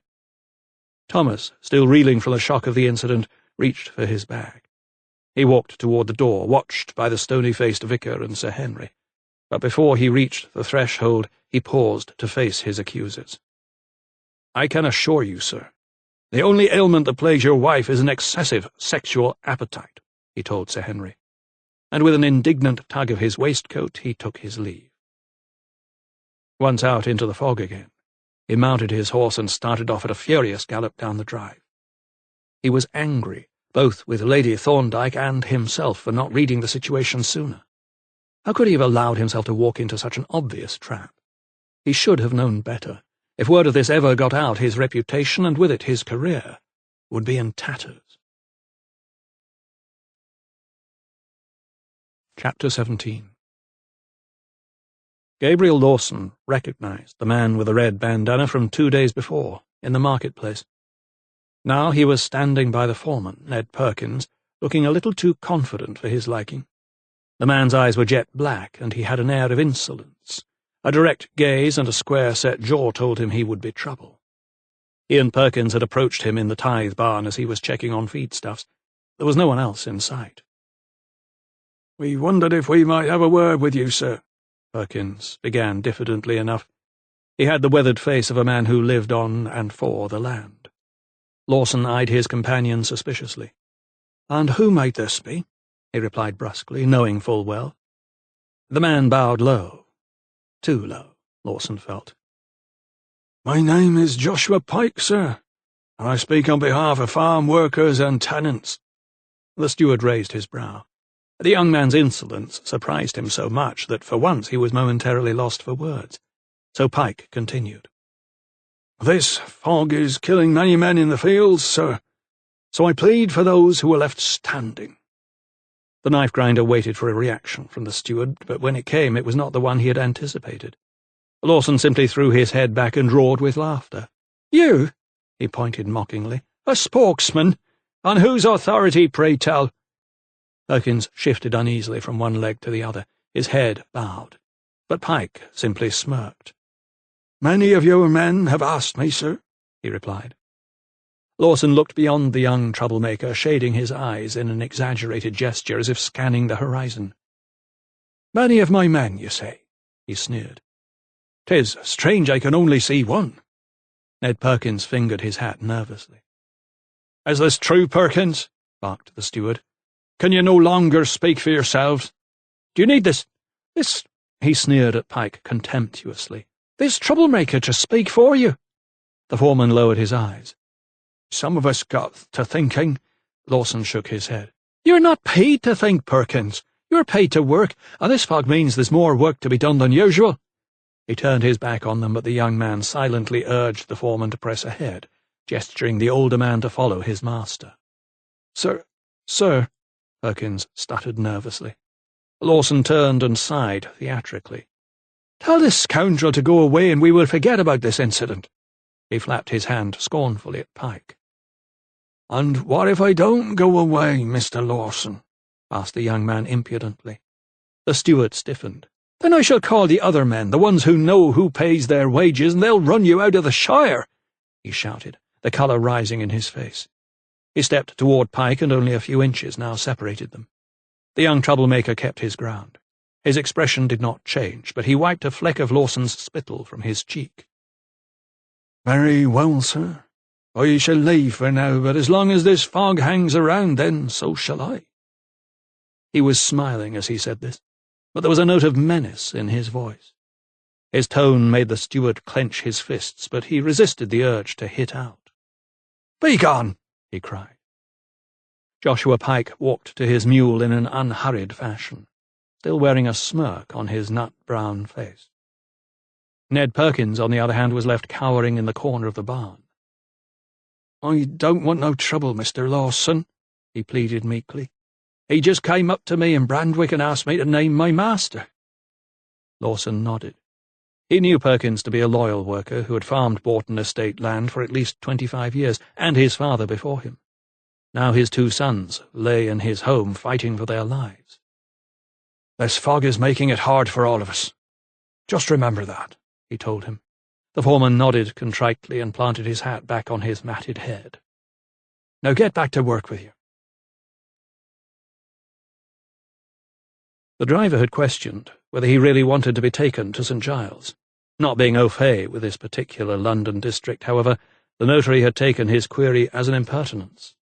It was not until they were well into the journey east, and he could see the landscape of the streets changing, that he understood the man's reluctance to take him to such a place. The pleasant boulevards and new brick terraces gave way to the ramshackle old town. Houses and shops of varying heights and sizes in diverse states of decay were crammed next to each other like an old crone's teeth. The carriage pulled up outside a narrow entrance at the mouth of a courtyard. The notary smelled the air as he dismounted, then quickly sniffed his nosegay. He did not relish this task on such a day as this, or on any day for that matter. The area was altogether less agreeable. As well as the stink, there were the shouts of hawkers pacing the alleyways and of urchins ducking and diving through the throng. There were whores, too. Temptation and the clap at every corner. The streets were so constricted that most carriages could not pass, and some of the top gables almost joined above his head, blocking out the sunlight. Most disconcerting of all, he did not know where to begin his search. He was looking for a proverbial needle in a haystack. He headed up the thoroughfare, which quickly narrowed. Wet shirts and petticoats were festooned from rafters and over newel posts drying in the hot air. A cat that was making a meal of a blooded dead pigeon on one of the treads hissed at him and fled with its prey in its mouth. All around he could hear children crying and women shouting. A man with a tame crow on his shoulder held out a hand for alms, while a stick-thin boy spat on the cobbles as he passed. This was no place for anyone, let alone a young nobleman, to be reared, the notary thought to himself. There were no street names here, no numbers either. Sometimes there weren't even doors, just panels of wood that screened entrances. He was afraid he would never find Agnes Appleton, and even more afraid for his life in a hell-hole such as this. His courage was quickly deserting him. He had turned tail and was halfway down the steps when he heard a voice crackle behind him. "You looking for someone?" He turned to see an old woman as gnarled as one of the newel posts, sitting on the stairs on the landing above. She had obviously been watching him in his fruitless efforts. The notary allowed a smile to flicker across his lips. At last there was hope, in a place that the Lord himself had abandoned many years ago, he told himself. "Yes, I seek a woman and a boy." The crone huffed and held out a grimy hand. "Buy this and I'll think on it." Several strands of dark hair were gathered together and tied with a piece of twine. "Belonged to an Irish giant," she croaked. "'Twill help you find what you seek." The notary balked, but decided not to protest too loudly, for fear of attracting attention to himself. "Here's a farthing," he said, throwing a coin into her lap and taking the hair. The crone seemed satisfied. "Tell me more."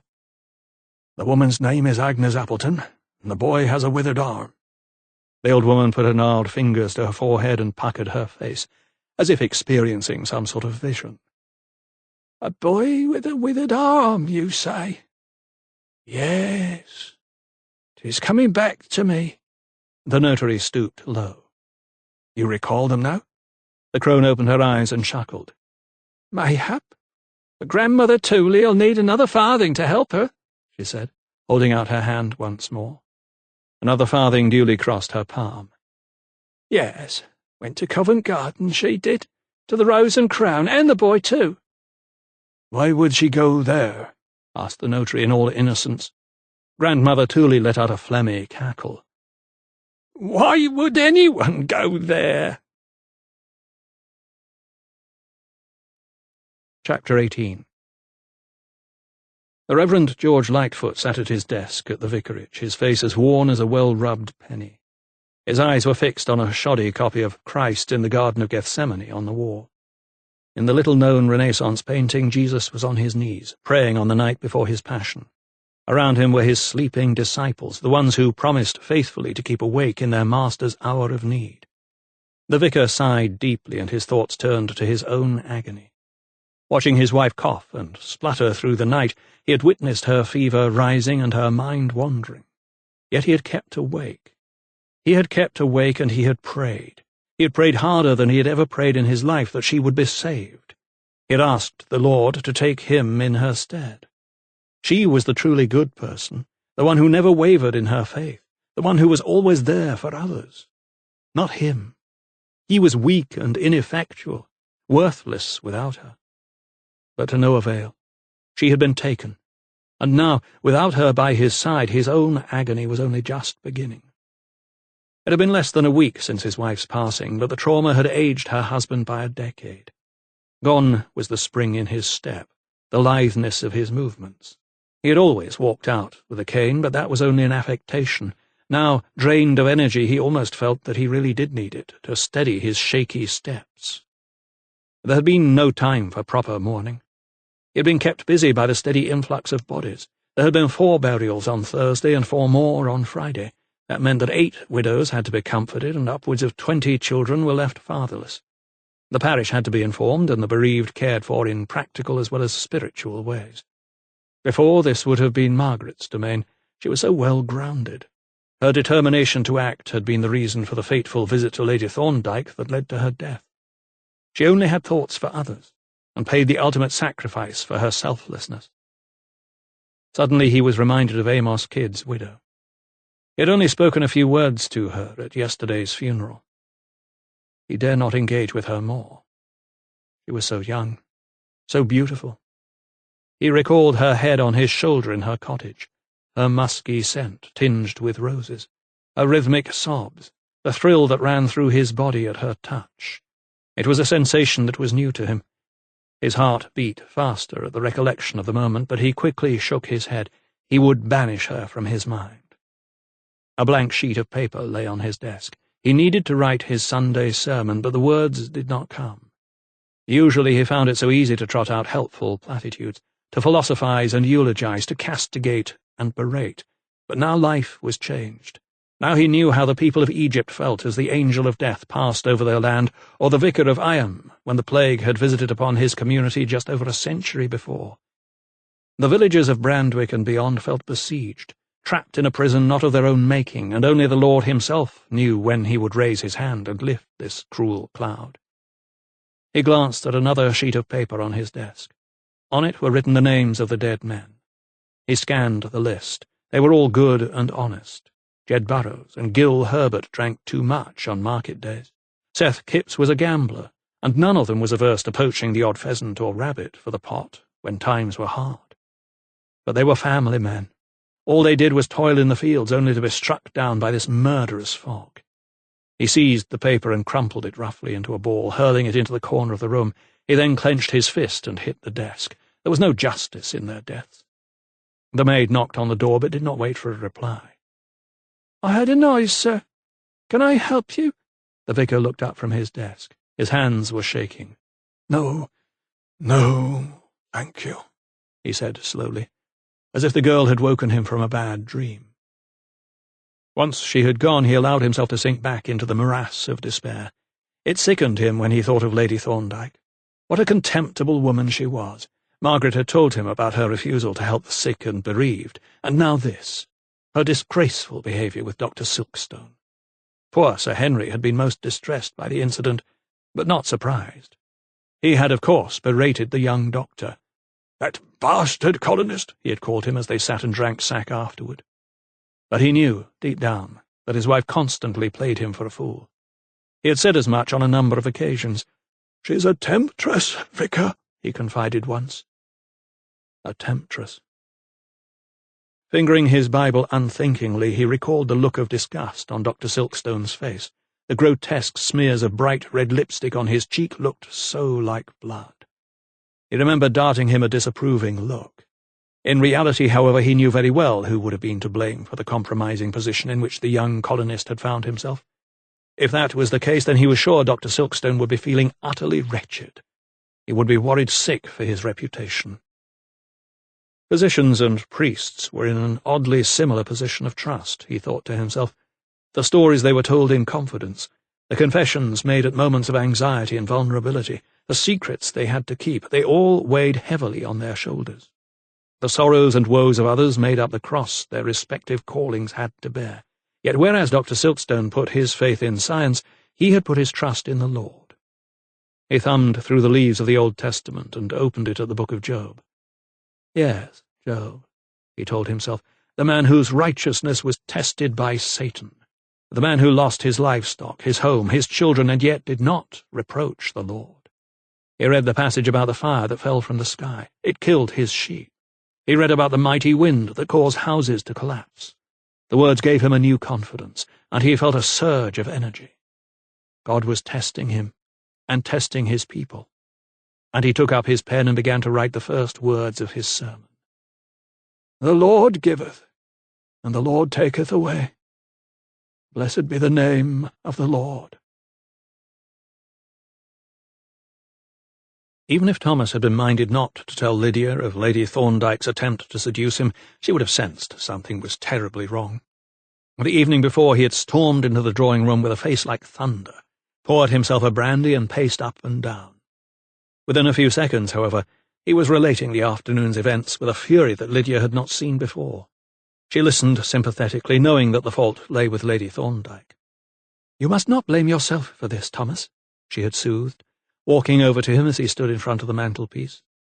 She stretched out her hand to lay it on his shoulder, but he turned away. "But I do blame myself, Lydia. How could I have been so blind? I should have seen. I should have known." "You know now," she countered softly. "You have learned your lesson. No harm has been done." Thomas, on the other hand, could not be so sure. The following morning, when Thomas awoke and looked out of his bedroom window, he could see as far as the rose garden for the first time in 10 days. The fog had lifted sufficiently for him to make out the blurred colours of the flowers, although not the individual blooms. Looking up at the leaden sky, he could also see the sun rising behind the fog. The trees were stirring slightly too. There was a whisper of a breeze blowing from the west. He suddenly felt that perhaps the cloud was dispersing, or moving. Perhaps there was just an inkling of a return to normality, to the rhythm of the seasons and the natural order. Quickly he dressed, hurried downstairs and ventured outside, but he returned almost immediately. The sulphur was still in the air, lurking in the mist. It remained unsafe to be outdoors for any length of time. A plan. That was what was needed, he told himself, a logical way of tackling the problems that presented themselves. First and foremost, the men's lungs needed to be protected. Their mouths and noses needed covering. Next, their skin, it must not be exposed. Gloves should be worn, sturdy boots, too, and wide-brimmed hats to shield the eyes and mouth should more rain fall. The men must work in shifts. Prolonged exertion in the foggy atmosphere seemed to exacerbate breathing difficulties. In the study he found Lydia and told her his thoughts. She listened earnestly. She would have to find the money for new hats and gloves, she pointed out, but she could see that in the long term such financial outlay would be well worth it. They had just begun some calculations when Howard knocked on the door. "Mr. Lawson wishes to speak with you, your ladyship," he informed his mistress. "Show him in," replied Lydia, seated at the desk. Thomas had encountered the steward only once or twice before, and had taken an instant dislike to him. There was something about his manner that irritated him. Perhaps it was the way he almost swaggered into a room, or the way he smiled at Lydia. Either way, it seemed to Thomas that he was a little too cocksure. The steward acknowledged Thomas, but spoke directly with Lydia. On this occasion, however, he seemed unusually tense. "Your ladyship, I am come about the men," he began. "What is the trouble, Mr. Lawson?" asked Lydia, gesturing to the chair. She saw the steward glance at Thomas. "You may speak freely in front of Dr. Silkstone," she added. "They are growing restless," he began. "There's a troublemaker, a stranger who is stirring discontent." Lydia looked disconcerted. "In what way?" "They want more money to work in the fields. We've lost 4 good men, and at least a dozen more are struck down, and they are afraid, your ladyship." "And they have every right to be," interjected Thomas. "The more they are exposed to this fog, the greater the chances of them being poisoned." Lydia shook her head. "Dead men can't spend money," she said wryly. Lawson looked puzzled. "I do not follow, my lady." Lydia smiled and pointed to the paper in front of her. "What good would more money be if the fog strikes them first?" She did not wait for a reply. "Dr. Silkstone and I have drawn up a set of proposals to help protect them." She slid the paper across the desk so that Lawson could read it. The steward scanned it. "'Tis a list," he said dismissively. "A list of clothing that, if worn, should reduce the chances of the men contracting the fog sickness," riposted Lydia forcefully. Now Thomas stepped in. "The fog contains poisonous particles that are damaging their lungs. If they wear scarves over their mouths, the effects of the gas should be reduced. Add to this a reduction in the time a man is allowed to work outside, and you shall see fewer being affected." Lawson was silent for a moment, as if digesting all he had just heard. "So do you think that will help allay the men's fears?" pressed Lydia.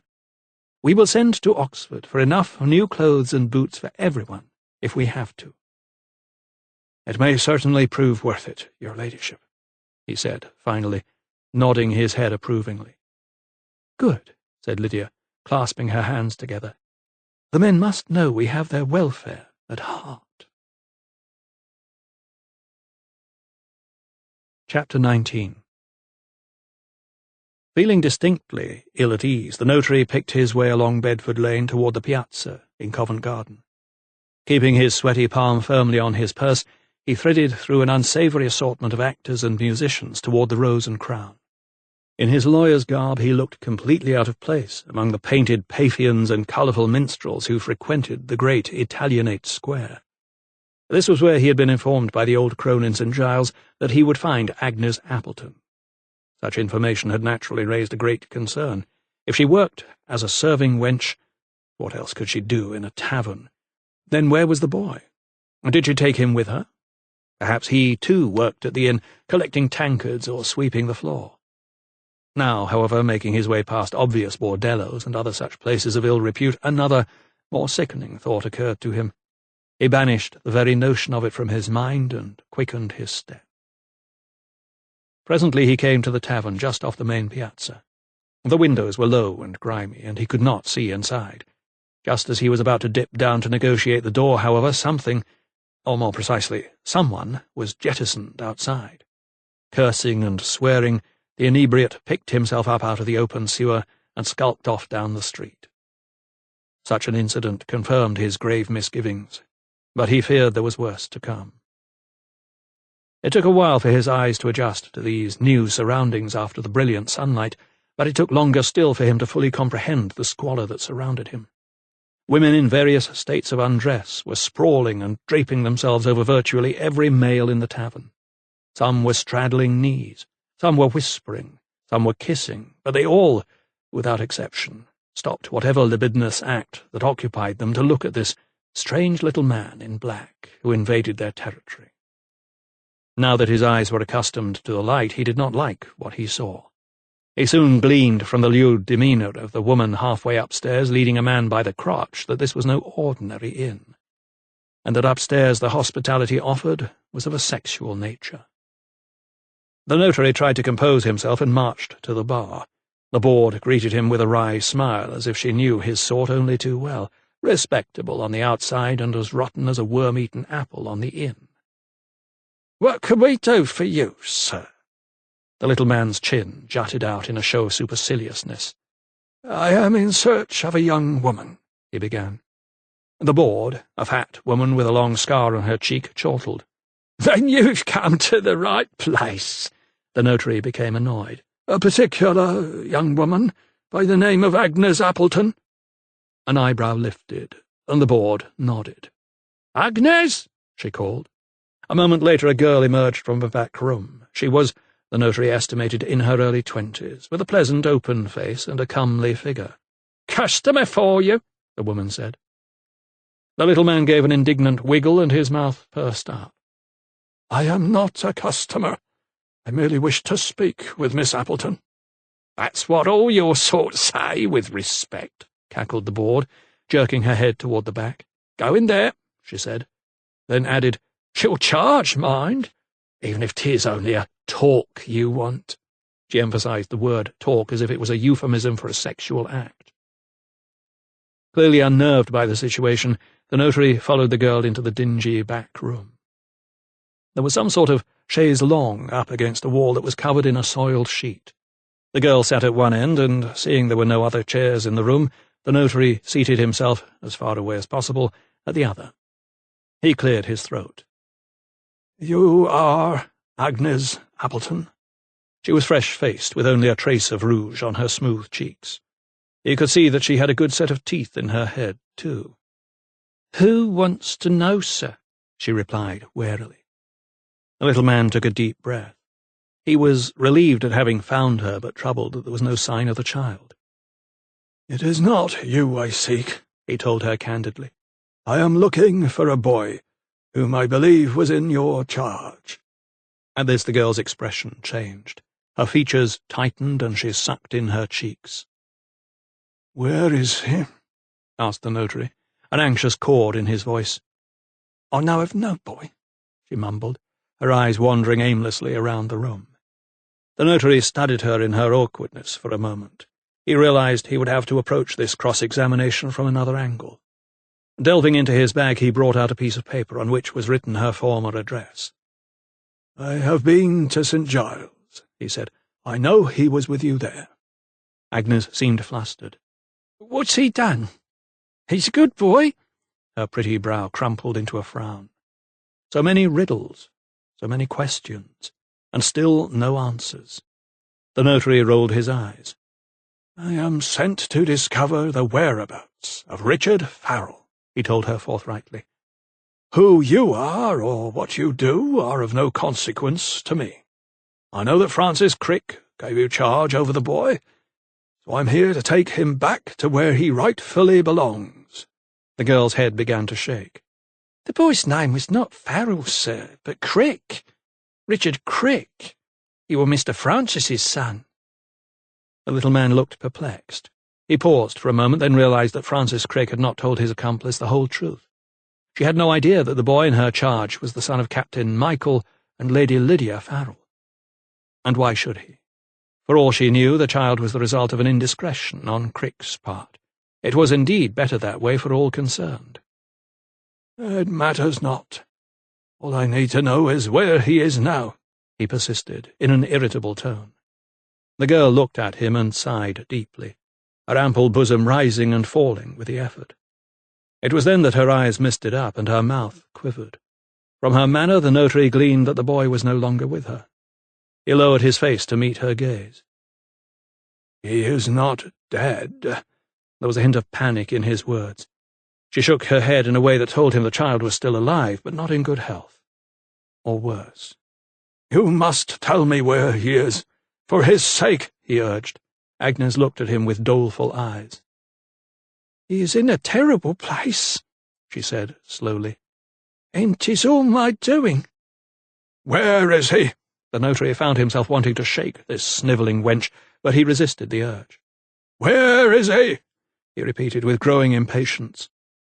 Again she took a deep breath, as if trying to find some inner strength.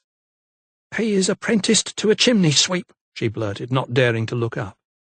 The notary's jaw parted in shock. "What?" He could not hide his disbelief. Now the girl's head dropped low, and she hid her face in her hands in shame. "The money was all gone, sir. I had no choice," she cried. Her shoulders began to rise and fall in gentle sobs. "So you sold him?" "He were apprenticed," she cried through her fingers. Exasperated, the notary rose and began to pace the windowless room.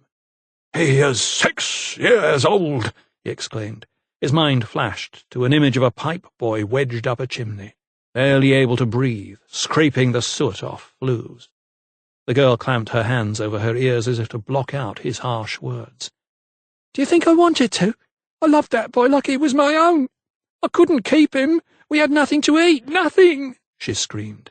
"You don't know what it's like. Mr. Francis left us no money. We seed him in jail, and he said he would make it good for the boy, but there was nothing." The notary paused as he recalled the landlady with her spotlessly clean house in Seymour Street, and the sideways look she had given the ginger jar that surely concealed her ill-gotten gains.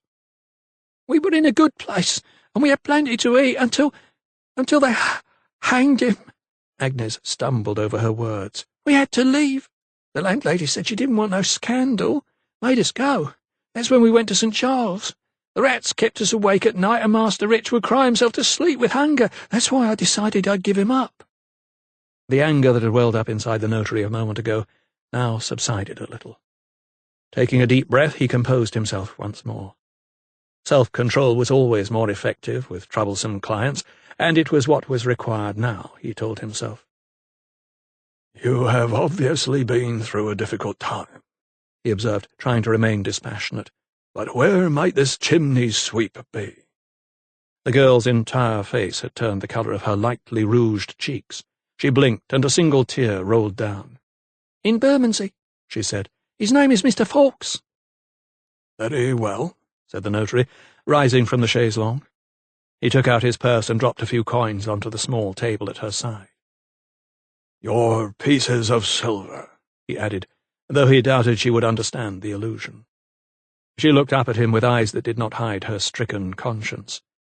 "If you find him," she said in a trembling voice, If you find him, tell him I am sorry." The notary grimaced as she started to sob once more.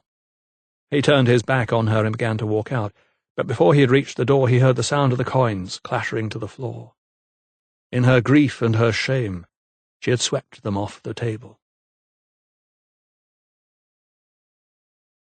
Lady Thorndyke did not take luncheon that day, nor did she avail herself for dinner. She had left the house around noon, telling her maid she intended to go for a walk. She said that the mist was lifting and that she was sick of being indoors. Her maid had thought it most peculiar to go out on foot in the fog, but did not dare question her mistress's decision. When her ladyship did not return to her bedchamber that evening, the maid had informed Sir Henry. He had not seemed unduly worried. There had been a row. Perhaps not a proper row. A row needs at least two protagonists. It was always one-sided with Julia, he mused. She had told him she could no longer stand being cooped up inside and was to meet with her lover, and that was an end to it. Just who this braggart was and where she went were none of his business. Accustomed to her infidelities, he went to bed and slept soundly. Chapter 20. The following morning, as Thomas had hoped, the fog had lifted even more, although a mist and the stench still persisted. There were reports that all was clear just south of Oxford, so Lovelock made the carriage ready. Eliza had packed all the necessary baggage for a short sojourn in London and was to accompany her mistress. Lydia had told Thomas of Agnes's employment, and their search would begin at her last known address in Seymour Street. Dr. Carruthers could hardly contain his excitement when 12 hours later Thomas, Lydia, and Eliza arrived at Holland Street. Their visit was unannounced, and Mistress Finesilver was most vexed. It was after 9 o'clock, and with no prior warning of the visit, nothing had been put in place. The housekeeper complained that she would have to make up beds that had not been slept in for at least 2 years, and that, through no fault of her own, the mattresses would not be aired. Worse still, she only had a pie and some broth to offer her guests. Nevertheless, despite the odd acerbic comment from Mistress Finesilver, they were able to enjoy a passable dinner. Afterward, while Lydia retired upstairs to bed, Thomas remained in the drawing-room with his mentor. He filled pipes for both of them, and they sat in chairs on either side of an empty hearth. The old anatomist had heard reports of the great cloud in the news sheets, and was fully aware of the havoc it was spreading. "So I'm assuming you've found a way of analysing the nature of this fog," said Dr. Carruthers, fingering the bowl of his pipe. "Indeed," replied Thomas, adding wryly, "I was taught well." "And?" "And it contains sulphur, both in acid form and in particles." Carruthers drew on his pipe. "Interesting," he said slowly. "But you do not know the source?" "No, sir, I do not, but I have a theory." The idea had come to Thomas when he was in the library at Bourton, thumbing through the many volumes he had consulted in his search for a precedent for the noxious fog. He had uncovered an engraving of the destruction of Pompeii in ancient Roman times, and he recalled a similar story from his youth. He explained, "My father told me about a volcano north of my homeland that unleashed a cloud of poisonous gas. It killed many hundreds of native people in the area." Dr. Carruthers exhaled, and a cloud of smoke billowed from his mouth. "So you think a volcanic eruption has caused this calamity?" Thomas nodded. "At present, that is my inclination." "But how can you test this theory?" The exact same question had been puzzling Thomas for the past few days, but the answer had come to him as their carriage passed along Craven Street. It was there, in a modest town-house, that his father's dear friend Benjamin Franklin had resided while in London. Now living in Paris, where he was America's first ambassador, Thomas knew that weather conditions were one of his many scientific interests. After all, he had produced treatises on meteorology and ocean currents. He drew heavily on his own pipe. "I shall write to Mr. Franklin," he said. "Your compatriot?" "Yes, sir," said Thomas. "He is bound to have some view on the matter." No one noticed Agnes Appleton slip out of the board house that evening. There were too many customers downstairs to see her leaving by the back entrance, heading out into the balmy June night. The bell of St. Martin's tolled 10 o'clock. She did not look back. The air was full of raucous laughter and fiddle music trilling from the taverns, The audience was spilling out of the theatre in Drury Lane, where they had just seen a performance by Mr. Garrick. She pulled her shawl over her head. She was not looking for custom. Instead, her eyes firmly fixed on the gutter, she made her way along the Strand and down Whitehall. A dray cart veered toward her, and the driver cursed her for being in the way. A sedan chair swerved to avoid her. Someone tipped a bowl of greasy water onto the street. It narrowly missed her feet. She began to cry, but she kept on going. Up ahead she could hear drunken men, sailors singing snatches of shanties. They meandered along the path, shouting at her and making lewd gestures. She did not look up, but kept her head down. Not long now. She would soon be there, she told herself. Minutes later she had reached Westminster Bridge. Looking over the parapet, she saw the moon reflected like a great silver coin in the choppy water. The cooling breeze blew along the river and made her shiver. A few passengers waited on the stairs below. A half-dozen ferry-boats were criss-crossing the Thames, struggling against the turning tide. The rushing water lapped around the piers. From somewhere in the blackness a man's voice called out. A bell struck the hour. She was not sure which. She did not care. A moment later a woman screamed. Then there came a heavy splash, and the chill waters of the river closed over the girl's head. Chapter 21. The notary had spent a second night in London. His task was not proving as straightforward as he might have hoped, and now he found himself having to venture farther into the realms of unspeakable poverty and deprivation to which he was certainly unaccustomed. He had visited Fawkes' premises and been told he would find the proprietor and his boys at the dust yard toward the river. Rather than wait for him to return, he decided it was best not to prevaricate. He was fully aware that there could be an unpleasant scene, and he wanted to see his business over and done with. The sooner he did, the sooner he could return to Oxfordshire. The first odd thing he noticed just before he reached the yard was the sight of gulls circling overhead. But these voracious birds were not after fish, as the notary soon discovered. They were attracted by catches of a much less romantic variety, of animal entrails and kitchen scrapings. They dived, picked, and soared overhead, clutching their prizes in their beaks, screeching gleefully as they did so. He was glad that he had invested in a fresh nosegay that morning, and he held it under his nose and breathed in deeply. Piles of discarded rubbish shaped the landscape of the yard with hillocks and cones. As far as he could guess, it was an area of about 200 feet wide and half as long, and opened onto the Thames beyond. Flanking one side of the yard were a dozen or so upturned dust carts. Women and girls crawled like ants on 2 or 3 of the mounds. Some of them sat holding sieves as large as the top of a small loo table, and were catching huge shovelfuls from a feeder. Others simply raked the rubbish with their bare hands. Some of them sang as they worked, their voices drowning the constant drone of the flies on the heaps. On the other side of the yard were more mounds. These were different in nature, grey and black and smooth. Even though there was hardly any breeze, as he approached, fine ashes floated like snowflakes in the air. As he sniffed at the nosegay, he watched half a dozen men and boys emptying sacks onto the piles. They reminded him of black beetles on a dung heap. Gingerly he picked his way over to them, zigzagging between potholes and pools of stagnant water. As he drew nearer, he observed that these mounds too were particular in their nature. One pile, about the height of 2 men, consisted of cinders, ashes, and other emptyings from dust holes and bins, while another by its side was made up of fine dark powder. There were several young boys, again with large sieves, who were working their way through the bulging mound, as if panning for gold. They discarded the chunks and lumps they found, and their sievings fell onto another pile. This, he assumed, was refined soot, which he had heard was much in demand by farmers who would use it to preserve wheat and turnips. By the mound stood a large, stocky man in a ragged black coat. "Mr. Fawkes?" called the notary. The man turned. He seemed to have met with an accident, and one eye was covered with an oyster shell through which he had threaded a string that secured it around his head. The notary had been told that this was his distinguishing mark. "I go by that name, sir," replied the man in a surly fashion. "Then I am hoping you can help me," replied the notary, a little out of breath. "I am looking for a young boy. I believe he is apprenticed to you." He nodded in the direction of the nearest pile.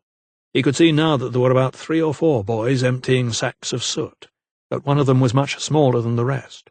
He struggled more than the others as they stumbled up the slope, each with a burden on their backs. His right arm seemed to dangle helplessly at his side. "Got into trouble, eh?" he growled. "I'll flail the—" "No," interrupted the notary. "No, there is no trouble," he soothed. "The boy I seek goes by the name of Richard Farrell, although you may know him as Richard Crick." Fawkes nodded, narrowing the one eye that could be seen. "Young Crick, yes, that's him," he said, pointing to the small child. "Him with the arm. I should never have taken him on, but his keeper, a pretty lass, persuaded me, if you get my drift." He laughed and nudged the notary, who remained unimpressed. "Anyway, he can get up the flues all right, he's that skinny, but he's slow. Too slow." The notary allowed a smile to flutter across his face. "Then might you consider letting him go?" Fawkes snorted. "You'd have to make it worth my while." The little man nodded. "I would be very happy to," he replied. Back at Holland Street, Lydia was waiting for Thomas in the drawing-room, staring out of the window. She was already wearing her hat. On hearing footsteps, she turned and smiled. She seemed in good spirits, and he took advantage of the fact that they were alone. Slipping his arms around her waist, he kissed her lips. "I am so very nervous," she whispered. "I know," he replied. He felt strangely unsettled too, but he did not let on. "Whatever the outcome, I'll always be here for you," he said softly. He was sounding a note of caution. He knew her hopes of finding Richard were high, but he acknowledged the child was only one of thousands of orphans in the city. The chances of him even being alive were very slim, let alone recovering him in good health. They set off for the Seymour Street address just as soon as they were able. Eliza accompanied her mistress. For once Thomas was glad to swap the country air of Oxfordshire for the city stench of London. Even though the heat was still too much for most, it was preferable to the noxious miasma, and he was glad to see the sun again after almost 2 weeks of thick fog at Bourton. Travelling west, the streets became wider and cleaner, and soon the carriage stopped outside the neat town house from where Agnes Appleton had sent her last letter to her sister. Lydia craned her neck from the inside of the carriage to look at the tall facade. A faint smile skidded across her features at the thought of her son living in this district. Francis had done well to rescue him from the workhouse and place him here, she told herself. Had he done it for love of her, or because he wanted to use Richard as a sort of bargaining tool to win her hand? She would never know. Thomas alighted first and went to pull the bell. The door was answered by a cheerful, freckled maid. The young doctor bowed. "Good day, miss," he began. "I am making inquiries about a gentleman who I believe used to lodge here. His name was the Right Honourable Francis Crick." Any vestige of a smile quickly disappeared from the girl's face. "The mistress says she don't want no trouble," she snapped. "I'm to tell any others who come calling about the boy to go away." And with that she began to close the door. It was immediately clear to Thomas that once again they were following in the footsteps of someone else who was searching for the Crick heir. He knew he had to act quickly. "Please tell your mistress I'm sorry to have troubled her," Thomas said, smiling. "We mean no harm," he insisted. Then, turning toward the carriage, he gestured to Lydia. "We are merely seeking a young woman by the name of Agnes Appleton, who was nursemaid to a small boy." At the mention of Agnes's name, the maid's scowl softened and her eyes widened. Her gaze set on Thomas. "Agnes?" she repeated. Just then, however, a harsh voice called from within the house. "Who's there, madam?" The maid became flustered. "No one," she retorted. "A hawker, ma'am." And she began to close the door once more. But just before it shut completely, she stuck her freckled face over the threshold. "Meet me at the Oxford Chapel tonight, 10 o'clock, she whispered. And with those words she retreated and banged the door shut. Back in the carriage, Thomas related the exchange with the maid. "She knows something," he told Lydia and Eliza. "We are to meet this evening." "What did she say?" pressed an eager Lydia. "Very little," replied Thomas. "She had been told to stay silent. What I do know is that yet again someone has been here before us, and paid for silence." "But what of the maid, sir?" urged Eliza. Thomas nodded. "'Tis clear to me that she knew Agnes. She will be forthcoming, of that I am sure." Lydia took a deep breath and squeezed Eliza's hand. "So perhaps we can finally start to make progress," she said excitedly. "Perhaps," replied Thomas. He did not like to tell her he had a nagging suspicion that what the maid had to relate would not be good news. The carriage turned down Whitehall and followed the river for a few hundred yards past Westminster Bridge. Thomas was staring out of the window, looking at the ferries ply their trade across the Thames, when he spotted a small crowd gathered on a landing stage. At first he thought they were merely passengers queuing for a ferry at Whitehall Stairs, but then he noticed some women seemed agitated. Several people were leaning over, looking into a ferry that had just moored up, and a man was shouting and waving his arms excitedly. Thomas leaned out of the carriage and called for the driver to pull up. "What is it?" asked Lydia. "Over there," said Thomas, pointing to the group. "They may need a physician." As soon as the carriage came to a halt, he jumped out and hurried along the boardwalk, over to where the small crowd was gathered. A dozen or so people were clustered around a ferryman. In his arms lay a young woman. Her body was limp. She was fully clothed and dripping wet, and there was green weed in her long, dark hair. It was clear she had just been pulled from the water. A thin trickle of foam seeped from her mouth. Thomas ordered the ferryman to lay her down on the jetty, and he felt her neck for a pulse. There was nothing. He pressed on her chest, and more foam appeared from her mouth, but it was immediately evident to Thomas she had been dead for some hours. "Does anyone know who she is?" he asked, looking up and into the crowd. No one answered. Instead they began to disperse, with eyes lowered. It was just another girl, a servant, or maybe even a harlot from her low-cut bodice. There was at least one, most nights, found washed up on the stinking shoreline the next day. In his concern for the drowned woman, Thomas had forgotten about Lydia and Eliza. He looked up to see them both approaching.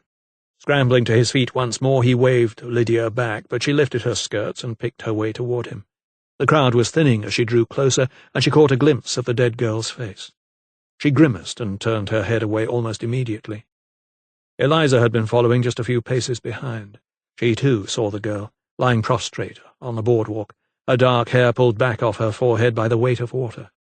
Only she did not grimace and turn away. She stared at her in horror, before letting out a terrible wail. "No!" she screamed, and she flung herself forward. Cradling the girl's head in her hands, she cried, "Agnes! No!" Chapter 22. The Oxford Chapel in De Vere Street was but a 5-minute walk from Seymour Street. Shortly before the appointed hour of 10 o'clock, a carriage carrying Thomas, Lydia, and Eliza drew up outside the church. All three of them remained inside, watching and waiting for the maid, too tense to talk. Now and again a deep sob took hold of Eliza at the memory of her dead sister, and she shook like a rag poppet. Lydia placed a comforting arm around her, although she, too, was fighting back her own tears. It had been agreed not to reveal the news of Agnes's death to the maid, Maddie, until she had divulged the information she deemed so important. The light was almost gone, but the glow of the street lamps illuminated the church steps where 3 beggars huddled in the Doric porch. A young couple strolled past, followed by an older man with a limp. A landau rattled along and off toward Oxford Street. The clock struck 10, but the thoroughfare was deserted. "She's not coming," said Lydia. Thomas remained calm. "She will come," he told her. "We must be patient." A stray mongrel trotted into view, cocked its leg on the corner of a pillar, and went on its way. It was then that Thomas spotted a rustling in the bushes next to the church. A slight figure, its head bent, emerged from the shadows and mounted the steps. "There she is," he said softly. "I shall go first, then signal to you both." Gently, and without wishing to draw attention to his presence, he opened the carriage door and made his way up the steps of the church. He could see the young woman clearly now as she stood in the weak pool of light cast by a lantern in the porch. She wore a brown hooded cape that half covered her face, casting her freckled nose in shadow. She stood her ground as Thomas approached. "Good evening, miss," said Thomas, touching his tricorn respectfully. The maid gave a short curtsy. "Sir," she replied, "there is something you wish to tell me about Agnes Appleton?" She looked about her in a circumspect manner. First, I need to know why you want to find her. Thomas understood the maid's wish to protect Agnes from any unwanted attentions. "That is simple," he replied. "I have here Agnes's sister and the mother of the boy in her charge. They are both anxious to know what has become of them." He spun round and gave the signal for Lydia and Eliza to approach. The girl also turned to see the coachman helping the two women alight from the carriage. At the sight of the lady and her maid, Maddie's eyes narrowed as she studied them both closely, her eyes darting from Eliza to Lydia. "She spoke of her sister," she said softly, her look set on Eliza. "There is much likeness, sir," she added, shaking her head. "So you knew Agnes?" Thomas knew he had to tread carefully with his questions. She was risking her own livelihood by meeting them. "Yes, sir," replied the maid, watching mistress and maid mount the steps toward them. As they drew level, he could see the girl was scrutinizing their faces closely. "You have Agnes's mouth," she said, addressing Eliza, but it was to Lydia that she directed her most forthright remarks. "The likeness!" she exclaimed as she studied her. "Likeness to whom?" intervened Thomas. "To Master Richard, of course," replied the maid. "The same eyes, the same hair." At her words, Lydia could control her emotions no longer. She rushed forward and grasped the maid's hands. "Do you know where he is? Please tell me." Thomas put his arms about Lydia's shoulders and gently drew her away from the girl, who was shocked and overwhelmed by her reaction. "Her ladyship has not seen her son for 6 years," Thomas explained. Maddie composed herself. "I was told Mr. Crick was a widower, and that Master Rich and his nursemaid, that were Agnes, would be staying with us for a while. All I know is Agnes was a good friend to me, sir, and when my mistress turned her and the boy out of the house, it were a bad day." "How long ago was that?" pressed Thomas. The maid lifted a finger to her freckled face in thought. "More than a year ago, sir. That's why I was fair taken by surprise when she came the other day." Thomas and Lydia shot glances at each other. "You saw Agnes recently?" asked the doctor. "Why, yes, sir. Came to the house. In a right state she were. Looked all wan, she did." "Do you know why? Was my son with her?" Lydia was growing more agitated. The maid shook her head. "No, madam," she replied, delving into the folds of her cape. "But she did leave me this." In her small hand she clutched a folded piece of paper. "Agnes asked me to see that Master Richard got it." She held the letter on the palm of her hand for a moment, tantalizingly close to Lydia. Thomas was afraid she might snatch it, but she did not. Under the boy's name we could make out an address. "We will see that it is delivered safely to Master Richard," Thomas assured her. He held out his hand slowly to receive the letter. For a second the maid paused, shook her head and withdrew the letter back into the folds of the cape. "Agnes said I was only to give it to him if something bad happened to her." Thomas stiffened, but his expression gave him away. The maid's eyes darted to Lydia's, then Eliza's. "She's in trouble, isn't she?" The colour was draining away from her dappled cheeks as she spoke. Thomas nodded. "I'm afraid so." "Dead?" Although none of them replied immediately, Eliza's tears that suddenly welled up and broke forth spoke volumes. The maid shook her head. "Did she?" "They pulled her body from the river this morning," answered Thomas. Raising her eyes heavenward, the girl sighed deeply and retrieved the letter. "I was afraid she might do something like that," she murmured, handing Thomas the missive. "Maybe this will tell you why." As soon as she saw her son's name written on the paper, Lydia's hands had flown to her face. "He's alive!" she had exclaimed. "He must be!" But her joy was tempered when next she read the address. Care of Mr. Benjamin Fawkes, Chimney Sweep, Bermondsey. The letter remained unopened on Lydia's lap on the journey back to Holland Street. She stared at it as if it were some talisman that was mesmerizing her. It was not until they were all seated around the table in the dining room that Thomas handed her the paper knife to break the seal. With a trembling hand, Lydia took the knife, but could not bring herself to slice through the red wax. She fumbled for the moment, then dropped the knife, sending it clattering on the table. Thomas retrieved it, and without ceremony slit the seal and unfolded the paper to reveal a page of script written in a light hand. He cleared his throat and began to read out loud. "My dear Richard, if this letter ever reaches you, I will be long gone. I know that I did a terrible thing giving you over to Mr. Fawkes, but God gave me no choice. We had no food, nowhere to live, and so at least I thought you might stand a better chance. Your father, God rest his soul, had promised to give us enough money to live off before he died. But there was none, and so I was forced to give you away. I am hoping you can find it in your heart to forgive me, and that you grow to be a healthy and happy young man. Always remember me as your loving nurse, Agnes. Thomas looked up to see tears rolling down Eliza's cheeks. Her mistress put a comforting arm around her, even though she too was close to breaking down. Lydia gazed expressionless into the distance. "He is a pipe boy," she said softly. "She sold him to a sweep." Thomas looked up at her. "He is alive," he cried. "Richard is alive." At least for the time being, he thought to himself. So many pipe boys only lasted a few months. If they did not die stuck up a chimney, a fatal respiratory disease or testicular cancer would finish many of them off.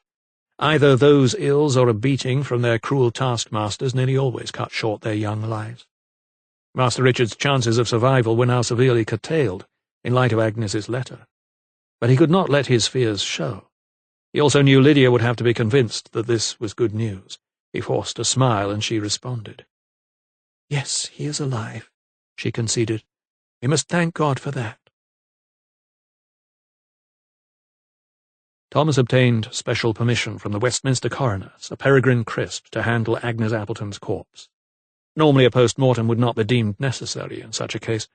Londoners were as used to seeing bodies dragged out of the Thames as they were teeth in a barber's shop, but Thomas had promised Eliza that her sister would receive a decent burial and would not be consigned to a pauper's grave, or, worse still, buried at a crossroads, the fate accorded to most suicides.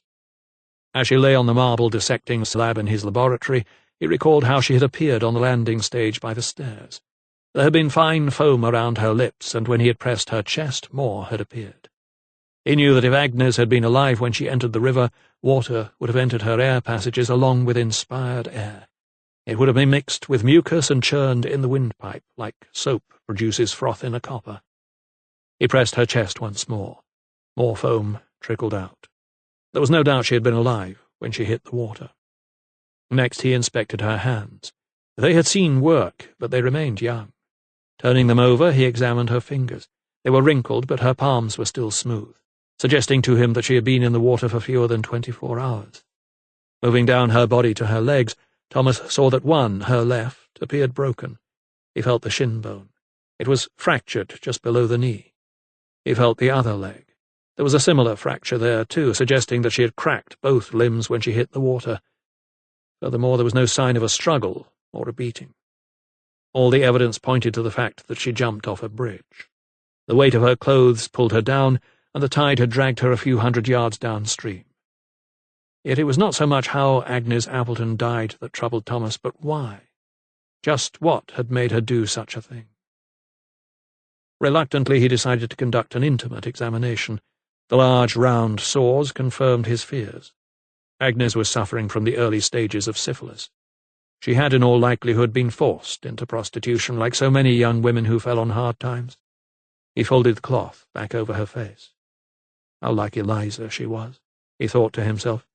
But the body was beginning to turn in the heat, and there was no time for sentimentality. It was growing late, and he found Lydia sitting alone in the drawing-room, staring forlornly at the topaz earring the woman at the workhouse in Hungerford had given her. "We shall look for this Mr. Fawkes first thing tomorrow," he assured her, settling himself beside her. "We will find Richard." Chapter 23. Death was beginning to visit the parish of Brandwick so regularly that the Reverend Lightfoot rarely left the church during what few hours of daylight there were.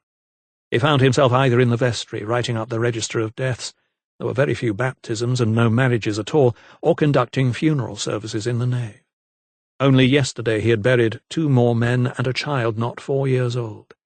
Joseph Makepeace had asked for an extra pair of hands to help him turn the graveyard sods. In fact, the vicar was coming to regard funerals as rather mundane. They were neither celebrations of lives lived well nor mournful services for those tragically cut short in their prime. They were mere formalities. He looked at the miniature of Margaret that he kept on his desk in the study. How he missed her guiding hand in everything he did. He still found himself asking for her opinion on matters, then turning to find no one there.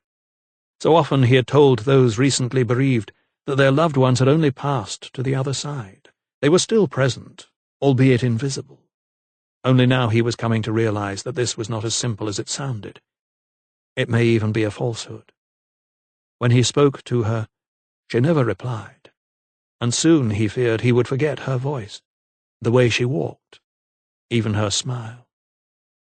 The son's angry face had been screened behind the fog yet again, so he had worked by candlelight.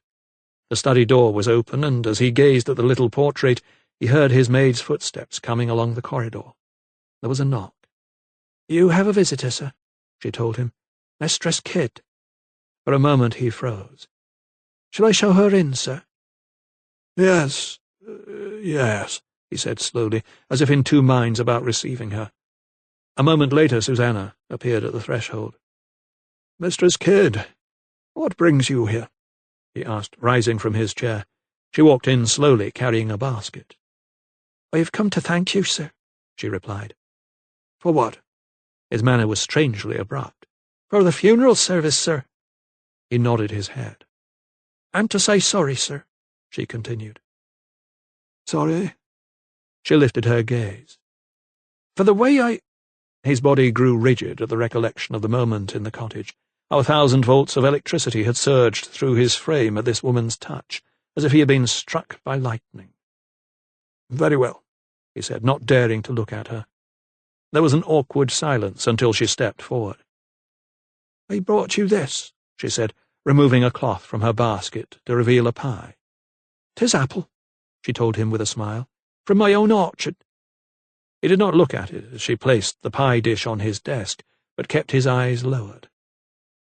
"Thank you," he said. Another difficult pause followed before the widow took her leave. "I'd best be on my way, sir," she told him, giving a shallow curtsy. "Very well," he said. Then he instructed the maid. "Show Mistress Kidd out, if you please." The girl did as she was told, bade the visitor a good day, and returned to the study. "Is there anything else you need, sir?" The vicar shook his head. "No, thank you," he replied. But just as she was heading toward the door again, he called her back. "There is one more thing." "Yes, sir." He pointed to the apple pie on his desk. "Take that, and feed it to the pigs."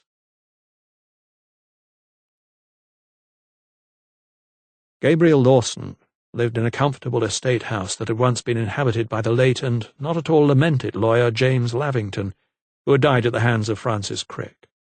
It lay overlooking Plover's Lake on the Bourton estate. He had been given a small staff and a reasonable living, even though he found it necessary to supplement his income by other means on occasion. His gambling habits were proving a little costly, and he had resorted to what he called borrowing a few pounds a month from the estate's accounts to cover his expenses. That evening he had poured himself a brandy and was sitting by the fire awaiting his supper when there was a knock. A moment later his housekeeper appeared and exhorted him to come to the back door. There stood Ned Perkins in the half-light of a murky evening. He was fingering his hat and looking troubled. "What is it?" asked Lawson. "Sorry to bother you, sir, but I thought you needed to know he's back." Lawson sighed. "The knife grinder?" The foreman nodded sheepishly. "He be talking to the men now by the threshing barns. Stirring things, he is." Without a word Lawson brushed past Perkins and marched over to the stables. Saddling up his horse, he rode out of the yard. "I'll soon put paid to that troublemaker," he said, galloping off toward the barns about a mile down the track. The steward found Joshua Pike standing on a bale of hay, addressing at least 20 men. The light was dim, and a few carried flaming torches. Lawson could see some of their faces in the half-glow, men like Jack Bard and Tim Blackwell, men who were good workers. He was disturbed that they had allowed their heads to be turned by this rabble-rouser. Even more worrying was the fact that here were others, too, whom he did not recognize. Strangers, workers from nearby estates, he guessed. As he approached, he could hear some of Pike's words. "Every day this poison fog lingers, you are risking your lives. And for what?" he cried. his arm rising and falling as he spoke. Some of the men cried, "Aye!" in response. He was confident, belligerent, confrontational in his manner. If he wanted a fight, Gabriel Lawson told himself, he was ready for one. Skirting round the crowd, he guided his horse up to the bale where Pike was standing and loomed over him. Yet instead of falling silent, the young man, without bothering to look at the steward, pointed at him and cried out, "See! You are not free, man!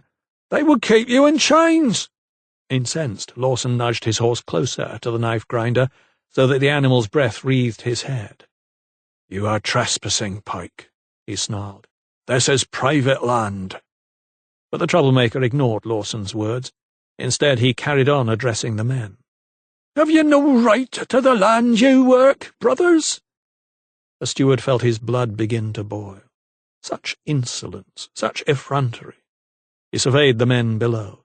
Some of them had directed their gaze toward him. Bard and Blackwell and a few others wore worried frowns. They started to retreat into the shadows. Seeing their wavering, Lawson decided to take advantage.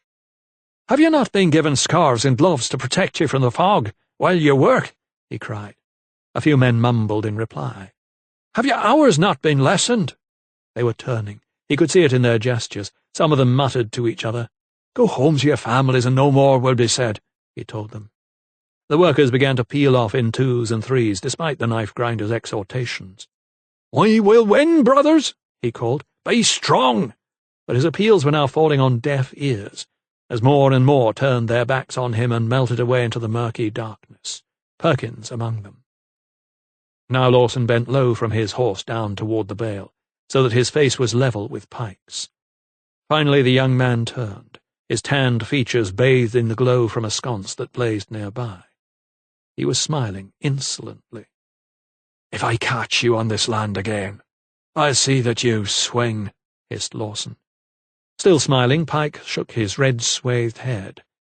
"Your men may give you no choice," he said. "If this fog kills many more, you'll have to up their wages." Lawson was minded to wipe the brazen smirk from his face with the back of his hand, but he restrained himself. The law was on his side. "Get out of my sight and never come back here again," he growled through clenched teeth. The knife-grinder nodded, but he knew he had scored another small victory.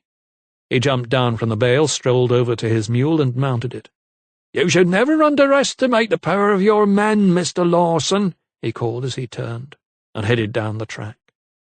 The steward shook his fist at him as he watched the mule carrying this thorn in his side back down the lane. That was the problem, he told himself. He knew only too well the sort of things his men were capable of. Chapter 24. In the early hours of the next morning, the deadly fog rolled into London. It came from the north and curled east up the Thames, so that by 7 o'clock not a brig nor a bark could move from the wharfs. The temperature dropped like a stone, and all sound was muffled by the pillow of poison that pressed down on the city. As soon as Thomas woke, he knew it had come. He did not need to look out of the window. He could smell it on the air, the dry, clawing stench that was so familiar and so deadly. Dressing hurriedly, he went to wake Lydia. "'Tis here. The fog is here," he told her, as she rubbed her sleepy eyes. Walking over to the shutters, he pulled them open to reveal the slate-grey mist clinging to the panes. "We need to return to Bourton." She sat up in bed, her hair tamed by a ribbon. "But Richard—" "What about Richard?" she protested. "We cannot continue our search in the fog, my love," he told her, sitting down beside her on the bed. "All London will be paralyzed. We could be stuck here for days, if not weeks, if we do not head back today." A look of despair scudded across her face. She knew what Thomas said was right, but she still clung to the hope that Richard was alive and close by. "Promise me we will return as soon as we can," she pressed him. Thomas met her glare. "I give you my word," he said, pulling her toward him. She nuzzled her head in his shoulder. "I know I am needed on the estate." Thomas stroked her hair. In such a time of need, her place, he agreed, was at Bourton.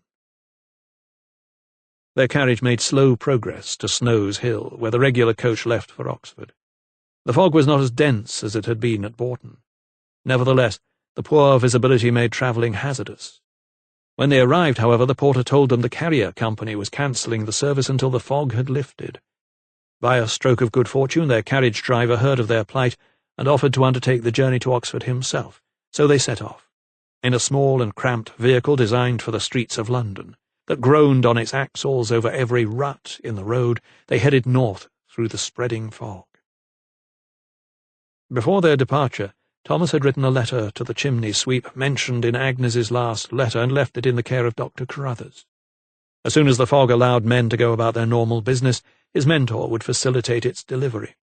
Just what the sweep's reaction would be was anyone's guess, but Thomas hoped that he would be able to return to the capital very soon to negotiate with Mr. Fawkes in person. That was, of course, if he was not too late already. But they were still no closer to fathoming the identity of this mysterious clerk who preempted their every move. Always seemingly one step ahead of them, he may well have already approached the sweep. Thomas looked across at Lydia as her body swayed with the movement of the carriage. She smiled weakly at him. Her skin was pale and her eyes red-rimmed from both the stinging mist and from crying. Now that the fog had hit London, returning to Bourton was the best course of action, he told himself, even though what they might find on their arrival still filled him with dread. In all probability, the cloud still lingered, and there may well be many more struck down, their lungs burning from the sulphur. Yes, the sooner he could get back to the estate, he assured himself, the better it would be for everyone concerned. The carriage clattered into Oxford in the early evening. All the way along the road from London the air had been murky, but it had only slowed their journey a little. Thomas had never been happier to see the pepper-pot dome on the top of Christ Church College. The fog that had previously obscured the haze had been greatly dispersed during their absence. They spent a reasonable night at the Black Horse and set off for Bourton the next morning in relatively good spirits. The cloud had lifted to the rounded tops of the hills to reveal that everywhere the once green leaves on the trees were now scorched and withered. The pasture land, too, was brown and parched. They took in the harrowing scene in silence, until Lydia spotted something strange. "What are those men doing?" she said, pointing out of the carriage window. Thomas leaned over to see. A human chain, spaced a few yards apart, was walking in a line from the top of one of the hills.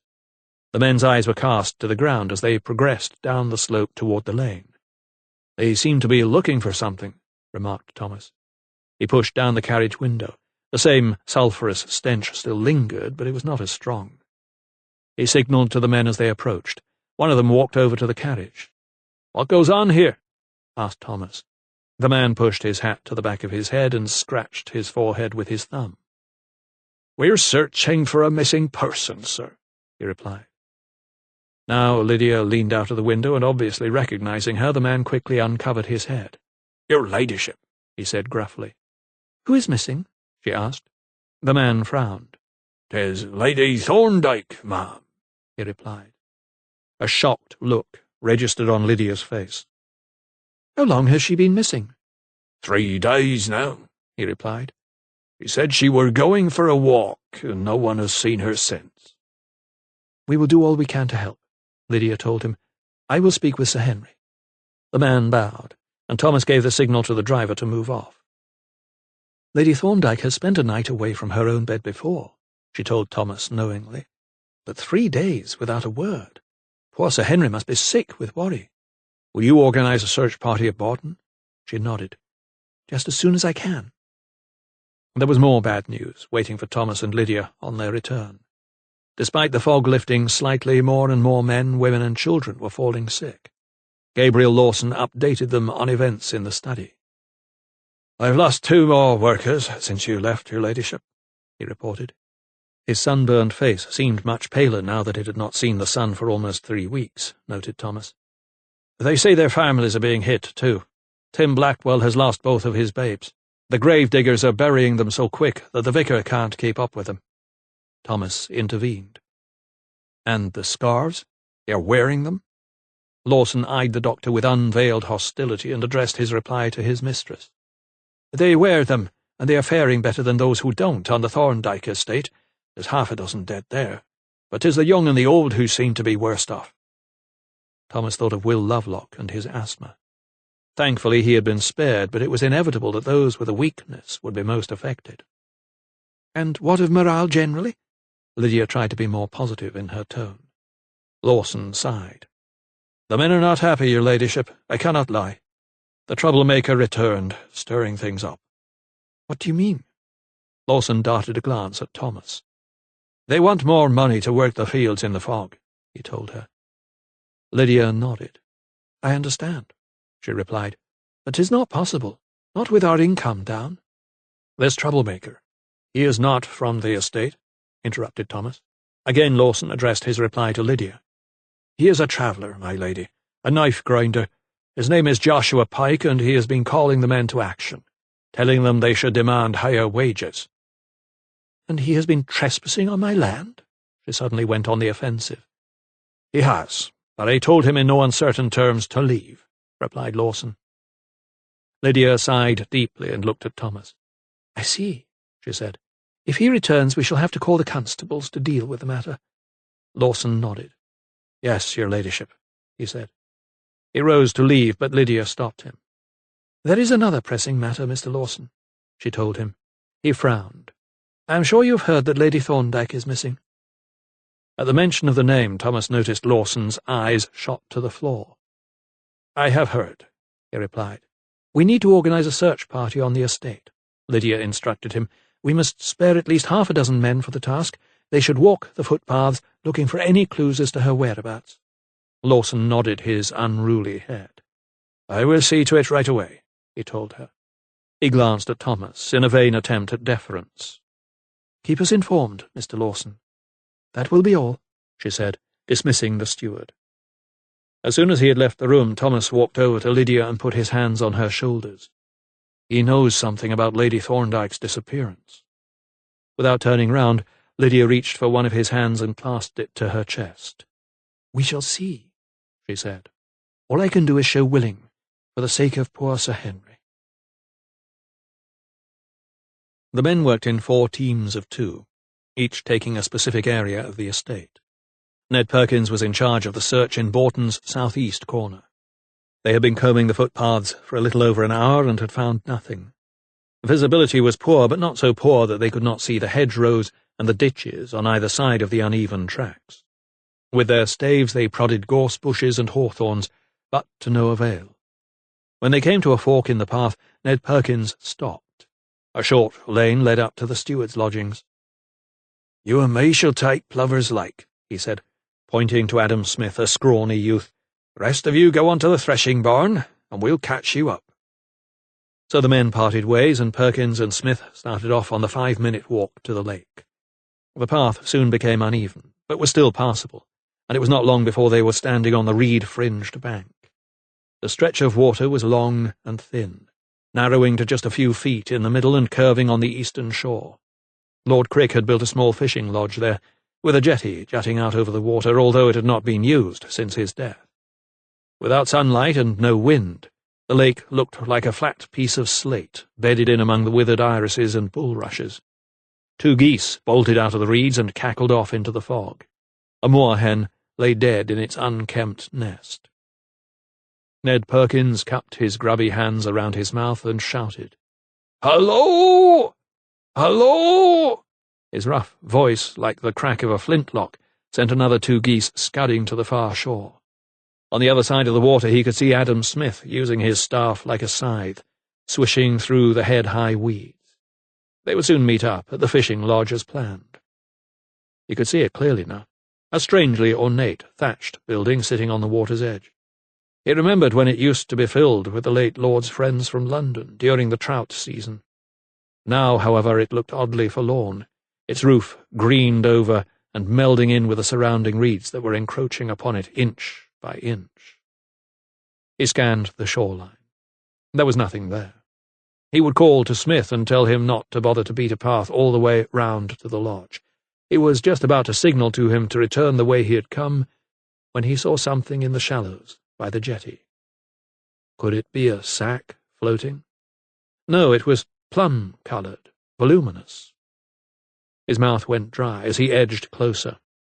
It was then that he saw the red hair swirling on the surface, the long tresses of a woman, and he knew he had found Lady Thorndyke. Chapter 25. Thomas arrived on the scene in under an hour. Perkins and Smith had dragged the body from the water, and the younger man had run to call help. The doctor rode over to the lake on horseback after instructing Lovelock to bring a covered cart. He also sent word to Sir Theodosius, the Oxford coroner, who needed to be informed of the death. Lydia was given the unenviable task of telling Sir Henry. Perkins sat a few feet away from the corpse on the bank, looking out onto the lake. The foreman looked as grey as the flat water. "You have done well," Thomas reassured him. The doctor could tell immediately that the woman in the plum-coloured dress was indeed Lady Thorndyke. She was lying face up. He recognised her striking features, those high cheekbones and the dimple at the centre of her chin. Only now her rouged lips were blue, and her skin as white as alabaster. Tiny nuggets of gravel pitted her nose and forehead, and duckweed flecked her hair.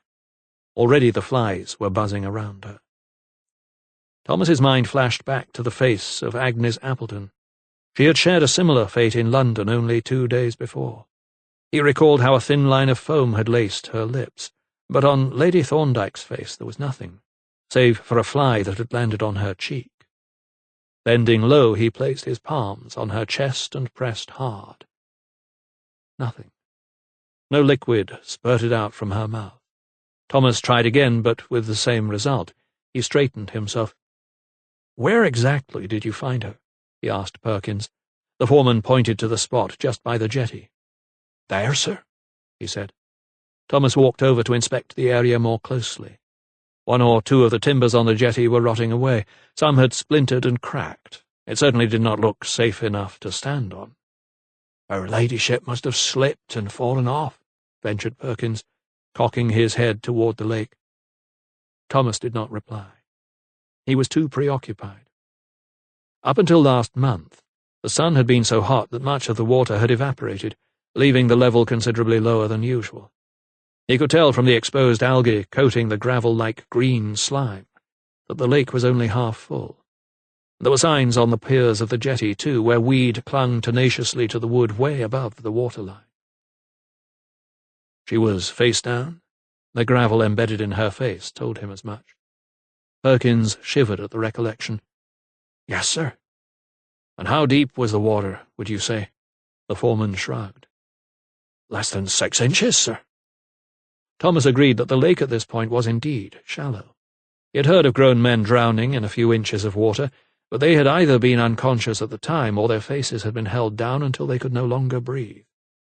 There was, of course, another and, in his opinion, more likely alternative, but he would need to conduct a post-mortem to prove that theory.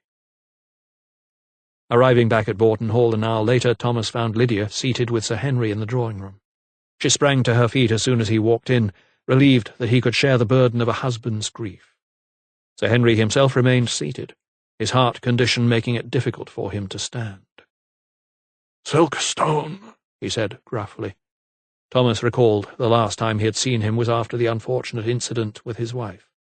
"Yes, sir," he said, bowing. "Please accept my condolences." The old man huffed. "Told her maid she was going for a walk. She must have lost her way in the fog and fallen." His dry lips trembled, and Lydia reached out to him in a gesture of comfort. Thomas nodded, managing to keep his features expressionless. If Sir Henry thought his wife had ventured out in the fog simply to go for a walk, then he was even more deluded than he had feared. At that moment Howard appeared and announced the arrival of the Oxfordshire coroner. Sir Theodosius Pettigrew lumbered grim-faced into the drawing-room and went straight over to Sir Henry, his flabby hand extended. "My dear fellow, this is terrible news," he lamented. "Terrible news! How did it happen?" Sir Henry lifted his head slowly.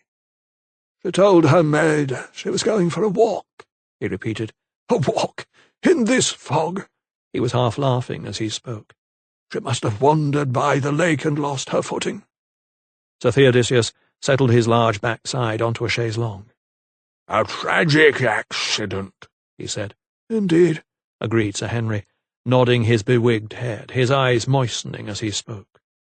Switching round to Thomas, who had just joined him on the seat, the coroner whispered, "Has he formally identified her yet?" The young doctor shook his head. It was an unpleasant duty that needed to be performed, and Sir Theodosius took the lead. Lydia had thoughtfully ordered Lady Thorndyke's body to be laid on a bed in one of the guest rooms upstairs, so that when her husband saw her, it appeared she was merely sleeping. Her hair had been combed, her face washed, and her dress smoothed. Her white hands were clasped on her breast, as if in prayer. Sir Henry heaved himself upstairs with difficulty, and gazed on his wife's face for the last time. "Yes, that is my Julia," he nodded wistfully.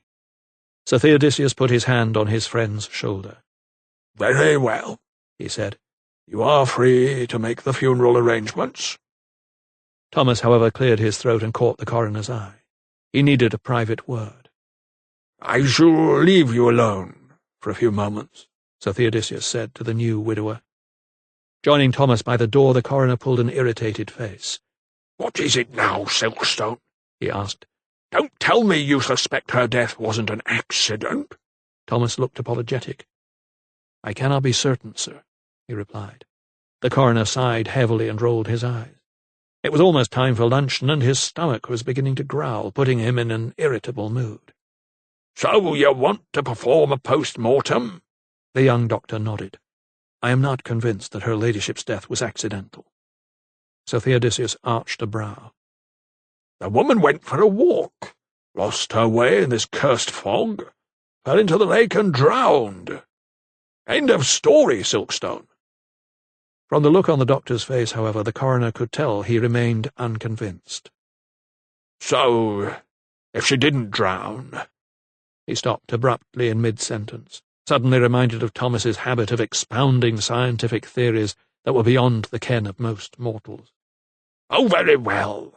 You have my permission to examine the corpse," he said grudgingly. "But put it back as you found it, mind. I do not wish to upset Sir Henry any more than we have to." Chapter 26. The country residence of Sir Montague Malthus lay 3 miles south of Banbury.